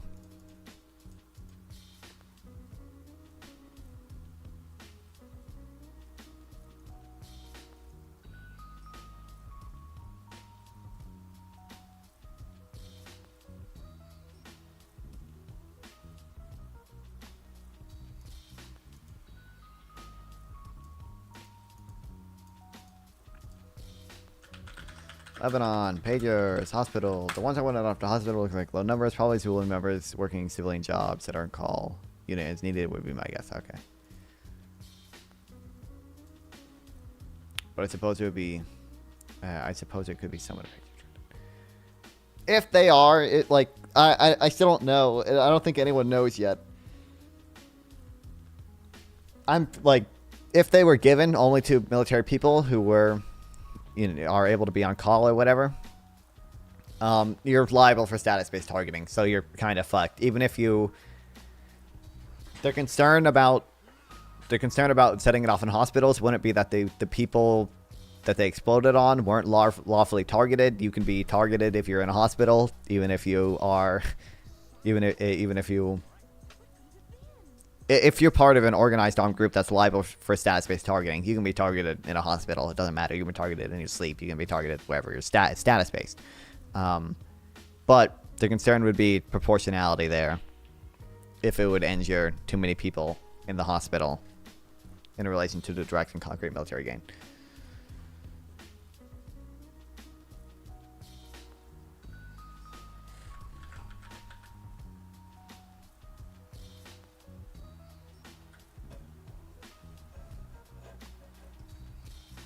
Spula announced the death of 8 fighters.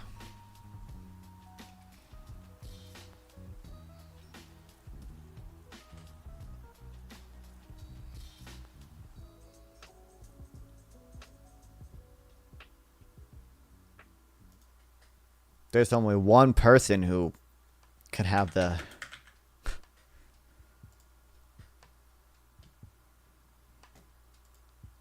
best take on it.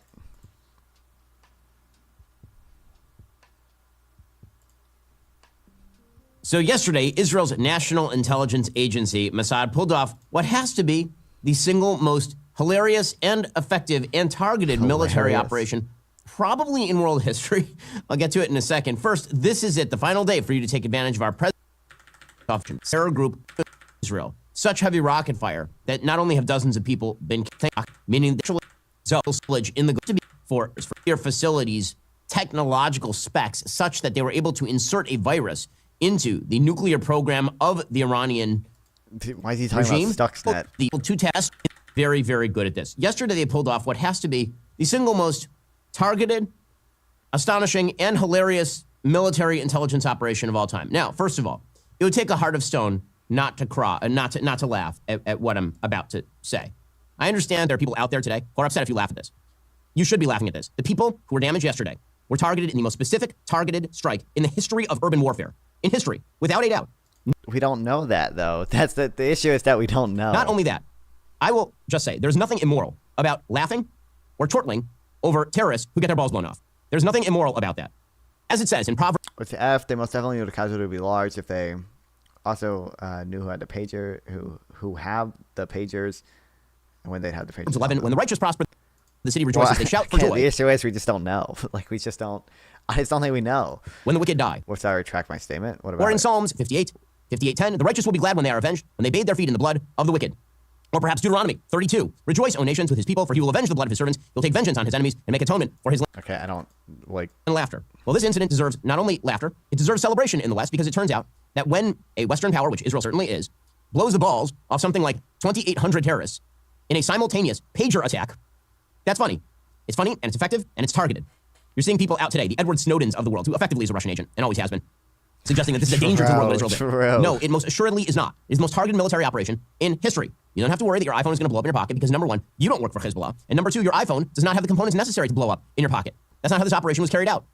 When you see tool bags like the editor of Current Affairs tweeting, Israel had absolutely no idea who would be standing nearby when these beepers exploded. No, they had a pretty good idea because the beepers are on the bodies of the terrorists. It turns out you don't get a beeper in the year 2024 unless you are a Hezbollah terrorist in Lebanon. Well, the concern is, okay, well, there's two concerns. The one that he's not mentioning is the concern is over if these were given to only people in the military wing, or if they were also given to people who would be considered non-combatants who were just serving diplomatic or political roles within Hezbollah. And the other concern, which he kind of glossed over, is if Israel is exploding thousands of pagers simultaneously, you don't have intel on how many people are nearby those explosions, so you don't know how many people. You can't run a proportionality analysis on how many people are nearby. That would be the concern. I don't really think proportionality for this was violated. It does probably. I mean, the booby trap laws are probably violated, but you know, probably at least. How many beepers have you seen? I don't see how that would recently. I understand that there might be some retro folks who are still using beepers from 1998. Let's just say this is not a device in general use. And the reason that all these Hezbollah terrorists were carrying around beepers is because back in February, Israel had so thoroughly hacked Hezbollah's communications networks via things like iPhones that Hezbollah's terror chief, Hassan Nasrallah, he had actually told his people to stop using modern devices and go back to a beeper system. This is one of the things that terrorists in Hamas and Hezbollah do. These mass murderers, one of the things that they do is they go low-tech in order to avoid high-tech surveillance. There's only one problem, which is that Mossad is really, really good at what they do. So here is what happened. According to the Wall Street Journal, pagers carried by thousands of Hezbollah operatives exploded at about the same time Tuesday afternoon. What appeared to be an unprecedented attack, authorities had injured almost 2,800 people and killed 9 across Lebanon. Many of the affected pagers were from a new shipment the group received in recent days, people familiar with the matter said. A Hezbollah official said many fighters had such devices, adding some people felt the pagers heat up and disposed of them before they burst. Hezbollah said a number of the pagers carried by its members exploded simultaneously at 3:30 p.m. local time. It couldn't immediately be determined what caused the blast, which were spread out across the country in several areas where Hezbollah has a heavy presence. Now again, normies don't carry beepers. The reason these people were carrying beepers is because they were handed them by the Hezbollah higher-ups. At some point in the supply chain, Israel must have interdicted ordering the production process. Interdicted these particular beepers, knowing that they were going to be handed out to the Hezbollah fighters. This must have been done months, if not a year in advance. And put some sort of small explosive, like just a couple of grams of explosive, plus some material near the battery, such that when the battery was prompted by code to heat up, it exploded the small amount of explosive that was in the pager. Now, the reason that I suggest that many balls were blown off here, and that there will be many unsatisfied... I don't know if he's gonna... Just from the ricochets alone. It turns out warfare is really ugly and really bad. If you could carry out a targeted operation where literally the only people carrying the devices work for Hezbollah, and you blow up the devices, there is no more targeted operation that is possible. It is not even... Well, it's true, but again, you have to... The distinction would be between Hezbollah's military wing and Hezbollah's political wing. There are people in Hezbollah who are considered non-combatants. He is correct. If it was only going to the military wing, then the targeting wouldn't be a concern. The concern would be proportionality. Well, the concern would be the weapons law and proportionality. I don't think the weapons law is violated. Or sorry, I do think the weapons law is probably violated. However, proportionality, probably not violated.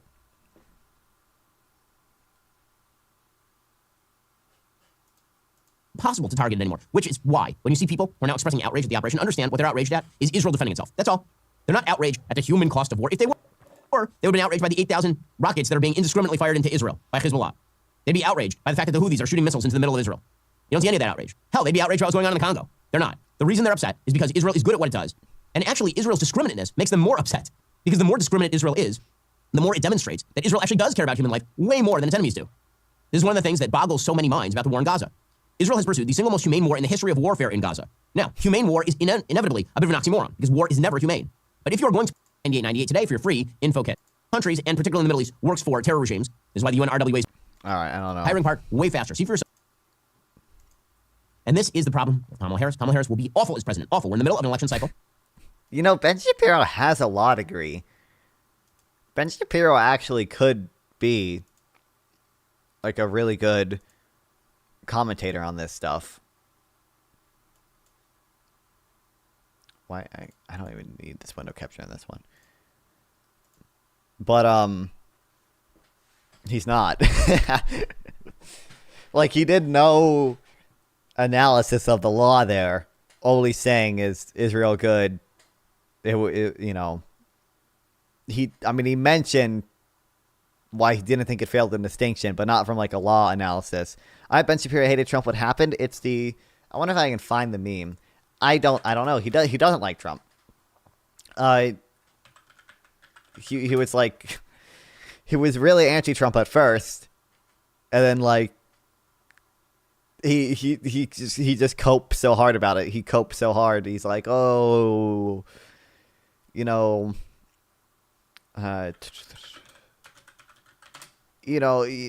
Trump may be a threat to democracy, but the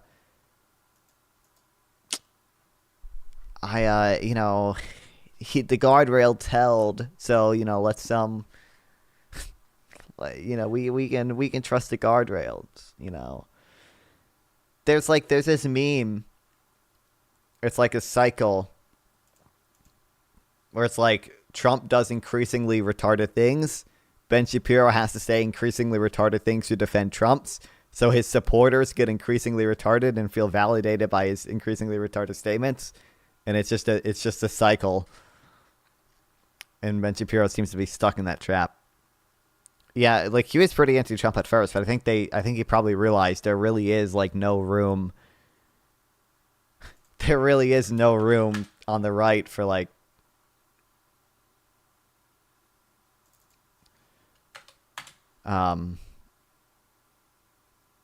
anti-Trump people now. I don't know if I'll be able to find any. I probably liked on Twitter. I don't know if I have to scroll through to find it. It's a funny meme though.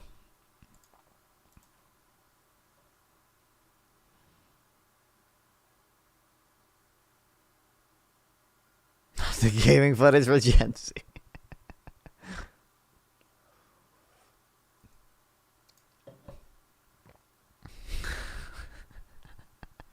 I should have enabled the Twitter chat. I don't know. I haven't been. I don't know if he actually said anything in the Twitter chat.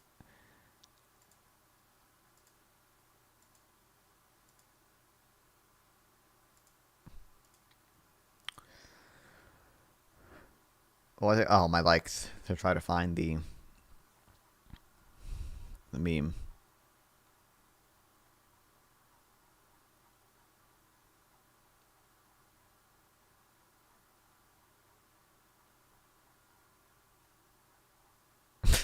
This is funny meme.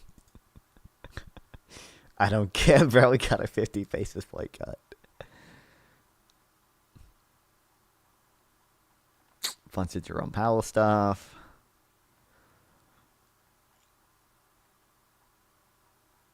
Bunch of Mark Robinson stuff.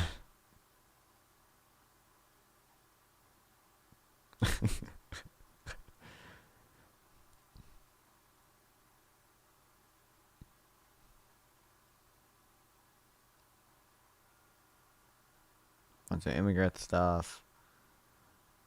Did I not even like it? It'd be funny if I didn't even like it. I don't know.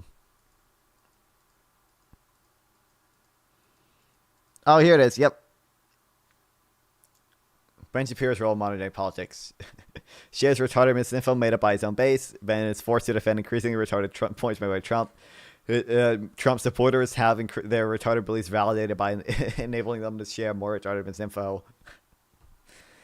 Oh, man. Oh, boy. Oh, boy.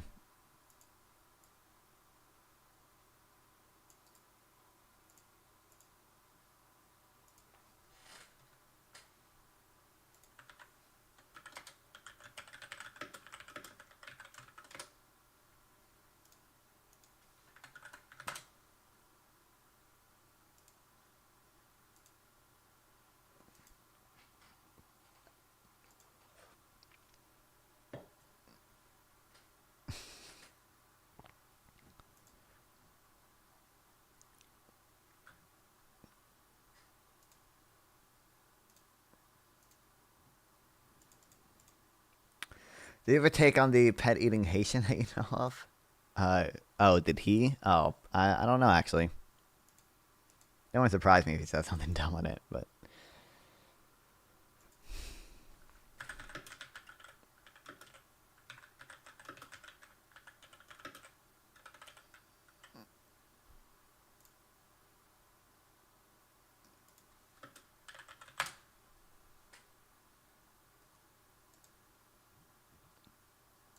Now, I know that Republicans tend to get distracted by shiny objects. The big dumb story of yesterday was this idea that Haitians in Springfield, Ohio are like eating cats and birds from the park or whatever. You don't have to do that, guys. The illegal immigration problem is a massive, massive issue.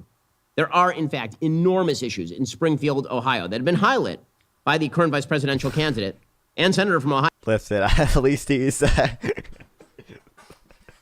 You can tell he's so mad with where the right has gone. You can tell. You don't have to do that, J.D. Vance before. It turns out that when you have a town of 60,000 people and it's inundated with 20,000 Haitian immigrants, that might actually have a real impact on the social services in the city, on the culture of the city. Like these are very real things. You don't have to go to they're killing cats and eating them or stealing neighborhood pets or whatever. So yesterday on the internet, there was this bizarre story that got blown all out over the internet. This is what happens about Haitian immigrants supposedly eating cats or something. Haitian immigrants going to the park and picking geese out of the pond and eating them. Apparently, there's no evidence of that.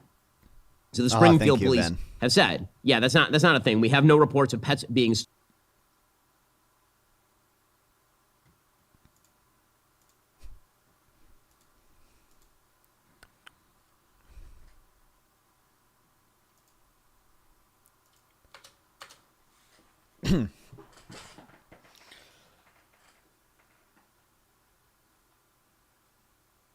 Oh, is PPG live? Oh no, he's just adding everyone to talk about a tweet. Texas has purged about 500K eligible voter from oh yeah.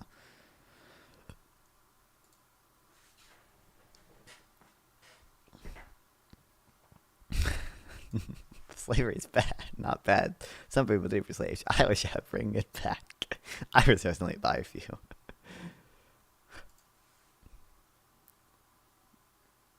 Yeah, Democrat sex scandal versus Republican sex scandal. Oh my god, this image is so funny. Oh my god. I'm gonna worst thing he posted about that affair. I'm back to work for a little bit. I hooked up with my wife's sister. Boy, was it good. That pussy still creamy and that asshole still slick, shiny, and pissy smelling. I fucked her good and she sucked my dick. Coda for cream. We 69. She sucked my dick and balls clean. I tossed my salad. And tossed my salad while I licked the cream out that pussy and sucked her huge clit and tongue fucked that pissy asshole good and deep. I know it's bad, but I can't help it. That crack is like crack and I'm hooked. I don't want wild. Oh man. Oh boy. What happened to what happened to Golden Sneaky? Yeah, I just noticed all of his messages. How do I unban?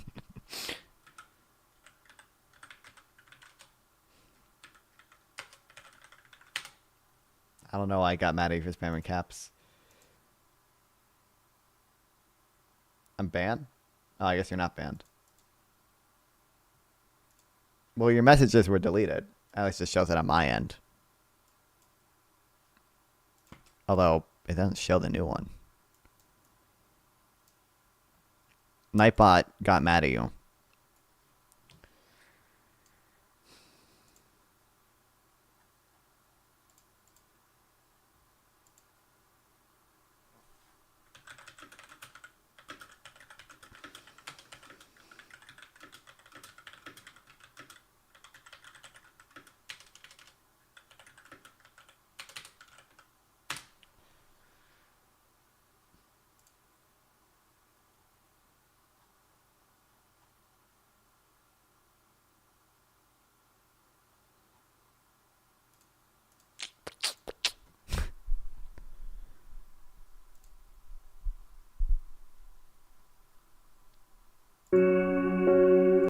Breaking point. Trump song reaches #1 on the chart. Make it right. I'm a fighter.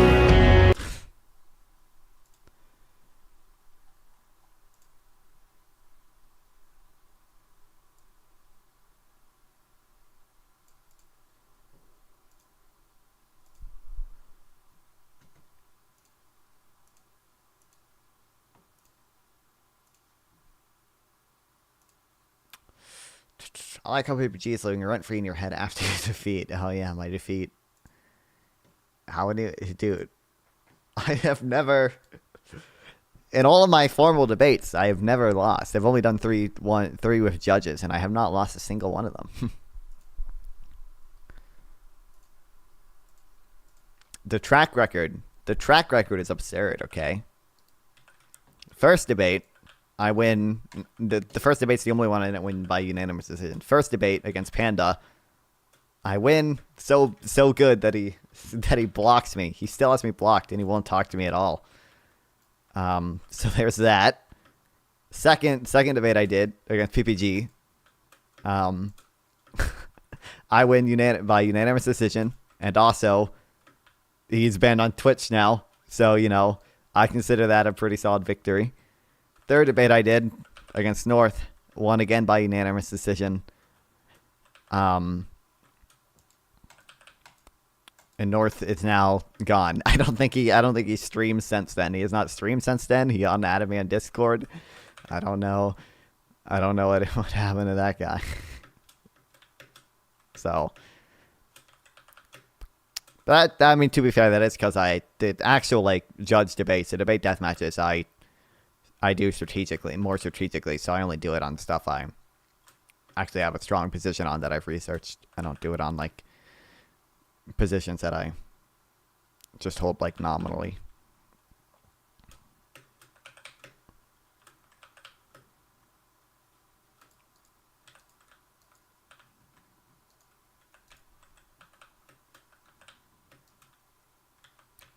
All right.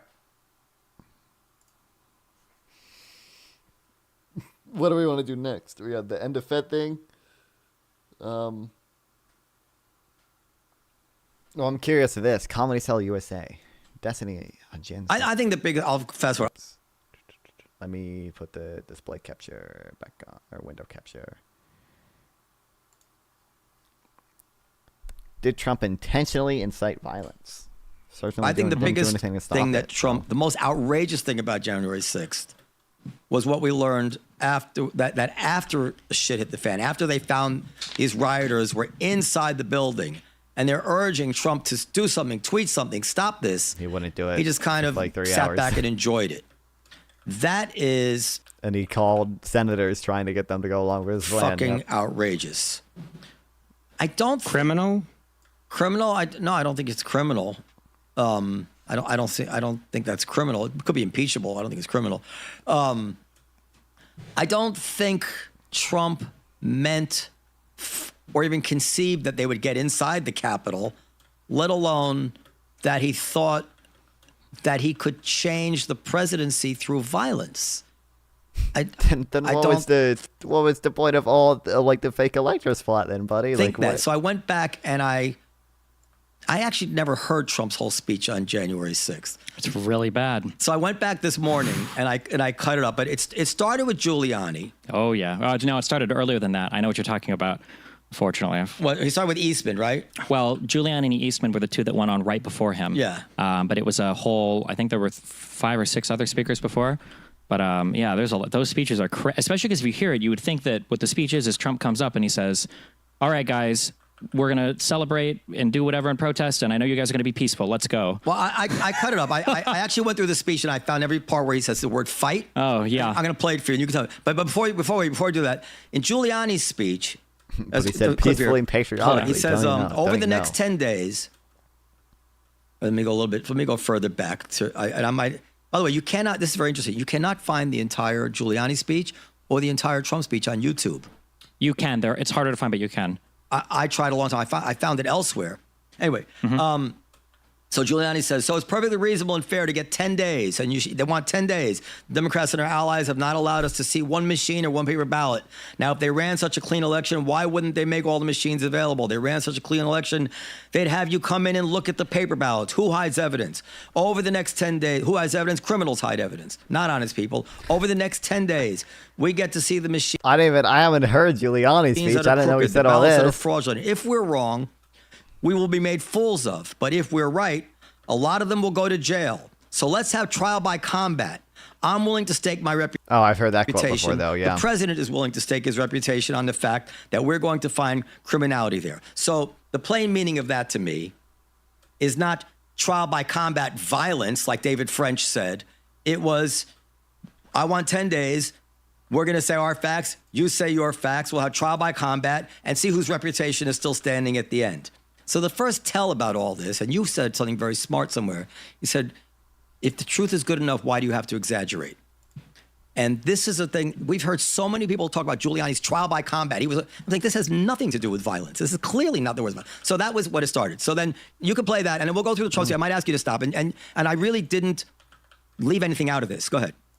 Your press play. The ballots Turn it are up. fraudulent, and if we're wrong, we will be made fools of. But if we're right, a lot of them will go to jail. So let's have trial by combat. All right, so it's going to go past. I'm willing to stake my reputation. The president is willing to stake his reputation on the fact that we're going to find criminality there. And Rudy, you did a great job. This is following this. He's got guts. You know what? He's got guts. Now, you can stop it anytime you want, Steve. The Republican Party. He's got guts. I will, actually, real quick. Yeah. I don't know which parts you've clipped of this. Can I run you through a short story for what's happening up to this point? Yeah, and parts I clipped, I did a transcript of it, and anything surrounding the word fight, because that's everybody focused on the word fight, I put in here. Okay. 100% of the time you use fight. Good. Okay. Stop me if you, what is our heart out for this? No, we've got time. Okay. Stop me if you want me to shut the fuck up. Because January 6th was always supposed to be violent. It was the absolute goal the entire time. There was no other alternative, okay? That's my thesis. We'll start with that, okay? Trump and his campaign knew that there was a good chance that they were going to lose the election. There is video footage prior to the election of Roger Stone and Steve Bannon saying that, and if I had the video, I'd pull them up. I don't have my phone, but of them saying, listen, on the night of, we don't know what's going to happen with the mail-in ballots and what Trump's going to do. Shit's going to get crazy. This is Steve Bannon. He's just going to call the election. He's going to call it. He's just going to say it. Even like Bernie was literally saying, Bernie on fucking the Tonight Show was like, oh, Trump is going to call the election early. He's going to try to not count the mail-in ballots. And that's the only thing Bernie's right about. Good win. And that's true. I know about this. Yes, that's exactly what happened. Now, Republicans, because they like to memory hole everything, they like to pretend that, well, nobody knew everybody knew it was going to happen beforehand. Every single person knew. Bernie Sanders, I think, was on Kimmel Live, maybe the day or two before, saying, we don't know what's going to happen. Pennsylvania might change overnight. We don't know. When some mail-in ballots come in, we might see some states flip. Every single person knew that it was going to happen. And that's why they knew what was going to happen. That the election could change dramatically overnight as the mail-in ballots are being counted. Yes. Everybody knew that was going to happen, okay? Not that was going to happen. That it could. They knew that the mail-in ballots were going to be heavily in favor of the Democrats because Trump constantly said that they were going to be rigged. Let me add to that. Yep. The election was so close in those swing states, like a swing of 40,000 votes would have gone the other way. No one could have known it was going to happen, but people knew there was a good chance. People knew that the mail-in ballots were going to be more democratically favored. They knew that it would move in that direction, but they didn't know if it would get over the top. True, but they knew there was a real chance, more than what people were saying. Absolutely. Okay. So, leading up to the election night, notice also for the year before, For as much as Republicans, namely Donald Trump, complain about mail-in ballots, now I looked for this for a few days. I cannot find a single example of Donald Trump speaking about how to make mail-in ballots more secure. It was always that we need to ban them. Yes. And he was even confronted with, hey, don't you vote by mail-in ballot? And he said, well, I'm allowed to do that. He might have won if he had just told the people to go vote. Yes, actually. Or, no, that is true. Yeah. So leading up to the election, they constantly said voter fraud was going to happen. They constantly said it was going to be rigged if he didn't win. They constantly said mail-in ballots weren't to be trusted. And on election night, okay, 2 huge things happen. One, Fox News, in a way, Trump perceives it as being a backstab. Fox News calls the election for Arizona. You remember that the night of? I don't know if you said it. Yes, Fox News. Yeah, he hated Trump was furious for that because what it hurt, what he planned to do next, which is what he tried to do anyways, he walked up on stage and he called himself the winner of the election that night. And on the second big moment that night, Pence went up afterwards and Pence said, listen, I'm sure we're going to win, and we'll be glad to announce a victory after every vote has been counted. So Pence tried to walk that statement back a bit for Trump. Okay. From November 3rd, it becomes clear in the days after that they've lost the election, basically. I think by the 7th, it basically gets called. At that point, all hell breaks loose in the Trump camp, and there are 2 dates now that are coming up that they're going to try to control. One is December 14th, which is when the electors... Which is when they have to cast their fake electors, and the other is Jan 6th and the when next it's is January certified. 6th, which is when the electors are certified. Now, can I pause you there? Yep, pause. I agree with... Okay. I think I agree with everything. That's good. I just want to make the case for something. I knew this at the time. This is an article from the New York Times, October 6th, 2012, before Trump thing. I look at the headline, Error and Fraud at Issue as Absentee Voting Rises. So prior to the Trump situation, it was considered a perfectly reasonable argument. In fact, the New York Times had an article about saying that more and more of these absentee ballots and mail-in ballots increase the risk. Hey, guess what? Guess what? Trump sued. The Trump campaign filed like 60 lawsuits. He hired so many people to investigate it, and they all found nothing. They couldn't find anything. They couldn't find jack shit. What's the date on that? October 6, 2012. Okay. When these articles are written and these things happen, what happens is the counties get together and they figure out how do they tighten up their elections, which is what did happen, which is why when people ever bring up the Dominion voting machines and being rigged online, those things, all of them produced a paper ballot. Every single Dominion voting machine, every single voting machine in the United States, none of them were done purely electronic. All of them did paper ballots. That's one correction that people made because they were worried about things related to error or fraud or whatever. Maybe you're right, and maybe that was known, that wasn't known, but it does seem like it was not unreasonable. It was. Wait, hold on. Okay, let me keep going, okay? Okay, Stop me, okay? Let me keep going, okay? Yeah, go ahead. So election is called at this point, okay? They are desperate, and they have to find ways to stop basically the election from continuing. They can't let the electors get certified on the 14th or to have them vote, and they can't let the votes get counted on the 6th. So from that point, we get things like the Kraken from Sidney Powell and Giuliani and all these crazy conspiracies. Tell people what that is, if people are not going to remember. No, they don't remember. No one knows what the Kraken was. So supposedly, the Trump and his cronies launched basically 64 court cases in different jurisdictions around the country to try to focus on these 7 states to try to get the elections flipped. But what happened was... There was always some huge factual basis that was about to be uncovered. All of it, always panned, every never single one... It wasn't that it didn't pan out, it's that they were fucking bullshit. Yes. They were utter and total bullshit. So they were stalling to try to hope to find something that actually would exist. No, because they knew nothing existed. They wanted litigation to be open on January 6th is what they wanted, because they thought it would strengthen the case for delaying their certification. Basically, if it ever went to the courts, you could say, hey, look, there's a fucking case open on this. Clearly there's some concern here for election fraud. That's my understanding. Stalling so that they could steal the election. Sidney Powell, when she got taken to court, Dominion was, I won't go through all of these, but the Dominion was another one. When Sidney Powell was taken to court, Sidney Powell said, I can't be sued for these statements because these weren't statements of fact, and a statement has to be actionable for it to be qualified as a defamation statement. And nobody who was watching me talk about Dominion machines being created in Venezuela with orders of Hugo Chavez, obviously this was just my opinion, these weren't statements of fact, despite the fact that they were in court filings, okay? So they were filing bullshit cases. They knew they were bullshit cases. By the end, when they were forced to admit, in court what was going on, they said that they fucking lied on all of them, and every single person behind the scenes was also telling Trump and his cronies and his campaign this shit over and over and over and over. So let's take this. Let's take this to what it implies. And we'll get back to the speech. Yeah, it's all going to come down to this question of whether or not people think that Trump knew he lost and was just outright cheating. He did. Or people think, no, the guy's such a narcissist. No, he actually believed impossible. That, and you believe that as a matter of a civil standard, you're more likely than not, or you think you could prove beyond a reasonable doubt that Trump knew he lost and was. Well, if he didn't know he lost, he's literally mentally unfit for office. He's literally psychotic. He's literally schizophrenic. Cheating. Well, it depends on what the Supreme Court will let you review for evidence now, because a lot of it is not reviewable. You think whatever beyond a reasonable doubt, absolutely easily. There's a huge thing. Again, there's so many stories. Also, the nice thing about my conspiracies is all of these are available in testimony, deposition, under oath, investigation stuff. None of this is like conspiratorial, like, oh, I read this on a weird website. All of this is super in the open, okay? You don't see a psychological it's problem playing out here. There is a way for that. Donald Trump's psychological issue here. You see, if it's that bad, then he needs to be institutionalized. Maybe, he's experiencing true, psychosis. True. Well, I know a lot of people who are in denial. This isn't just denial, though. This is him asking people around him to lie in order to further the... Well, listen, I go back and forth. Go ahead. But how do you go from there to this was always meant to be violent? Sure. So, are you familiar with the fact that on December 1st that Barr gave an interview with You think he'd be schizophrenia, but most of his party believes it? But yeah, a lot of Trump's. Well, I don't even know if most Republicans believe it at this point. I know a lot of obviously most Trump supporters believe it, but Trump himself was told by so many people that he previously trusted to investigate election fraud. He was told specific claims that were false, and then went on to repeat those same exact specific claims that were false.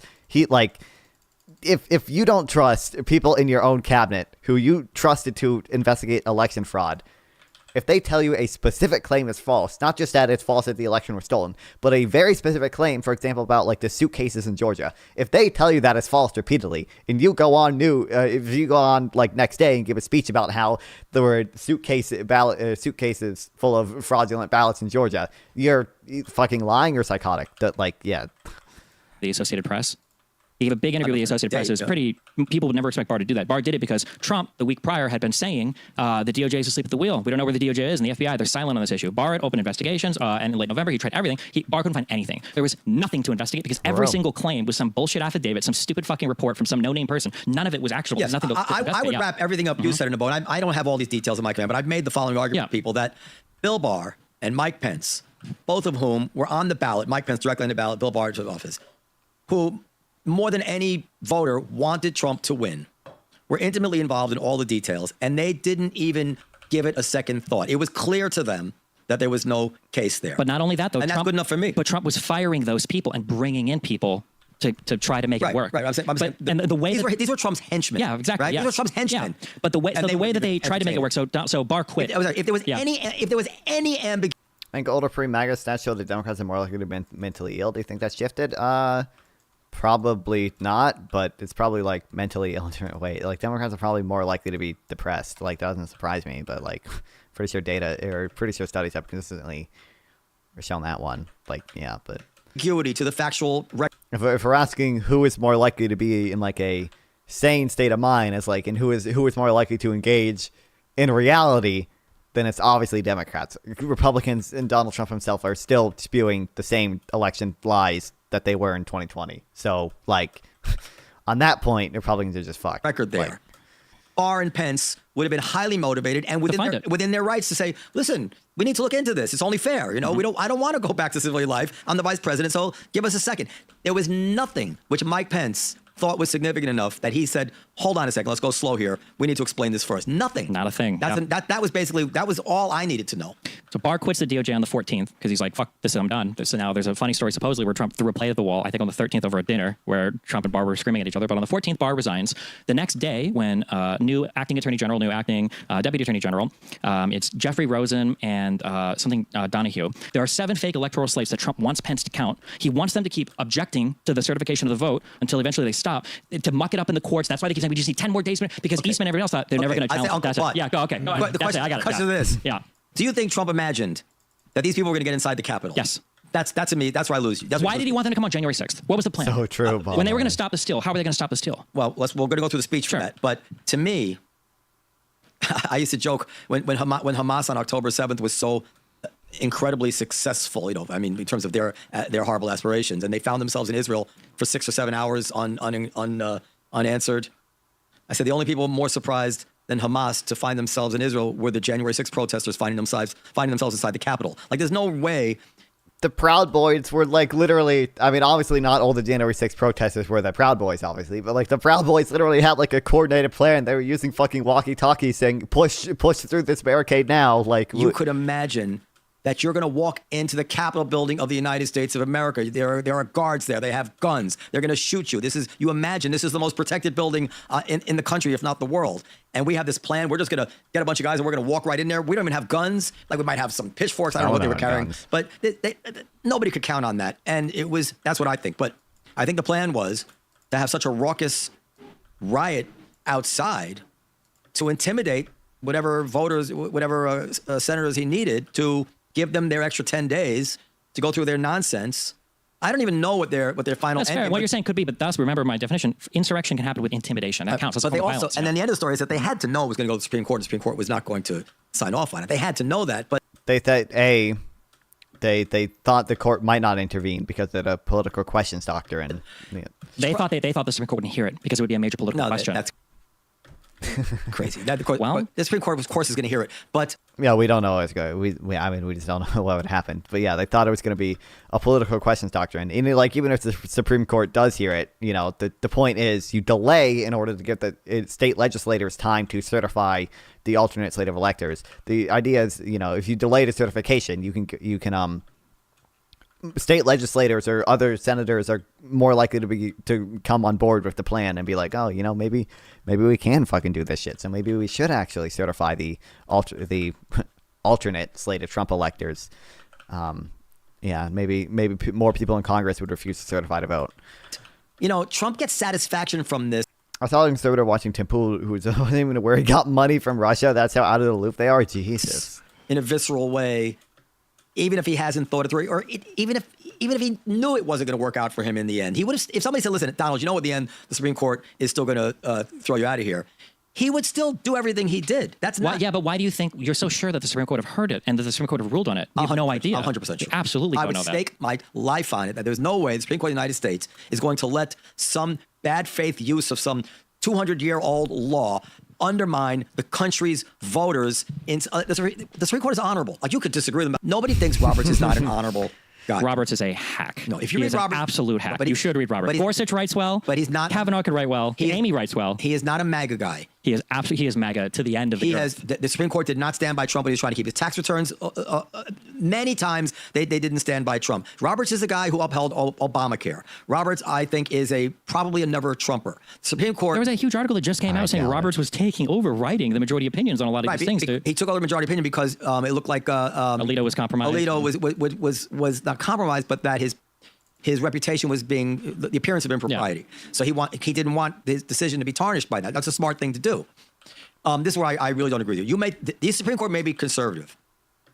They are patriots. They are patriots. They're certainly not beholden to Donald Trump, especially Roberts. I don't think there is a true American that exists that could think that the President of the United States is beyond criminal charge. I just can't go that far with you to think that the Supreme Court of the United States would be not just lack patriotism, would be underselling it, would be completely and totally corrupt to end American democracy on behalf of Donald Trump, knowing that he lost the election and they would sit by and allow him to become president. That's just one thing that was never addressed. We're way off. I think that I think Trump thrives on the entire January 6th I was robbed moment, regardless of whether he actually thought he could stay in office.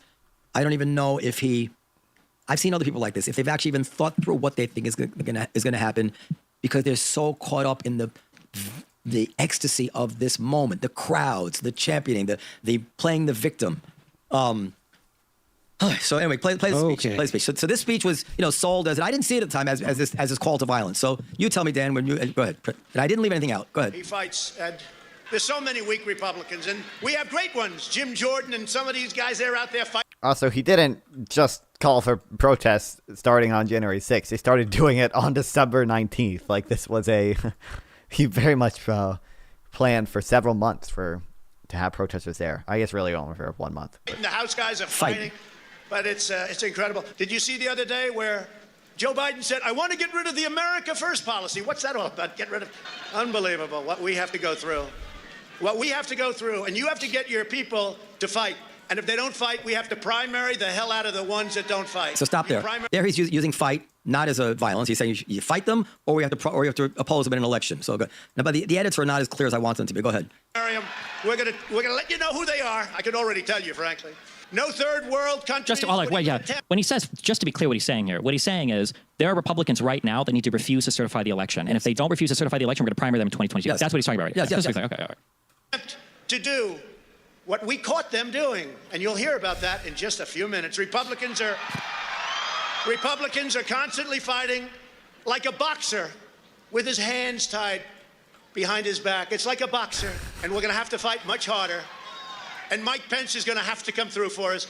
And if he doesn't, that will be a sad day for our country, because you're sworn to uphold our Constitution. What a liar. The American people do not believe the corrupt fake news anymore. They have ruined their reputation.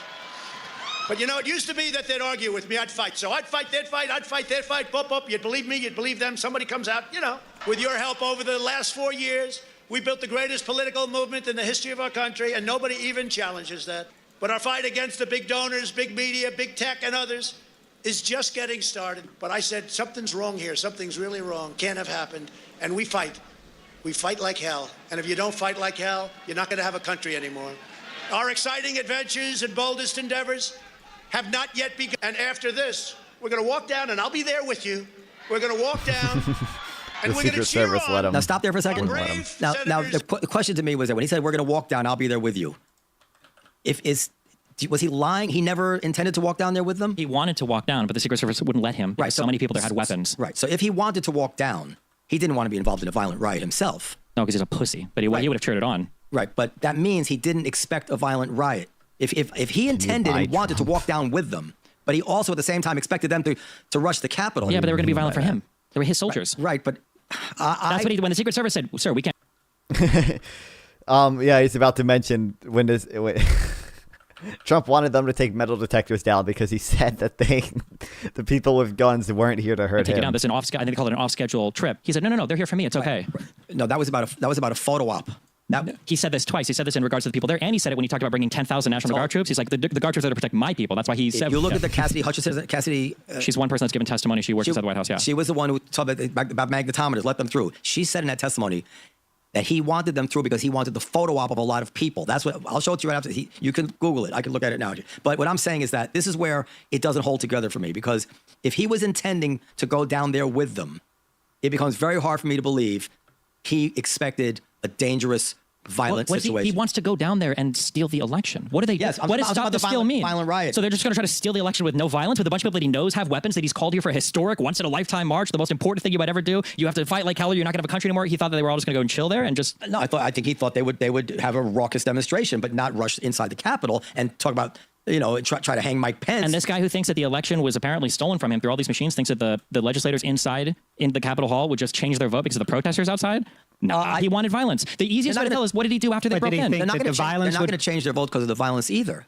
But they stopped the certification. So you think he wanted to stop the certification? Yes, absolutely. So why would he want to walk down there with them? Like that's what could be worse for him than to actually go down there and put his imprimatur on? Nothing is bad until you lose.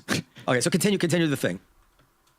And congressmen and women, because you'll never take back our country with weakness. You have to show strength and you have to be strong.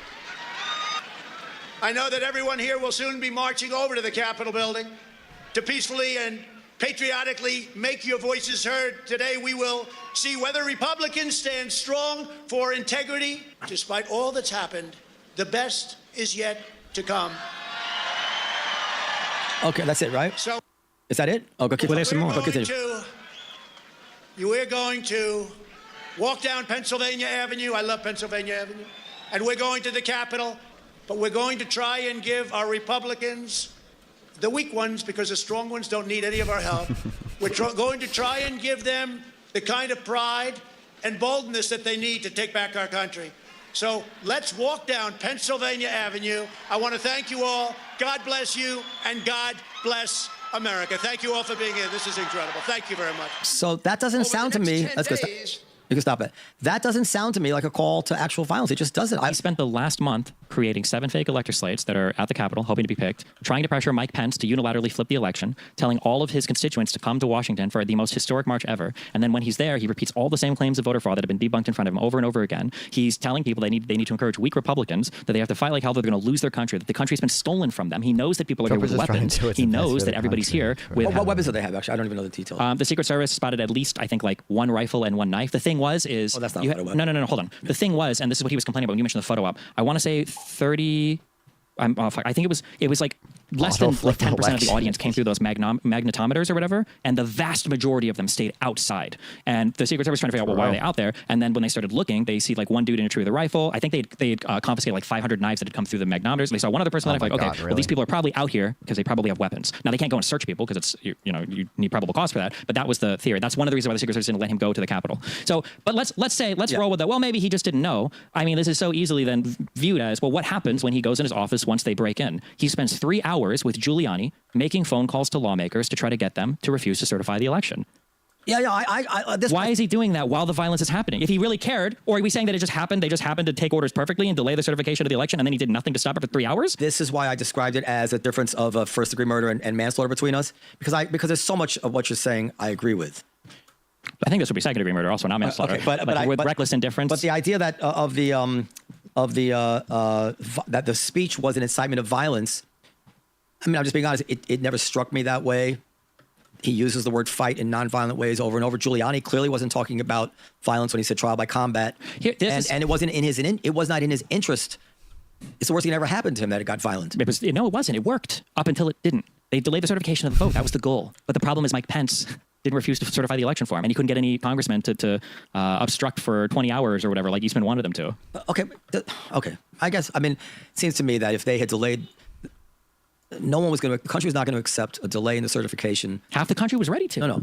They would accept it if it happened. They wouldn't accept it, but it would be an easier sell if it appeared to be a deliberative decision than one which was done at the point of a gun. Once the country sees that the vote was not a vote, but was a capitulation to violence, no one can defend that vote. Yeah, but that's the great thing about dehumanizing your opponent. But all the arguments, all the legal theories, none of that even can be brought to bear anymore because that's not why they voted that way. You held a gun to their head. But people think that that's already happened on their side. And you think the Supreme Court would actually uphold a decision by the Senate that was made on TV with people figuratively holding guns to the senators' heads, and that's crazy. What Eastman was saying was he didn't think the Supreme Court would touch it because of the political decisions and major questions doctrine. That it was too big of a decision, way too political, so the Supreme Court would... Or just be delayed long enough that they could find state legislators that could, state legislators to certify the alternate legislative electors that they created. I think that's ridiculous. What Eastman said. That's fine if you thought you were serious, but that was their plan going in. What I'm saying is that it's ridiculous, even the way you're describing it. But even Eastman couldn't believe the Supreme Court would uphold the decision if he knew it was a result of a violent intimidation. In other words, the Supreme Court might say, okay, we're going to accept it. The Senate decided. But if they know that the Senate didn't decide, that the only reason it happened is because a violent mob put a gun to their head, no, that cannot stand procedurally. It couldn't have. And that's why they could have never wanted that. What if they win the certification? The Supreme Court decision is after January 20th. Follow my argument. I do, but what if Donald Trump just appoints 6 more judges to the Supreme Court? Well, now you're bringing another thing. What if he can't appoint 6 more judges? Yeah, he could. He just appointed. Do you think Republicans in the Senate are going to stand against Trump? These guys go along with him with literally every plan he's hatched. Okay, well, I don't think. First of all, they have to change the statute. I don't even know if you have to change the law. I think it's just no. You have to change the law because there's a law which says how many members are on the Supreme Court, and then. I mean, that's why Biden can't pack the court. He wants to. He proposed a. Biden doesn't want to pack the court. He explicitly said he wouldn't do that. Yeah, no, whatever. That's the Democrats wanted. But since then, he said he's taking a look at. The point was that there was going to be a proposal. A law had to be passed to allow for more. Right now, it's not a random number of Supreme Court justices. There's a law which says how many justices there are on the Supreme Court. They have to change that. This is where we diverge. Yeah. I think there is a limit. If your worldview is correct, you had to be way, way, way more shocked than I was that Bill Barr and Mike Pence and basically every other Republican administration didn't stand by Trump.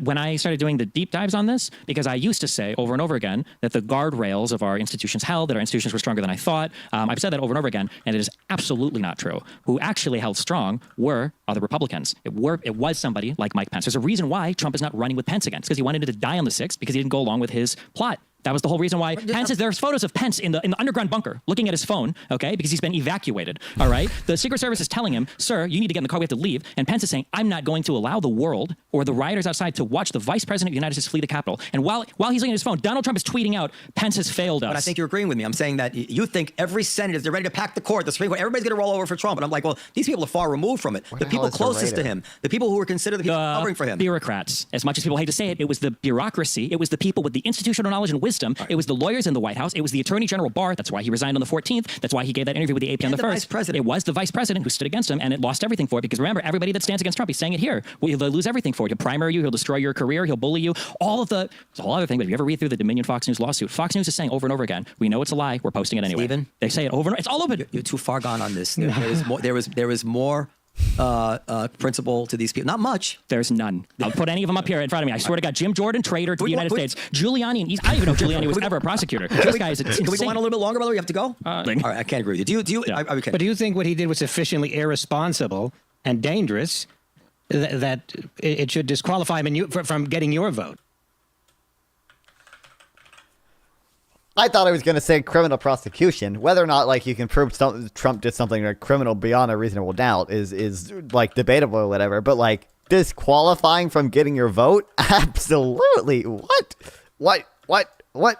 Like even if J6 wasn't an insurrection, I'm dug super far deep into the insurrection thing because I don't really care if it was an insurrection. It's very clearly morally disqualifying. You should not be holding office if you're stress testing democracy the way Trump did, we'll say, regardless of whether or not it was an insurrection. Uh-oh. They're not good. I just want it.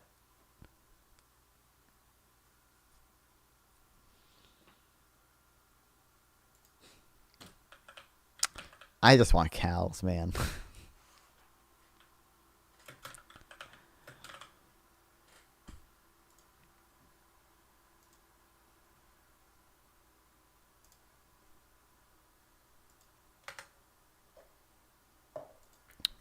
Read that, watch that.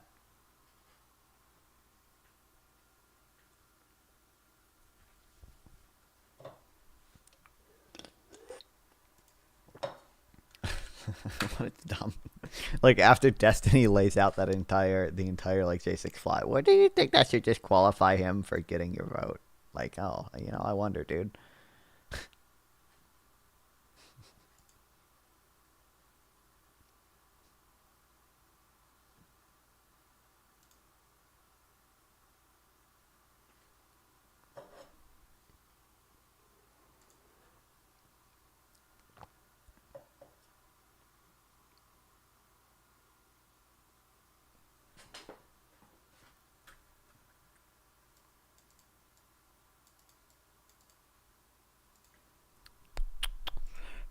All right. Let's see. Let's like read something and then there's more shit to react to. Which one of these was written first? July 18th, June 27th. Which one's first? June's first, right?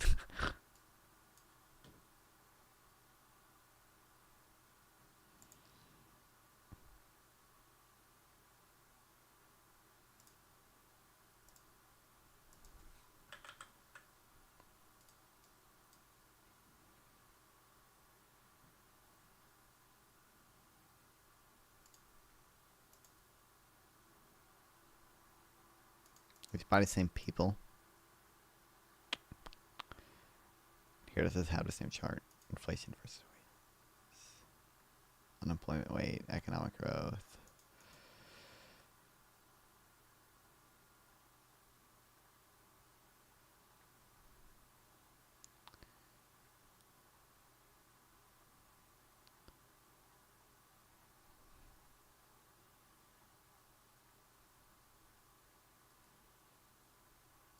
Okay, slightly different charts.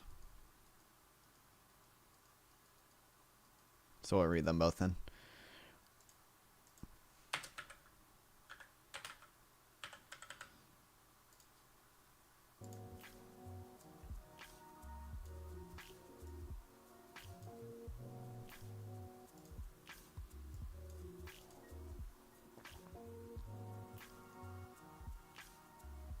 You have a severe case of TDS? True.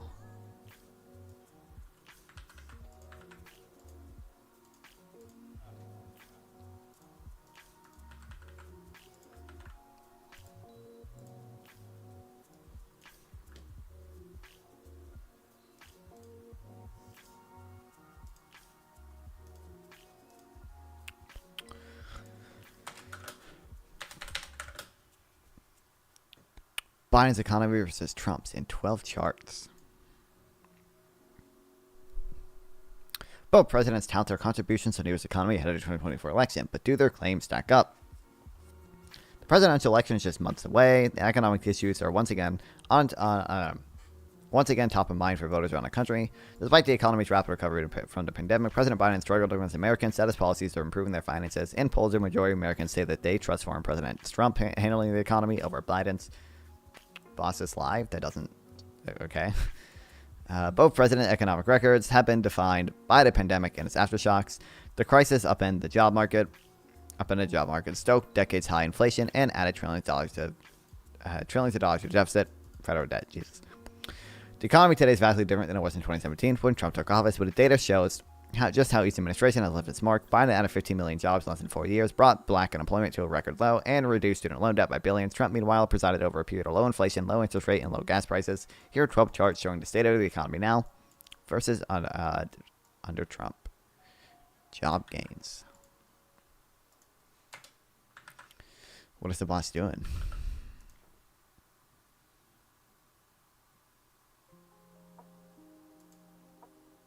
Exactly, He's been Chris. live. Exactly, Chris. I get you, Chris. I He's understand. been live that. longer than I have. Like,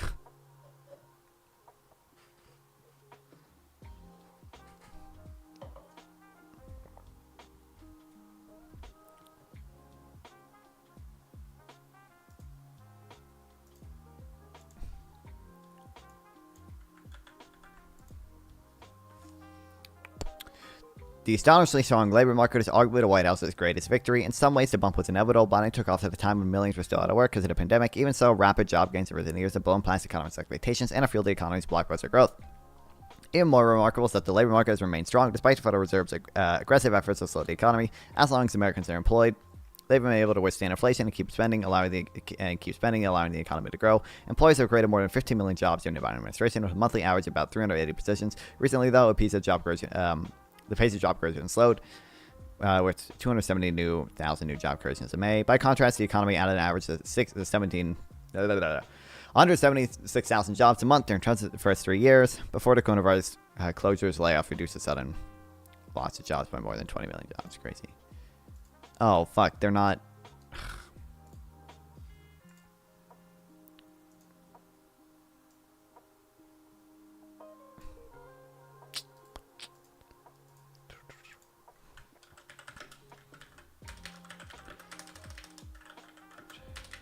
Job growth was strong.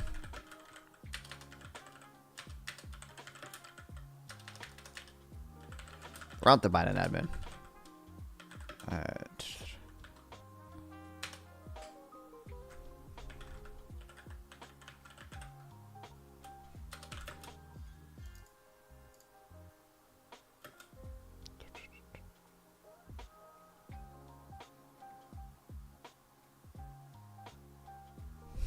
Term, I guess to say.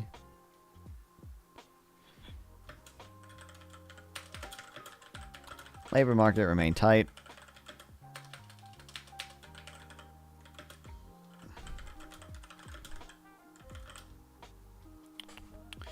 Even after the Fed raised rates.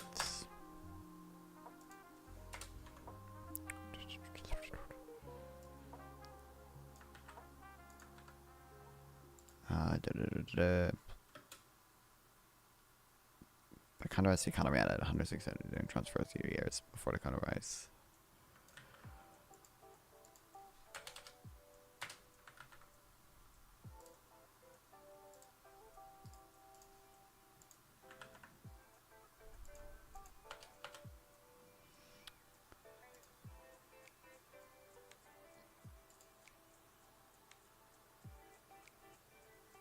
Right here, wait, I can just duplicate it.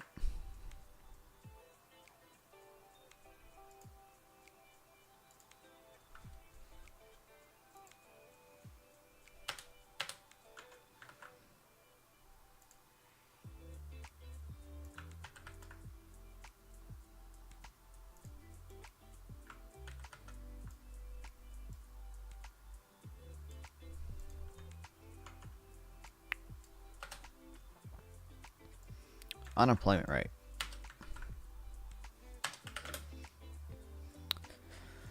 Aside from COVID fuel surge in much of 2020 and 2021, the national unemployment rates remained low through both Biden and Trump's presidency. Joblessness fell during the Trump's 3 years to a half-century low, 3.5% in 2020. Just before the pandemic, during Biden's presidency, the unemployment rate is inched down even further to 3.4% last year, and now stands at 4%. The years-long pickup in hiring has been particularly good for workers who are historically underrepresented in the labor force. Unemployment for Hispanic workers, black women, and people with disabilities have hit all record lows under Biden's watch. The black unemployment rate, which Trump liked to take credit for, improved during his presidency, fell during both administrations and reached an all-time low during the Biden era last year.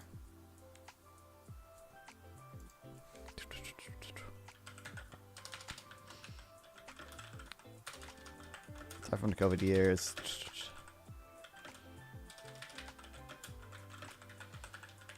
unemployment was low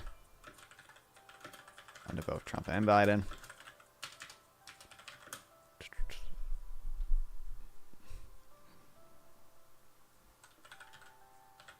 Including for workers who are typically underrepresented in the labor force.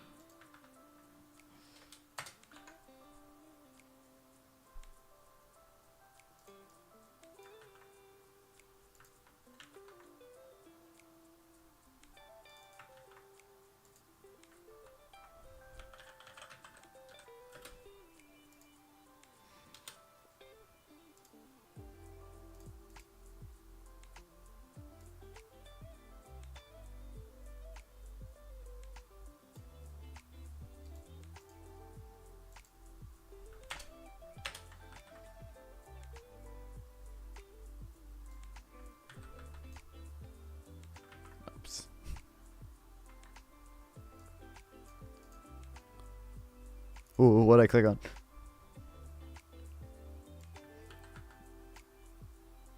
Why is it Y? Hello, Control C, Control V. There we go.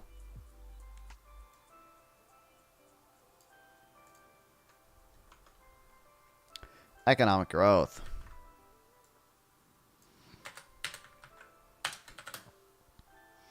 For the most part, the U.S. economy has expanded at a steady pace under both Trump and Biden. Gross domestic product, a measure of all the goods and services produced in the country, has grown about 8.4% since Biden took office after adjusting for inflation. That's when compared to 6.8% uptick during Trump's presidency when the pandemic forced the economy into a steep and sudden recession. Even so, the economy rebounded quickly, thanks in part to the trillions of stimulus money, and was growing by the time Trump left office. Growing again by the time Trump left office. Now, under Biden, the economy is notched 7 straight quarters of growth, following a 6 months up in 2022. The latest expansion has been powered by solid consumer spending, which makes up about 70% of the economy, and new infrastructure and green energy projects spearheaded by the Biden administration. Although economic growth has recently cooled to an annualized rate of 1.4%, as of March, it is welcome news to the Fed, which has been trying to put a lid on inflation.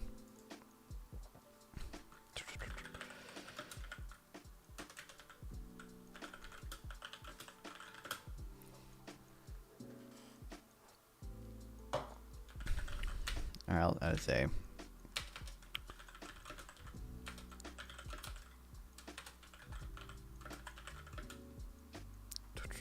both Trump and Biden.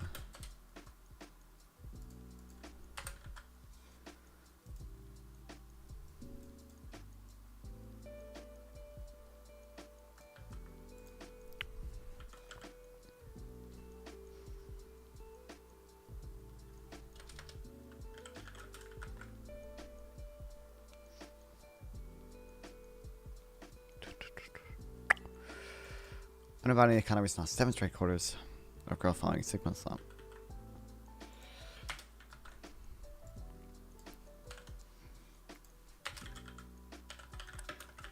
Mostly by consumer spending, which accounts for about 70%.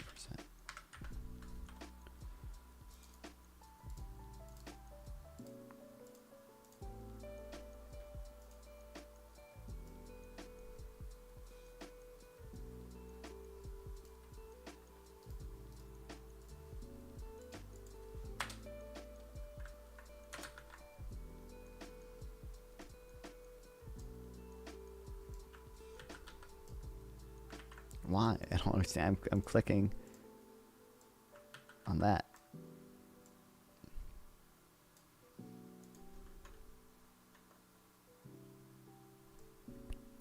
Gas prices.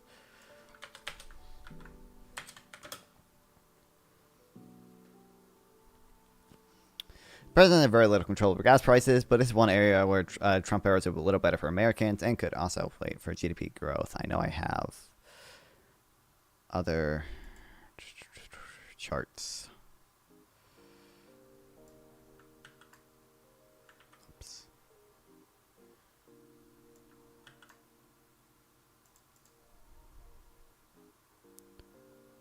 For that as well.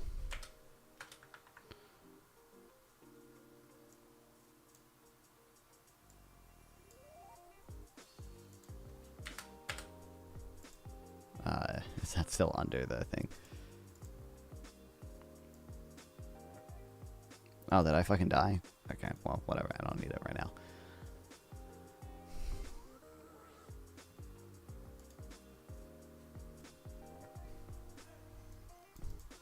When there's very little control over gas prices, but is one area. Trump's a little better. Pandemic-related hiccups, the war in Ukraine, and spikes in demand have all sent gas prices into a dizzying roller coaster ride since 2020. Gas prices more than doubled between April 2020 and April 2022, from a national average of 1.84 per gallon to 4.11.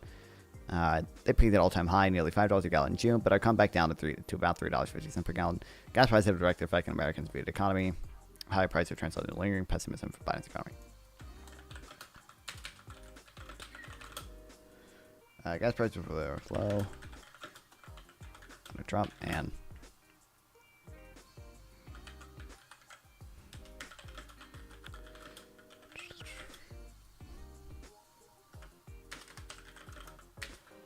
under Biden.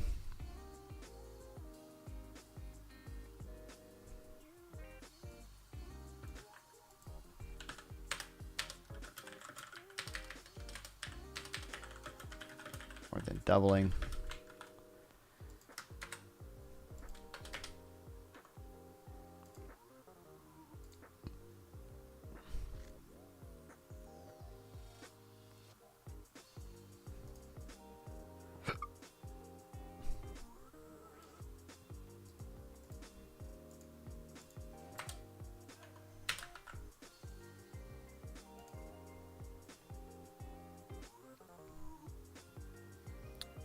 Home price is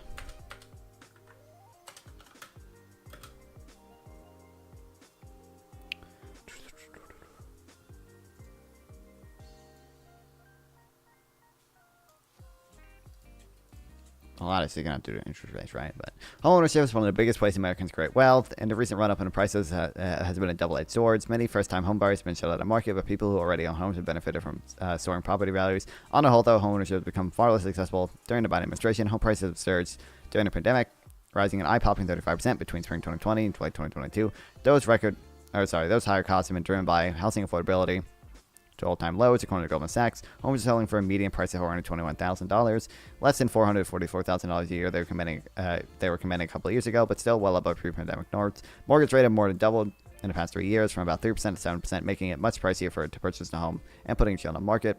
But prices remain high because demand for housing continues to outpace supply.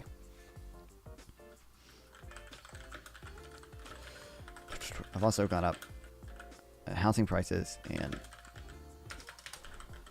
mortgage rates. I've also gone up significantly.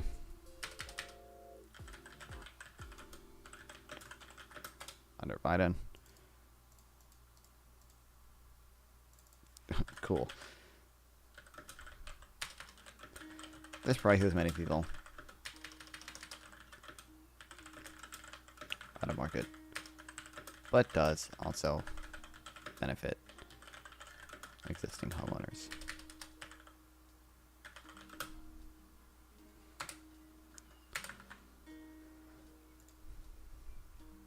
Inflation, Joe Biden, inflation, Joe Biden, inflation, Joe Biden, inflation.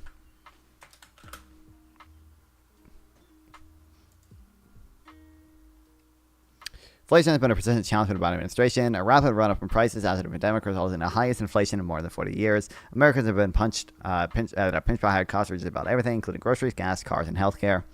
Although inflation has recently come down from 2022's peaks, many prices are still more than 3% higher than they were a year ago. Many Americans say higher costs have tainted the views of the economy, with voters consistently citing inflation as their top economic concern.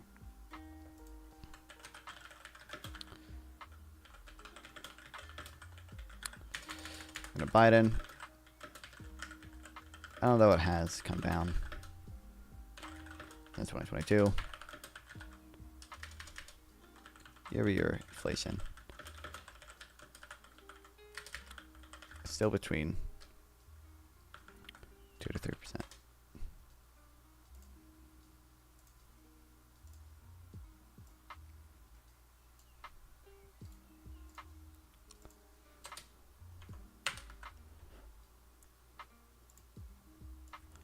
Interest rates. I mean, they don't control that at all, but okay. Well, Trump wants to, but president has very little power over interest rates. What a Federal Reserve chair and governors are appointed by the president and confirmed by Congress. The central bank operates independently, but the Fed's actions have far-reaching effects on the economy. During the Biden presidency, central banks has raised interest rates 11 times. As part of its efforts to raise inflation, the bank controls the federal funds target range, which, well, it controls that interest rate. The bank uses it to lend money to each other overnight, which at 5.25 to 5.5% is at its highest level in 22 years. Each time the Fed raises rates, or even hints that it might, there are ripple effects across the economy, resulting in high borrowing costs for loans of both types, including mortgages, currently about 7%, or personal loans 12%, according to bank rate, and credit cards about 20%.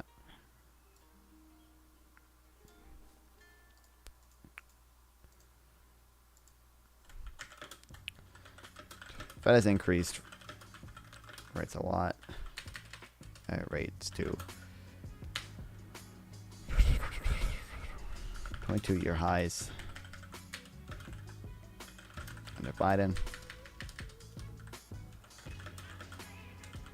to try and fight inflation.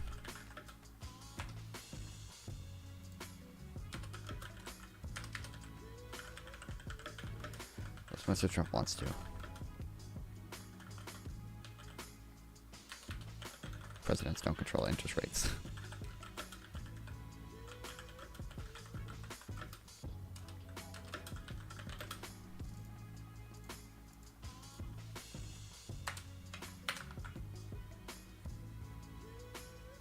Disposable income probably increased a little bit because of the stimulus.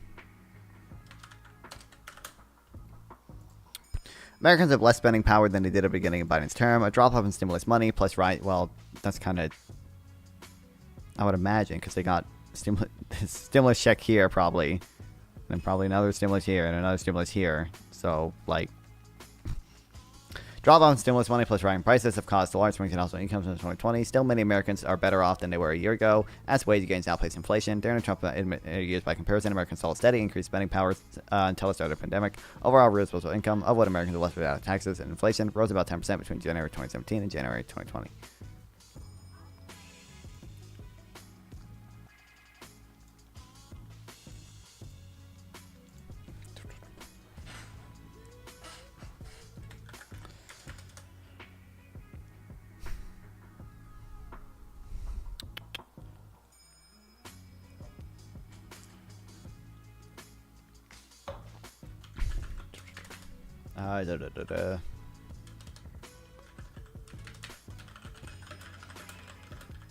Americans have less spending power overall since the start of Biden's term.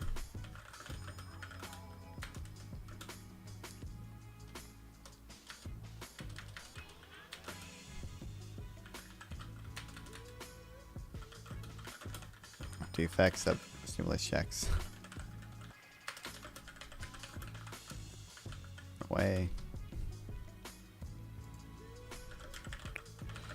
However, it is on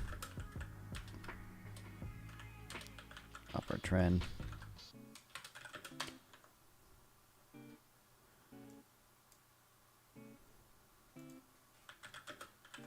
The past year. What's up, Lumpus Dub? Welcome back. Hope you're doing good. What's on your mind lately? I don't know. Not much.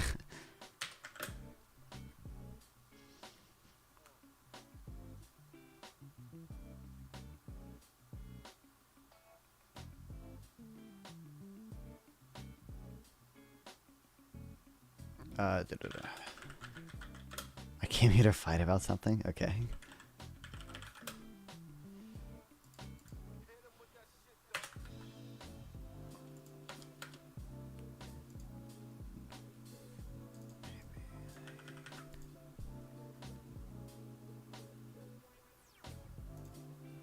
Oops.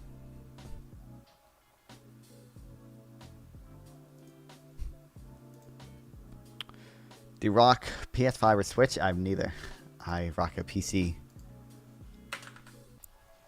I have a PC and I have an Xbox 360. And those are the consoles that I have. God damn it.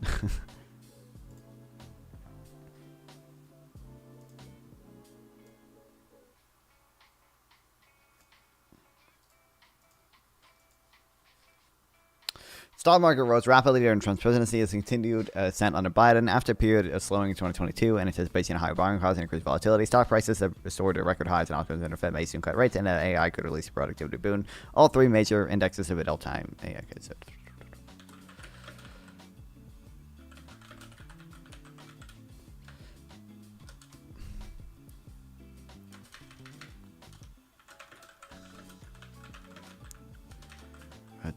Significantly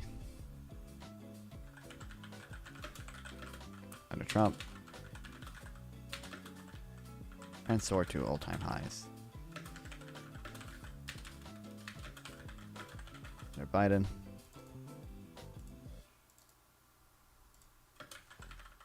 After a slump in 2022. Do you play Diablo 4? Nope, I have not played any Diablo games. Are you all nighttime economics? What?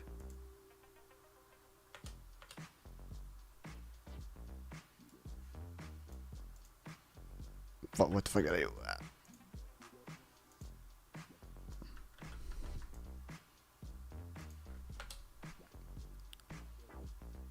Economist? Are you all nighttime economist? I don't know what that means. Doesn't help. Like, do you work at night? I'm basically nocturnal. I woke up at 5 p.m. today, brother.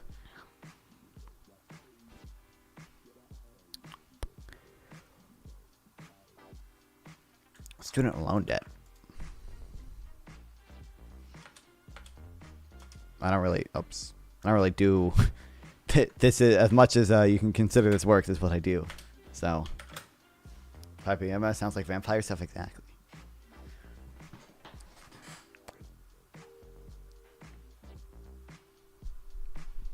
Outstanding student loan balances have been climbing for nearly 2 decades until now. When Biden took office, vowing to whittle down student debt, the debt burden on students and graduates, and his most ambitious plan, including $400 billion forgiveness plan, have been blocked by Republican lawmakers that have been in court, his ministers have found ways to offer relief.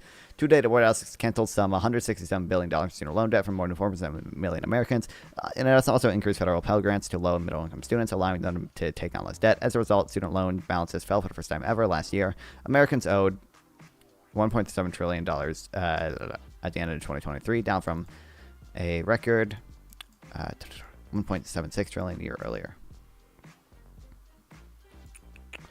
If I could ask you a question, what would it be?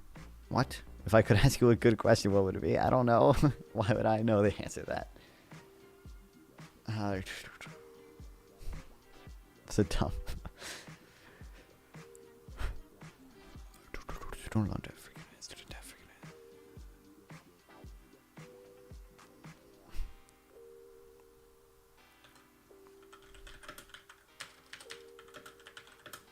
I want to talk about life stuff or world stuff. Well, you can ask me whatever. I'm not going to have good advice on what you can ask me. It's like, don't ask me about stuff I don't know about.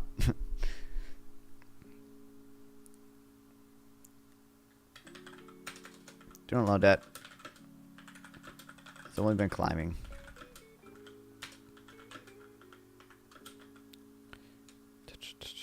For 20 years. Ton of Biden admin.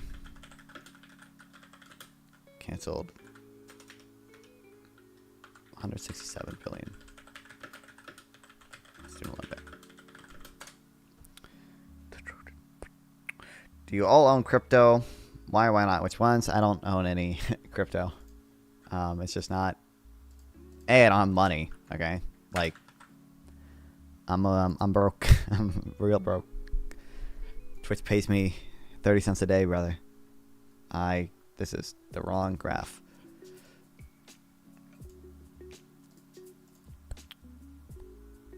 So I can't afford to, and I also am just not that. I'm not really interested in crypto stuff. I don't really care. You look too good to be broke, Churro. Listen, we're almost monetized on YouTube.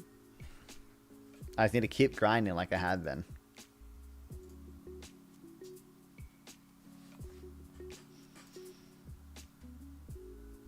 I need like 300. This is going to update. I have more. Why did this only get 18 views? I should have gotten more. Fronted you 15k USD. What would you do with it? You have to pay it back. But I would probably buy bonds. If I have to pay it back, I would buy bonds. I don't trust myself to invest in anything else. I'm just gonna buy the bonds and take my safe 2% return.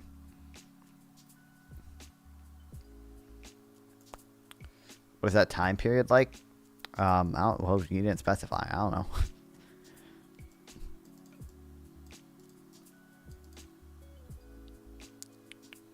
Consumer sentiment. Despite the economy's strengths, Americans appeal to feel pretty crummy when it comes to their finances in about 10 years.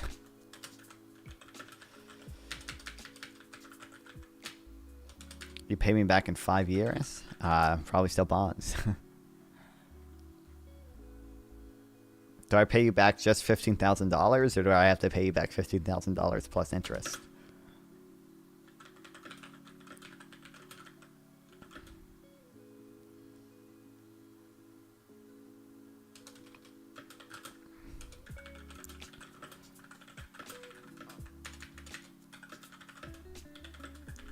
Model both? Well, depending on how high the interest rate is. If I don't have to pay interest, then I'm just buying bonds. If I have to pay interest, then I'm probably, depending on how high it is, I'm either buying bonds or I'm putting it in the S&P 500.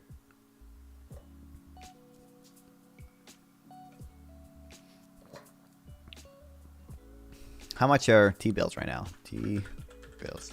Or, you said 5-year? 5-year T-bill rate. 3%.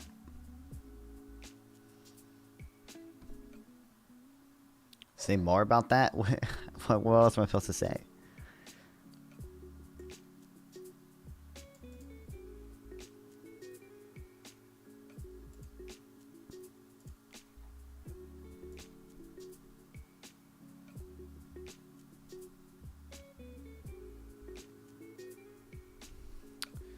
Why not stick with bonds? Because bonds give you a really low return.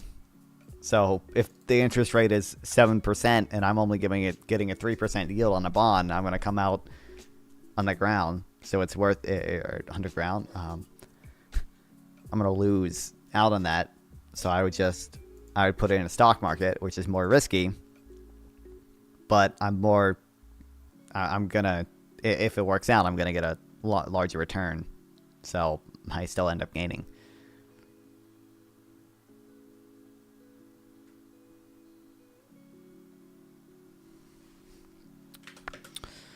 Really charge you.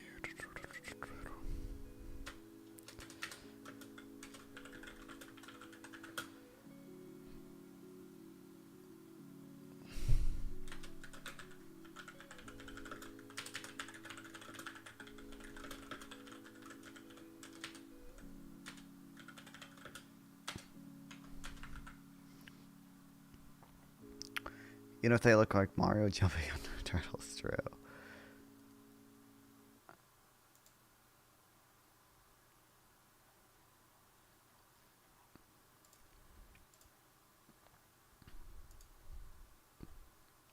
Federal deficit.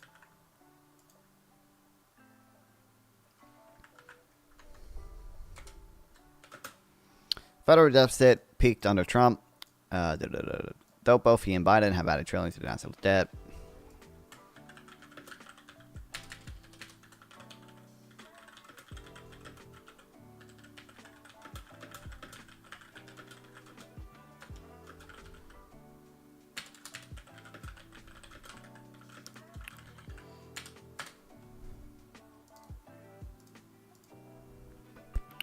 That was the deficit of the gap between what the government brings in each year, grew on every year under Trump's presidency, proven tax cuts followed by it, yeah, blah, blah, blah. Deficit narrowed the first 2 years of Biden's presidency, but last year it grew again by 23%, leaving the country with $1.7 trillion shortfall.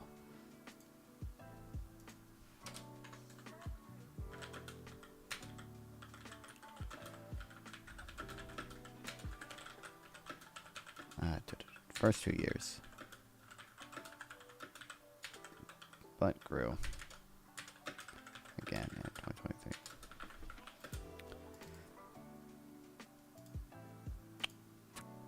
Do you have old siblings? Sorry if I asked it before. I have no clue if I asked it before. Yeah, I have 2 siblings, 2 younger brothers. Background doesn't confine to political dysfunction in Congress. The setting of alarm bells for rating agencies that track the United States financial standing. Fitch Ratings stripped the United States of its top AAA score in August. In November, Moody's downgraded its outlook on U.S. sovereign debt, warning that continued political polarization threaten the country's fiscal strength. Wild. Oh shit, 3 brothers. Yeah, my mom never got a girl. How do you all get on with your bros? I mean, we get along pretty well. Like, I don't know. Well, the youngest one is incredibly annoying and nobody likes him, but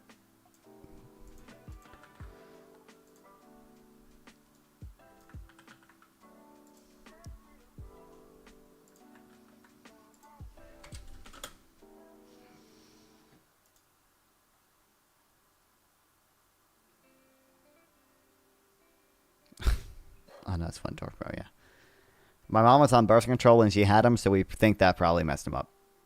That's our theory, at least. I'm being mean, but it's justified.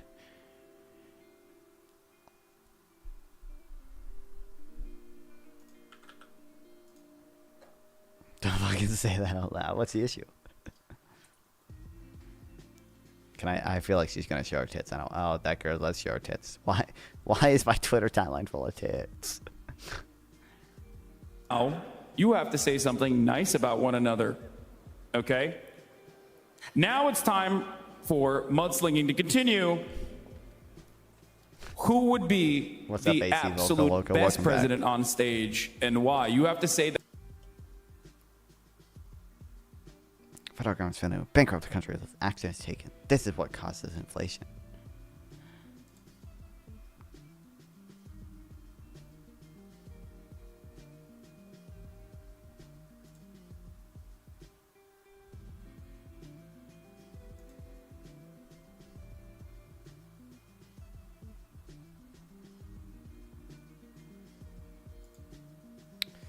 Waters just said in Fox News that he never heard of North Carolina Lieutenant Governor Mark Roberts, and he interviewed him not too long ago.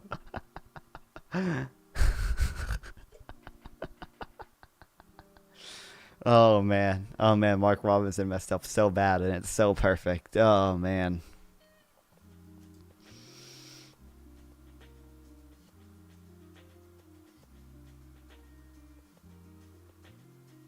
Can you believe that they let Twinks do Kamala rally security? We confiscated so many vapes, you have no idea.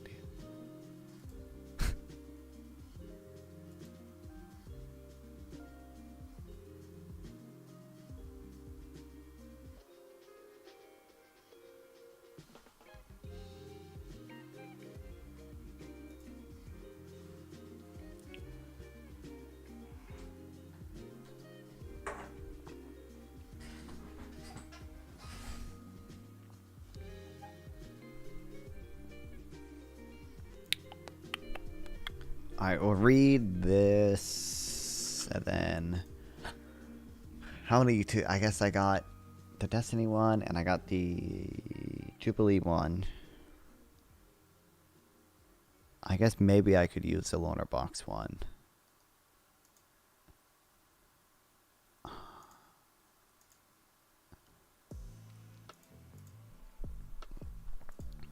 Is that all the YouTube videos I got?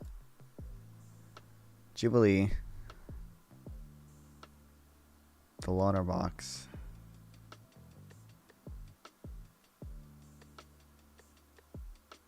maybe I can make one out of the pages, the My GPR thing, but the Destiny one.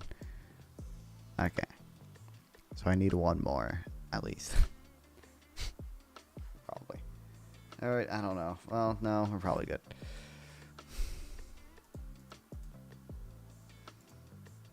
Okay, we'll read this and then I'll probably answer him.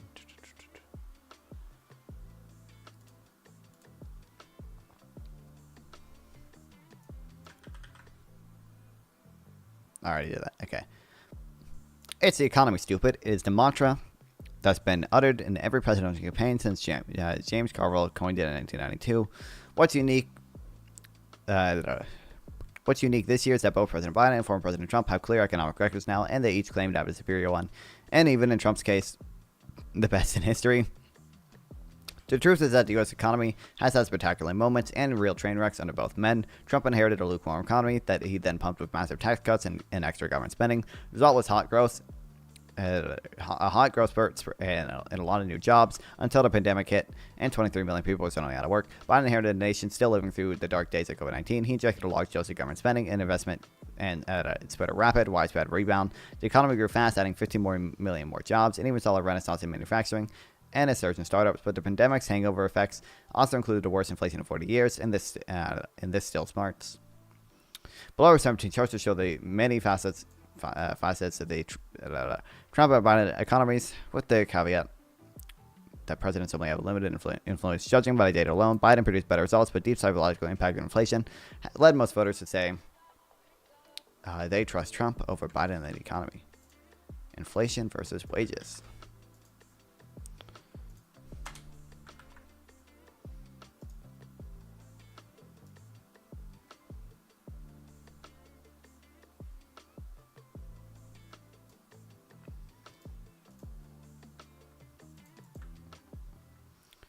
Are you conservative? You know the answer to that, localist.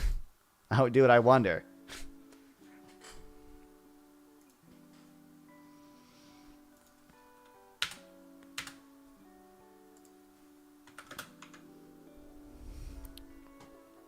During Biden's presidency, inflation has stung.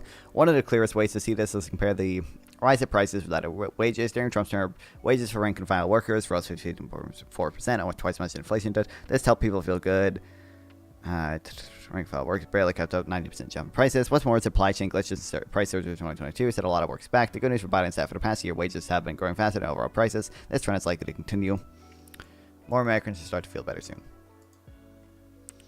If you like Biden, you are misinformed. Oh, true.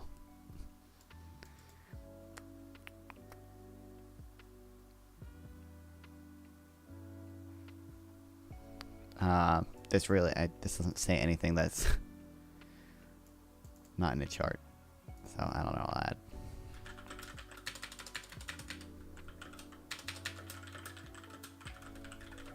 Biden. Wages have outpaced inflation. And I'll add.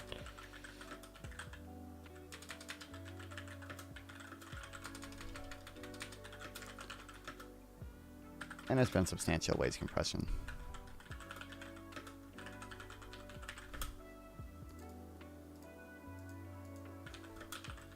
Although the wage compression has slowed as, you know,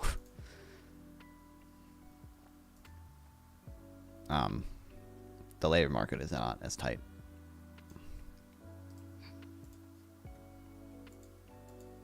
He's a Democrat career politician. Okay, yeah, like, that's not a bad thing. My choices are Democrat career politician, like normal dude, like literally, like it's like the meme. It's like the meme. He's like career politician. It's like Biden, normie Dem, versus Trump, schizo, insane, lying, tried to overturn an election, like retard. Like it's not that much of a. It's like normal person or like rapist, felon, insurrectionist. Tough one, dude. I don't buy the economy gain more than 50,000 jobs. So far in the Biden and President, 15.7 million jobs have been added to the economy. Yes, President benefited from the pandemic bounce back, but business added. Trump is genius, trillionaire, badass. He is a billionaire, I guess. I don't know if I would call him a genius. I have not really... I've not really seen him say anything smart who will save America. It's still funny to me, like when you do these things, like you say you're like a localist or whatever, and you don't both presidents or do usurpations or whatever, but like you grade Trump on such a massive curve that like it's just so abhorrent. I can link you with him saying something smart. I've heard him say so. I don't know if I've ever heard him speak intelligently. Link me something, him saying something smart. I've just never. Like, he literally, either he's intentionally lying about tariffs, or he's unbelievably retarded.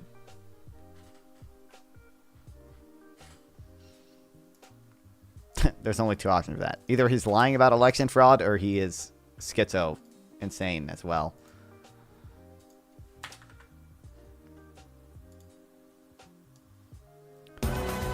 Donald Trump participates in a federalism event. Oh. More and achieves far, far, far less. My administration has been working to reverse this federal power grab and give power back to families, cities, states. Give power back to localities. Before this administration, only one time in our nation's history had a president signed a bill that used the Congressional Review Act to cancel a federal regulation.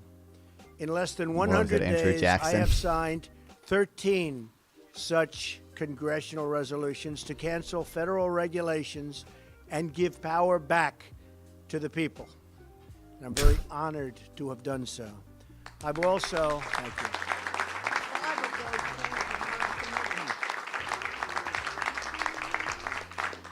That's true. As you said, 5 have come from your committee. That's exactly right. Good job. I think she's done a good job. I've also signed over a dozen executive actions that reverse federal intrusion and empower local communities. The executive order I'm signing today is another critical step to restoring local control, which is so important. This executive order directs Secretary DeVos to review current federal regulations and ensure that they don't obstruct the ability of states, local governments, teachers, and most importantly, parents to make the best decision for their students and in many cases for their children. Previous administrations have wrongfully forced states and schools to comply with federal whims and dictate what our kids are taught. But we know that local communities do it best and know it best. The time has come to empower parents and teachers to make the decisions. It was doing pretty good until, this part. This part doesn't sound especially dumb, but I know what the implication is. Children. Previous administrations have wrongfully forced states and schools to comply with federal whims and dictate what our kids are taught. But we know the implication of this is all like the dumb CRT, BLM shit, woke shit. Oh, that and the implication. He wants to abolish the Department of Education. He's that is his position now. Do it best and know it best. The time has come to empower parents and teachers to make order is all about. So important. Thomas Jefferson put it best when he home concerns over the matters that are most important to them. Together, we're going to fight to give our children the bright and beautiful future. Okay, anyway.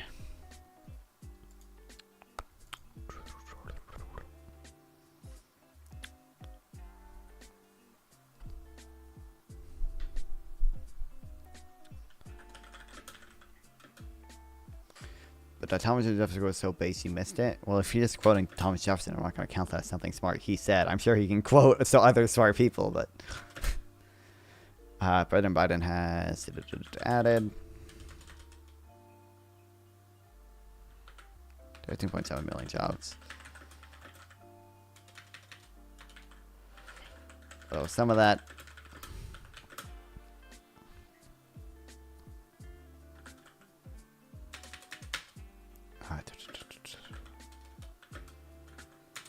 was a bounce back from pandemic job losses.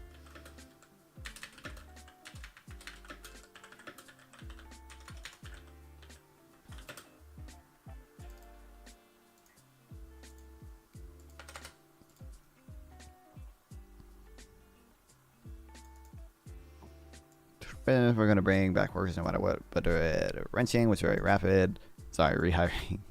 helped along providing stimulus and out of the economy. 6 million more jobs than did pre-pandemic. Under Trump, job growth was also strong. 6.7 million jobs added before the pandemic. But when you factor in a pandemic, Trump's economy shed millions of jobs.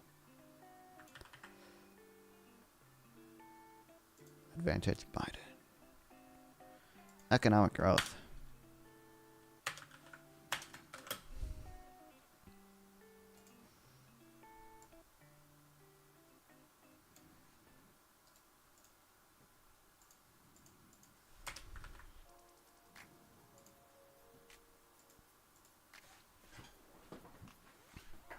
The data doesn't support Trump's claim that he had the greatest economy in history of the world, but he did preside over several years of 2.5 to 3% annual growth, well above the norm of 2%. Of course, the pandemic recession hit during Trump's 1 year in office, plummeting the record. Growth under Biden has been strong, surging nearly 6% in 2021, 1.9% in 2022, and 2.5% in 2023. Indeed, the U.S. economy has been enemy of the world for most of its robust pandemic surge. Biden likes to remind people, as Biden likes to remind people.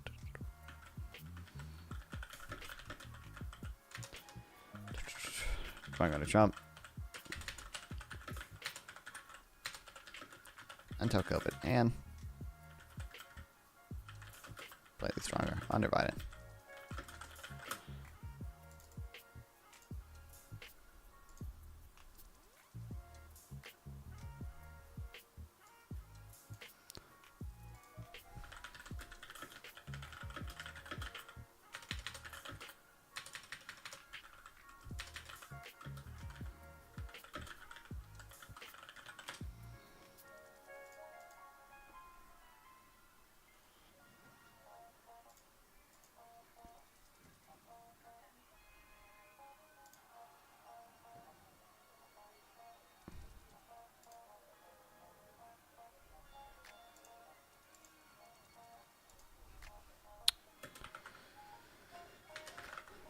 There's a chart I'm looking for.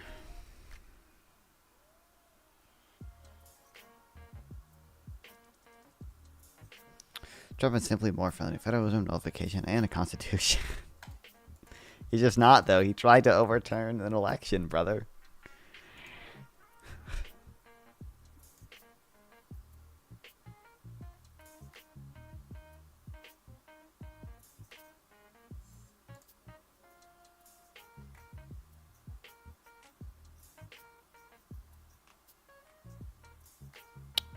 Where's the chart I'm looking for?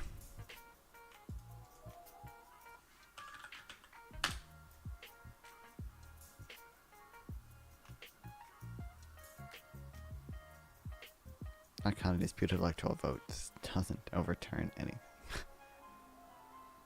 Disputed is an interesting way to put it.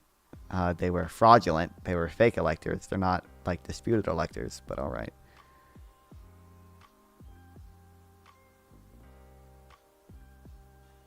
God, I swear I had this chart somewhere.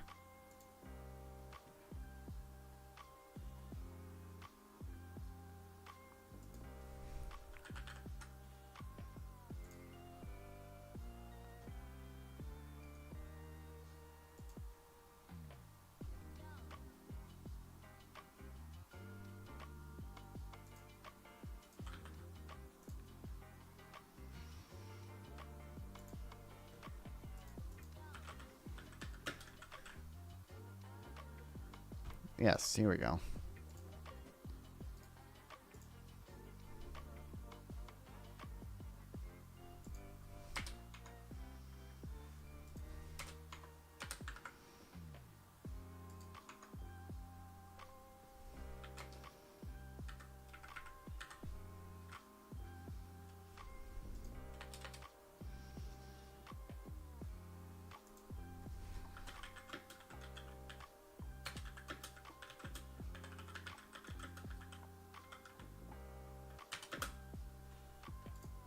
I'll paste the pre-COVID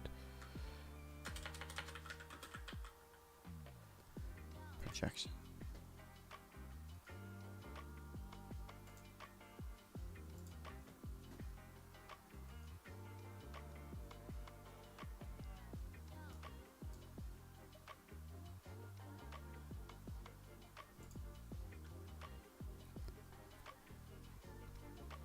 Does it not come from like an article? Did he tweet out this? So with Bobby Kagan's calculations from CB. Oh, okay.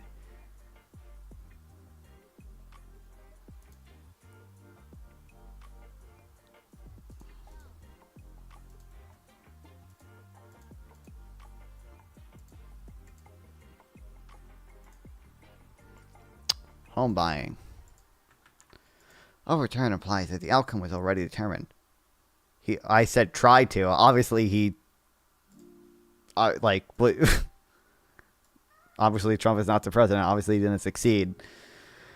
Outcome is determined. The electoral vote is counted. So, disputed. They're not disputed. Oh my God, they're fake. They're fraudulent. Why do you keep saying disputed? These were not legitimate electors certified by the state. These were fraudulent electors. So, if disputed electoral votes are not counted in the first place, then the outcome has not been finalized yet, and therefore cannot be. You realize. Unbelievably, if a Democrat did this, like, you would lose your absolute fucking mind. The curve you're grading him on is so unbelievably insane.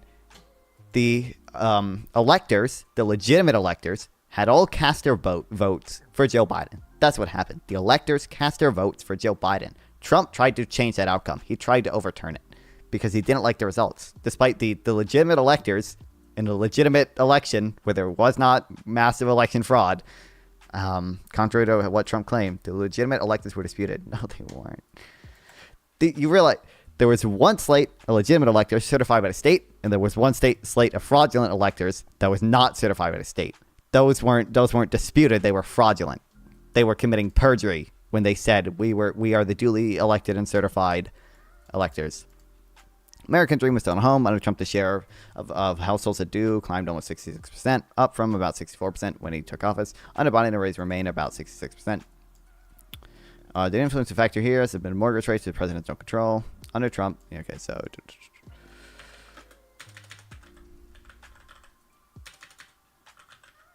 home ownership rates. Or the share of house.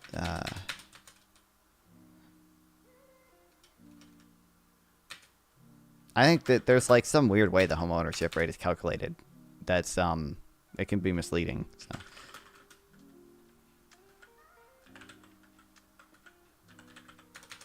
I think it's like it doesn't include like people who like live at home with their parents who otherwise could be owning home. It's like people who live on their own. It's like people who live on their own, whether or not they're renting or owning. Like, yeah, it doesn't take into account. One of the things.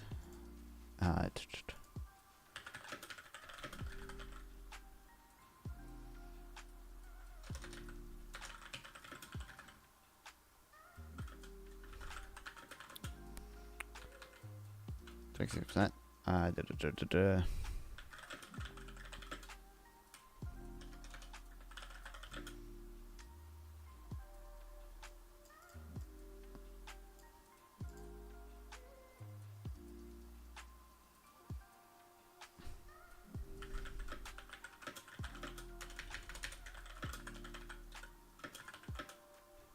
But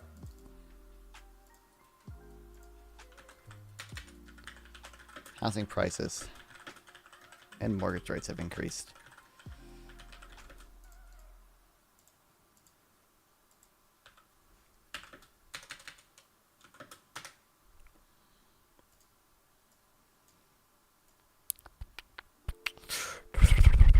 Many Americans took advantage of the low mortgage rates. In 2022, 2023, mortgage rates jumped as the Federal Reserve battled inflation by raising interest rates. At the same time, in the country, the home prices were also rising rapidly. As a result, 2023 became the most unaffordable year to buy a home since the early 1980s. Younger Americans are especially concerned that they will ever be able to afford one. Electoral votes don't count or don't carry any legal weight when they are cast. They count when they are counted. It's just unbelievably retarded. Holy shit, dude. Like, I'm not disagreeing with you. What I'm saying is that Trump tried to either delay the certification or have Pence just unilaterally decide that to count the fake slate of electors. If they aren't counted yet, the result isn't determined. There's nothing to be overturned. I don't understand. Like, the will of the people and the will of the electors was to elect President Biden as as the next president of the United States. Trump tried to overturn that. He tried to stop that from happening because he didn't like the results. Nothing I said there is remotely disagreeable. Like, obviously, the election results were quote-unquote official because that's what Trump tried to change. He tried to change the official results. Like, that's what he tried to do. Yes, that's my whole argument, is that Trump tried to overturn it. Like, he tried to change the outcome of it. You can't change the outcome of something that has already been fully determined. Obviously, yeah. Jobs by country. The fruits of economic growth are not distributed equally around the country. So to access geographic winners and losers during each presidency, we compared the unemployment for 2019, a strong Trump year, of 2023, a strong Biden year. The results are interesting. More counties overall did better under Biden, but counties in certain swing states, especially Michigan and Nevada, did better under Trump. Ironically, liberal California had a stronger labor market on Trump, while a host of Republican states did better under Biden. It's not entirely clear why this is, but its idiosyncrasies probably play a role. In California, tech sector has atrophied recently. In Texas, more workers joining the labor force has pushed up the unemployment rate. Both Trump and Biden favor place-based industrial policies, Republican tariffs, for instance, and Democratic subsidies for semiconductors and green energy. In some countries and states benefit more from these policies than others.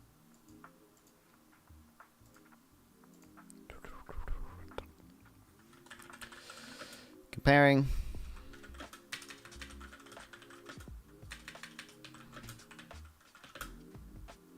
the best years for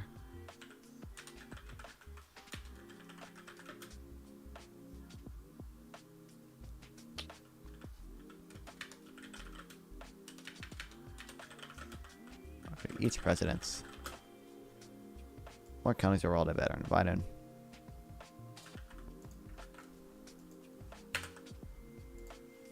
But then those did better in Trump. African American workers.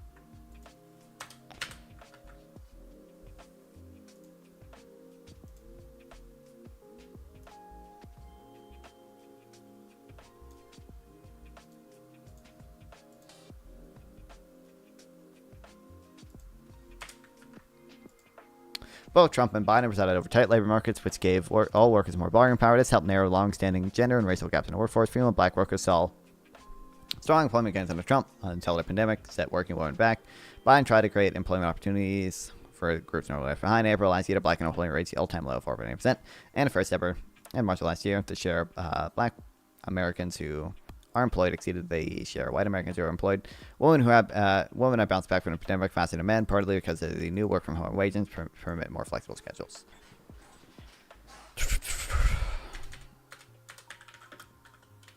Both presidents saw racial and gender disparities in unemployment.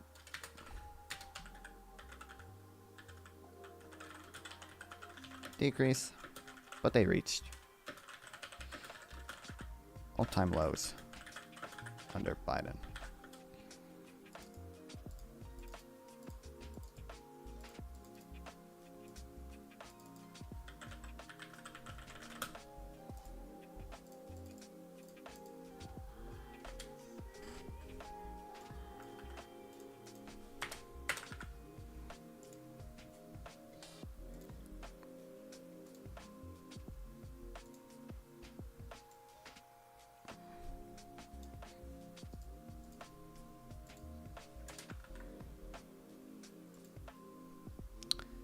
Biden doesn't get enough credit for boosting U.S. manufacturing. The huge amount of federal money has devoted to making a difference. Factory construction in the United States jumped. Semiconductor companies spending billion. Factories in Arizona, Ohio, upstate New York, Texas. Trump talking about manufacturing with no effects. Okay, so yeah, so.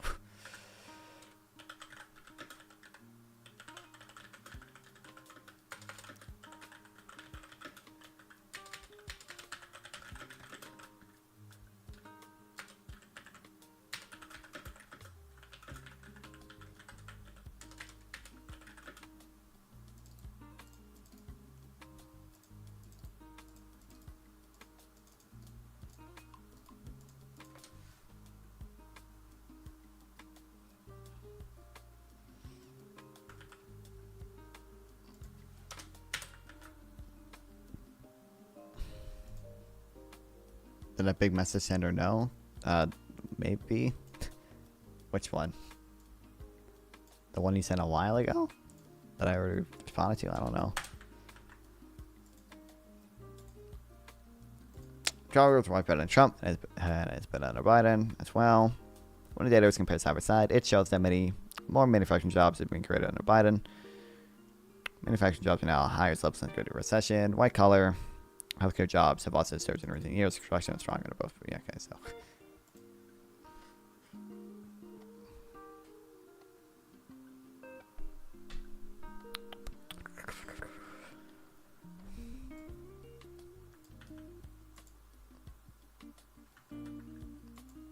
Biden doesn't know where he is. Who's running the country? True, dude. The deep state, clearly. Obviously, bro. Haven't you heard?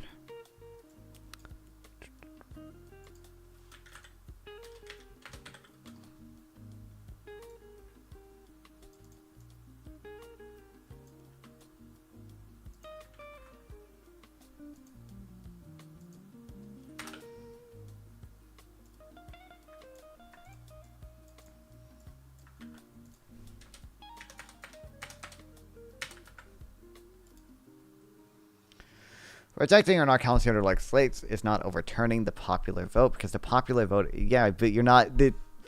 Oh my god, dude. Not the deciding factor. I know the electoral vote is. Oh, not reading the electoral votes is overturning the election. You're overturning the result of the electoral college. Yes, it's the electoral voting that determines the president. Correct, and he tried to overturn that. He tried to subvert that. And until those electoral votes are officially counted, there's no election results to overturn. All the electors had cast their votes for President Biden. That is what the electors chose. And Donald Trump did not like that, so he tried to subvert it. He tried to make sure that didn't happen. Yes, he tried to make sure they could not be certified. That was the entire plan of January 6th. The popular vote serves as the basis for awarding election in each state, but it's not the final determination of the electoral outcome. When I say try to subvert the will of the people, what I mean is, for like the people in Arizona, for example, voted for President Biden. They chose president. They wanted their electoral votes to be counted towards Biden. That is the will of the people. Trump did not want to read, or Trump wanted Pence to not read the electoral certificate from Arizona. He tried to overturn that result. He tried to go against the will of the people there. I understand a popular vote does not choose the president, but Trump wanted Pence to not read electoral votes from states that voted for Biden. He wanted to go against the will of the people there.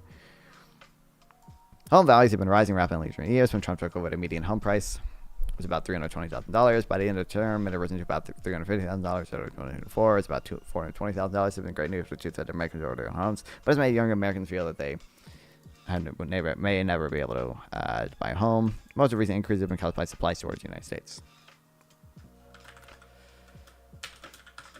Homes have become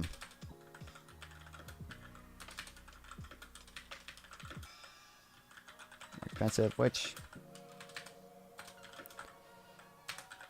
benefits homeowners, but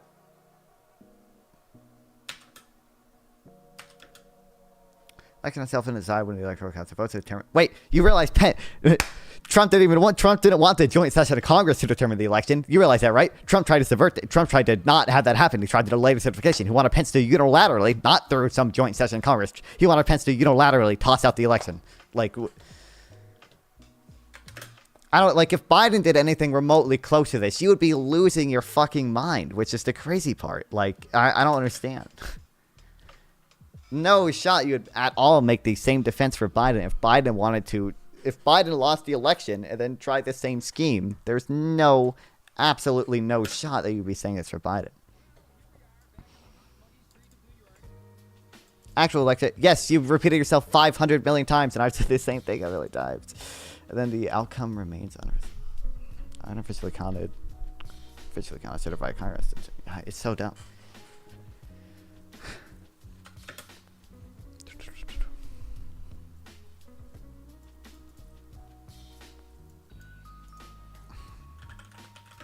President knew. Home buyers.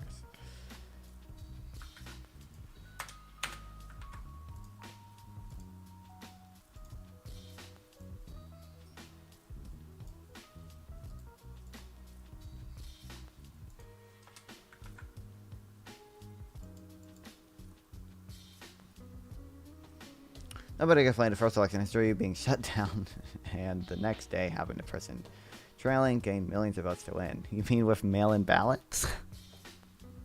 Which everyone knew was going to happen. Everyone knew the mail-in ballots were going to lean Democrat, and we're likely going to see the results of the election change overnight as the mail-in ballots were counted.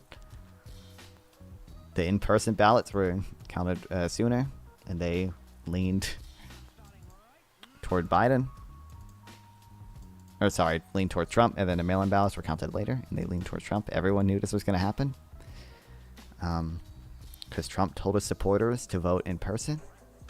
Trump said the mail-in ballots were going to be fraudulent for in the entire lead up to the election. Republicans were more likely to not care about COVID. Democrats were more likely to vote for mail. Amazing how hundreds of thousands of votes all went away. Well, is that fair, truth, or no? I didn't read the other big one. It's an attempt to reject certain electoral votes from being constructed. You could say it obstructs the process, but it wouldn't overturn the election since the result isn't final. It's just such a dumb, like, semantics game of, like, yes, what Trump wanted to do was have the election be, not have it be officially certified. Yes, that was his goal. He wanted to delay certification. So, legislators would certify his fake slate of electors. Like, what? Yes, he tried to change the official results of the election. Obviously. Yes, that is my whole point. That is the whole issue. He tried to change the official result. What verb do you want me to use? Change? Subvert? Like, what? Overturn. Definition. Reverse. Like, this is what obstruct?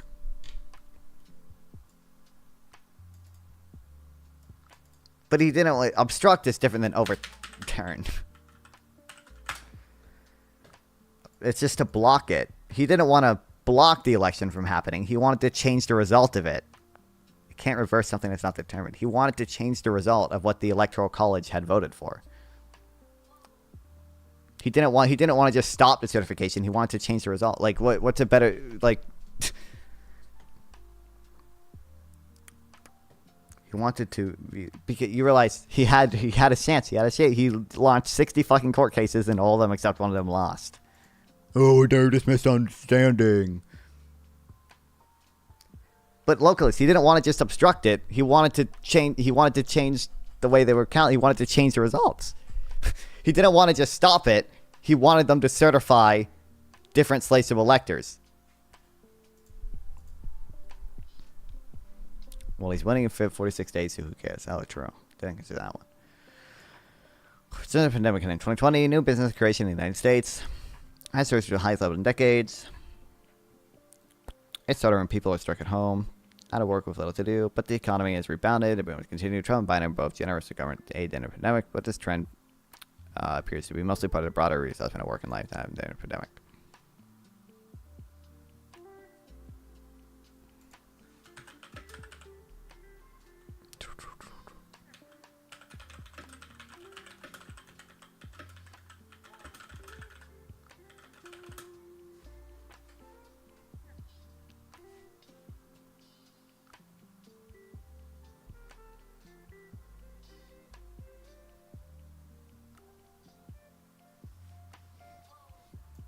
Economic vibes.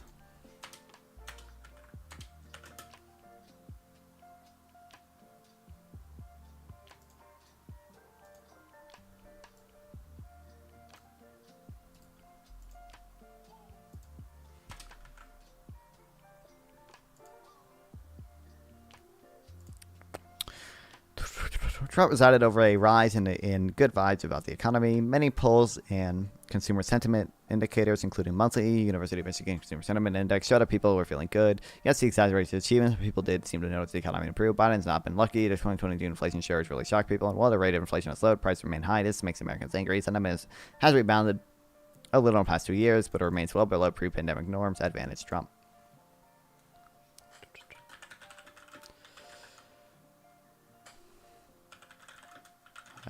Remain slow after the inflation surge.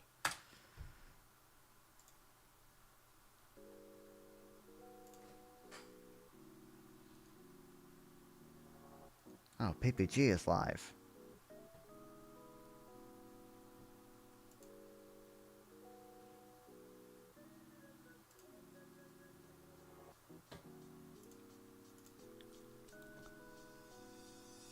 inequality.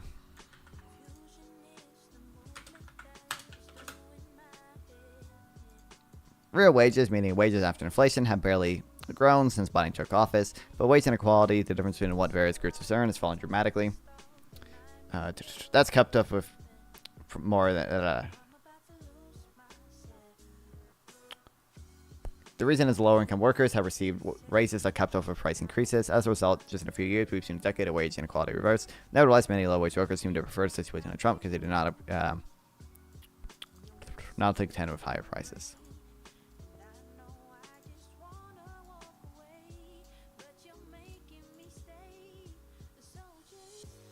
Oh, wait.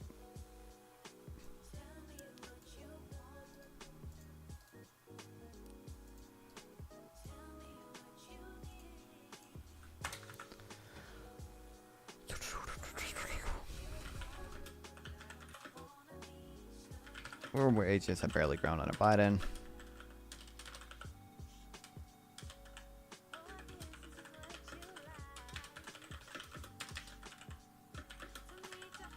But a tight labor market did lead to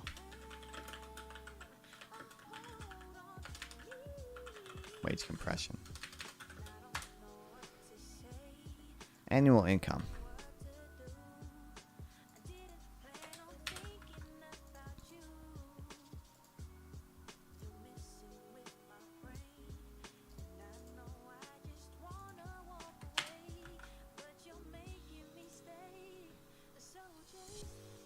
Americans also talk about how their household budgets are doing. Well, economists look at annual census data to see what a typical household income adjusted for inflation is rising. Under Trump, household income rose to a high of $78,000 in 2019 from about $72,000 in 2017, but then the pandemic hit, followed by inflation. By 2022, the median household income has fallen to $74,000. The Census Bureau hasn't released more recent data, but economists, I think they did finally release it. I think it was about this. It was like $81,000 or something. Hasn't released recent data, but economists at the Moto Research estimate that median household incomes climbed to about $79,000. This is good for Biden, yet many Americans still feel they're basically catching up to where they were before the pandemic.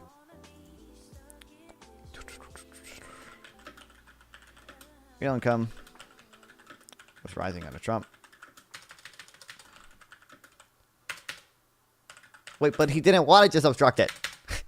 Obstruct to me just means stop. He didn't want to just stop the certification. He wanted Congress to certify, or really just Pence, to certify him as the winner, not certify Biden, who was the legitimate winner.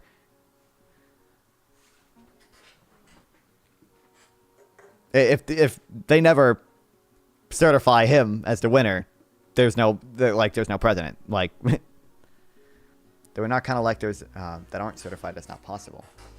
What? They would not count electors that aren't certified. That's not possible. What do you mean?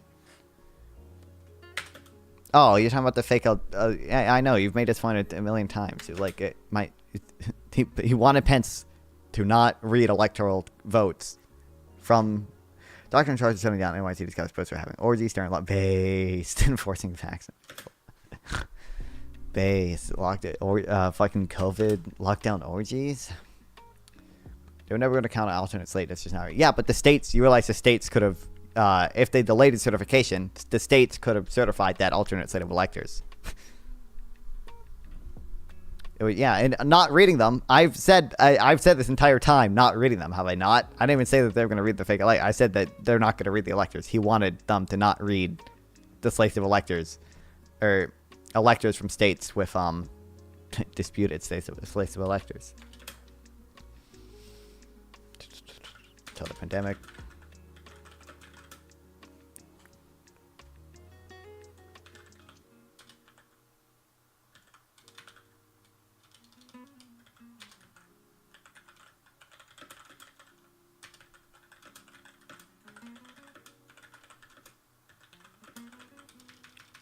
Or really until this year, but health insurance. Well, Biden did a lot of subsidies, I think, for health insurance. I fell a little bit. Oh, it's just uninsured Americans.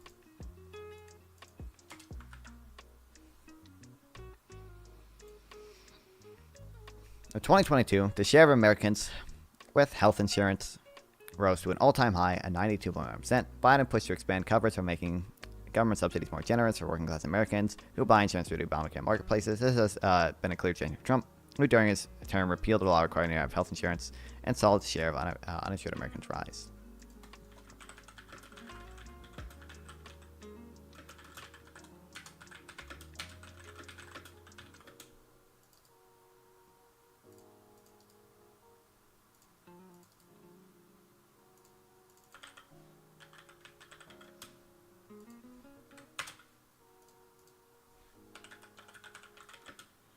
Saw the rate of uninsured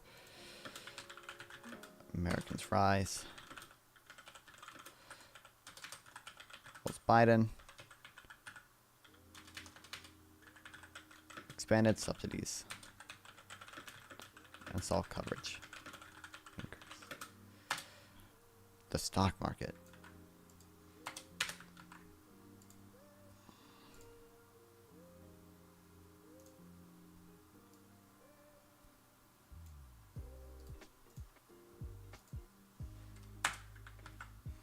Getting alternate state electors not count electoral votes. Refuse to count the votes could be claimed to disputes or irregularities. Yeah, but they want to do it based on the alternate electors, right? But also, even like the vice president doesn't have the authority to unilaterally not read electors, no matter what. So,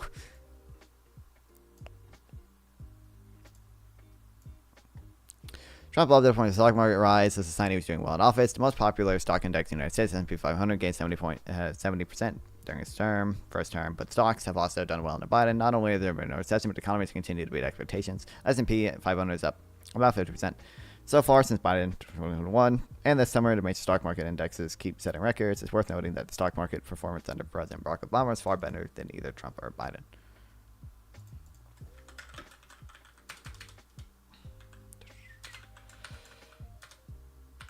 S&P 500.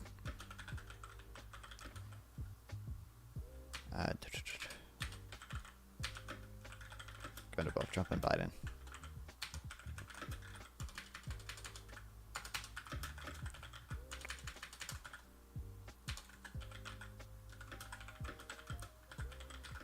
Biden reached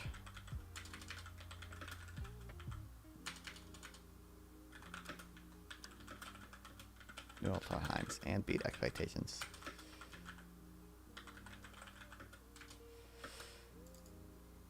Here, let's just say it grew more under Trump over Biden reached new all-time highs. Child poverty.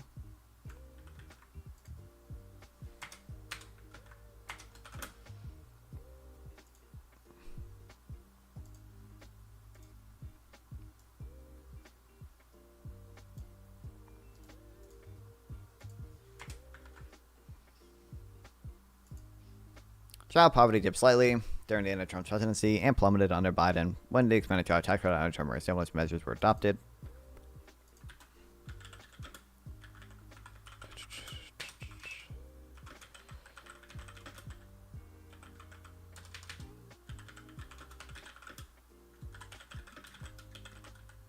Or decreased slightly under Trump and dropped dramatically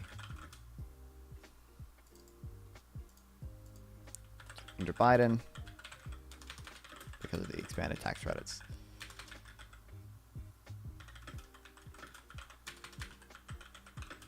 And expanded child tax credits and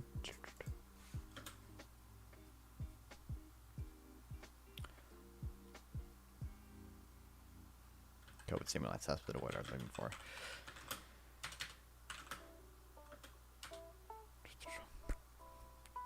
But our turn proved at levels. Biden pushed for extension with a GOP controlled Congress when a budge. The good news here is that we learn to reduce child poverty, given direct cash aid to families where children works. Yeah. Increase in 2022. The GOP. Congress wouldn't agree to extend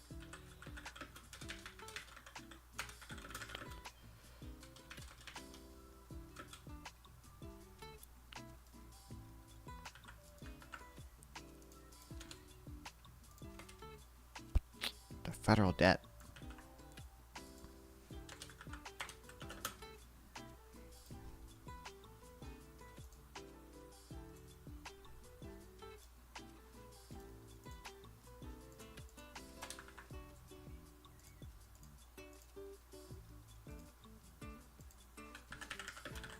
Both Trump and Biden.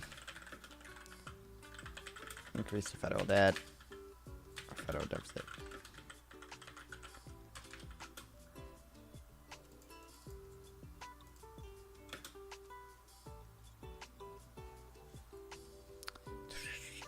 Pandemic required a lot of emergency spending under both administrations, but many trillions were and outside the context of COVID. Trump added $4.2 trillion in non-COVID debt.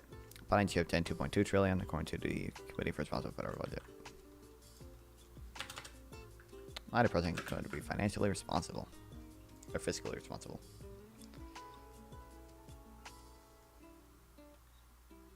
Uncovered foreign posts by Tim Walz could shake up the race. Forensic analysis of comments out hot or not just on net.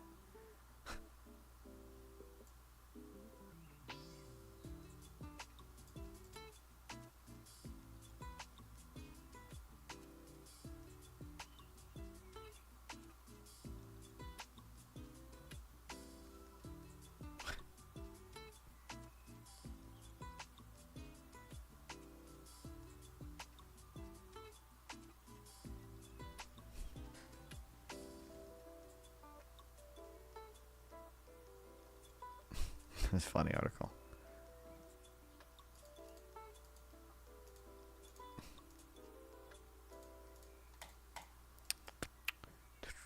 All right.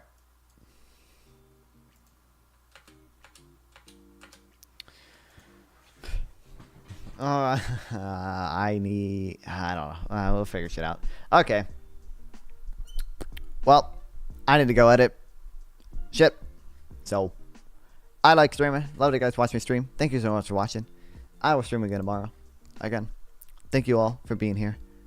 Love streaming. Love that you guys watch me stream. Means a lot that you're here. Means a lot that I can chat with you and yell at you. All those fun things. Yeah. Thanks. Can I raid the boss? I don't understand why. Does boss have raids turned off or something? I don't know. I guess we can raid Gorps then. Probably not on Fortnite. Alright, see you guys tomorrow. Thank you. Means a lot of you guys watch me. Yeah. You can check out my YouTube channel. Or my Twitter and shit like that. Yeah. See you guys. Thanks. Bye. Goodbye now.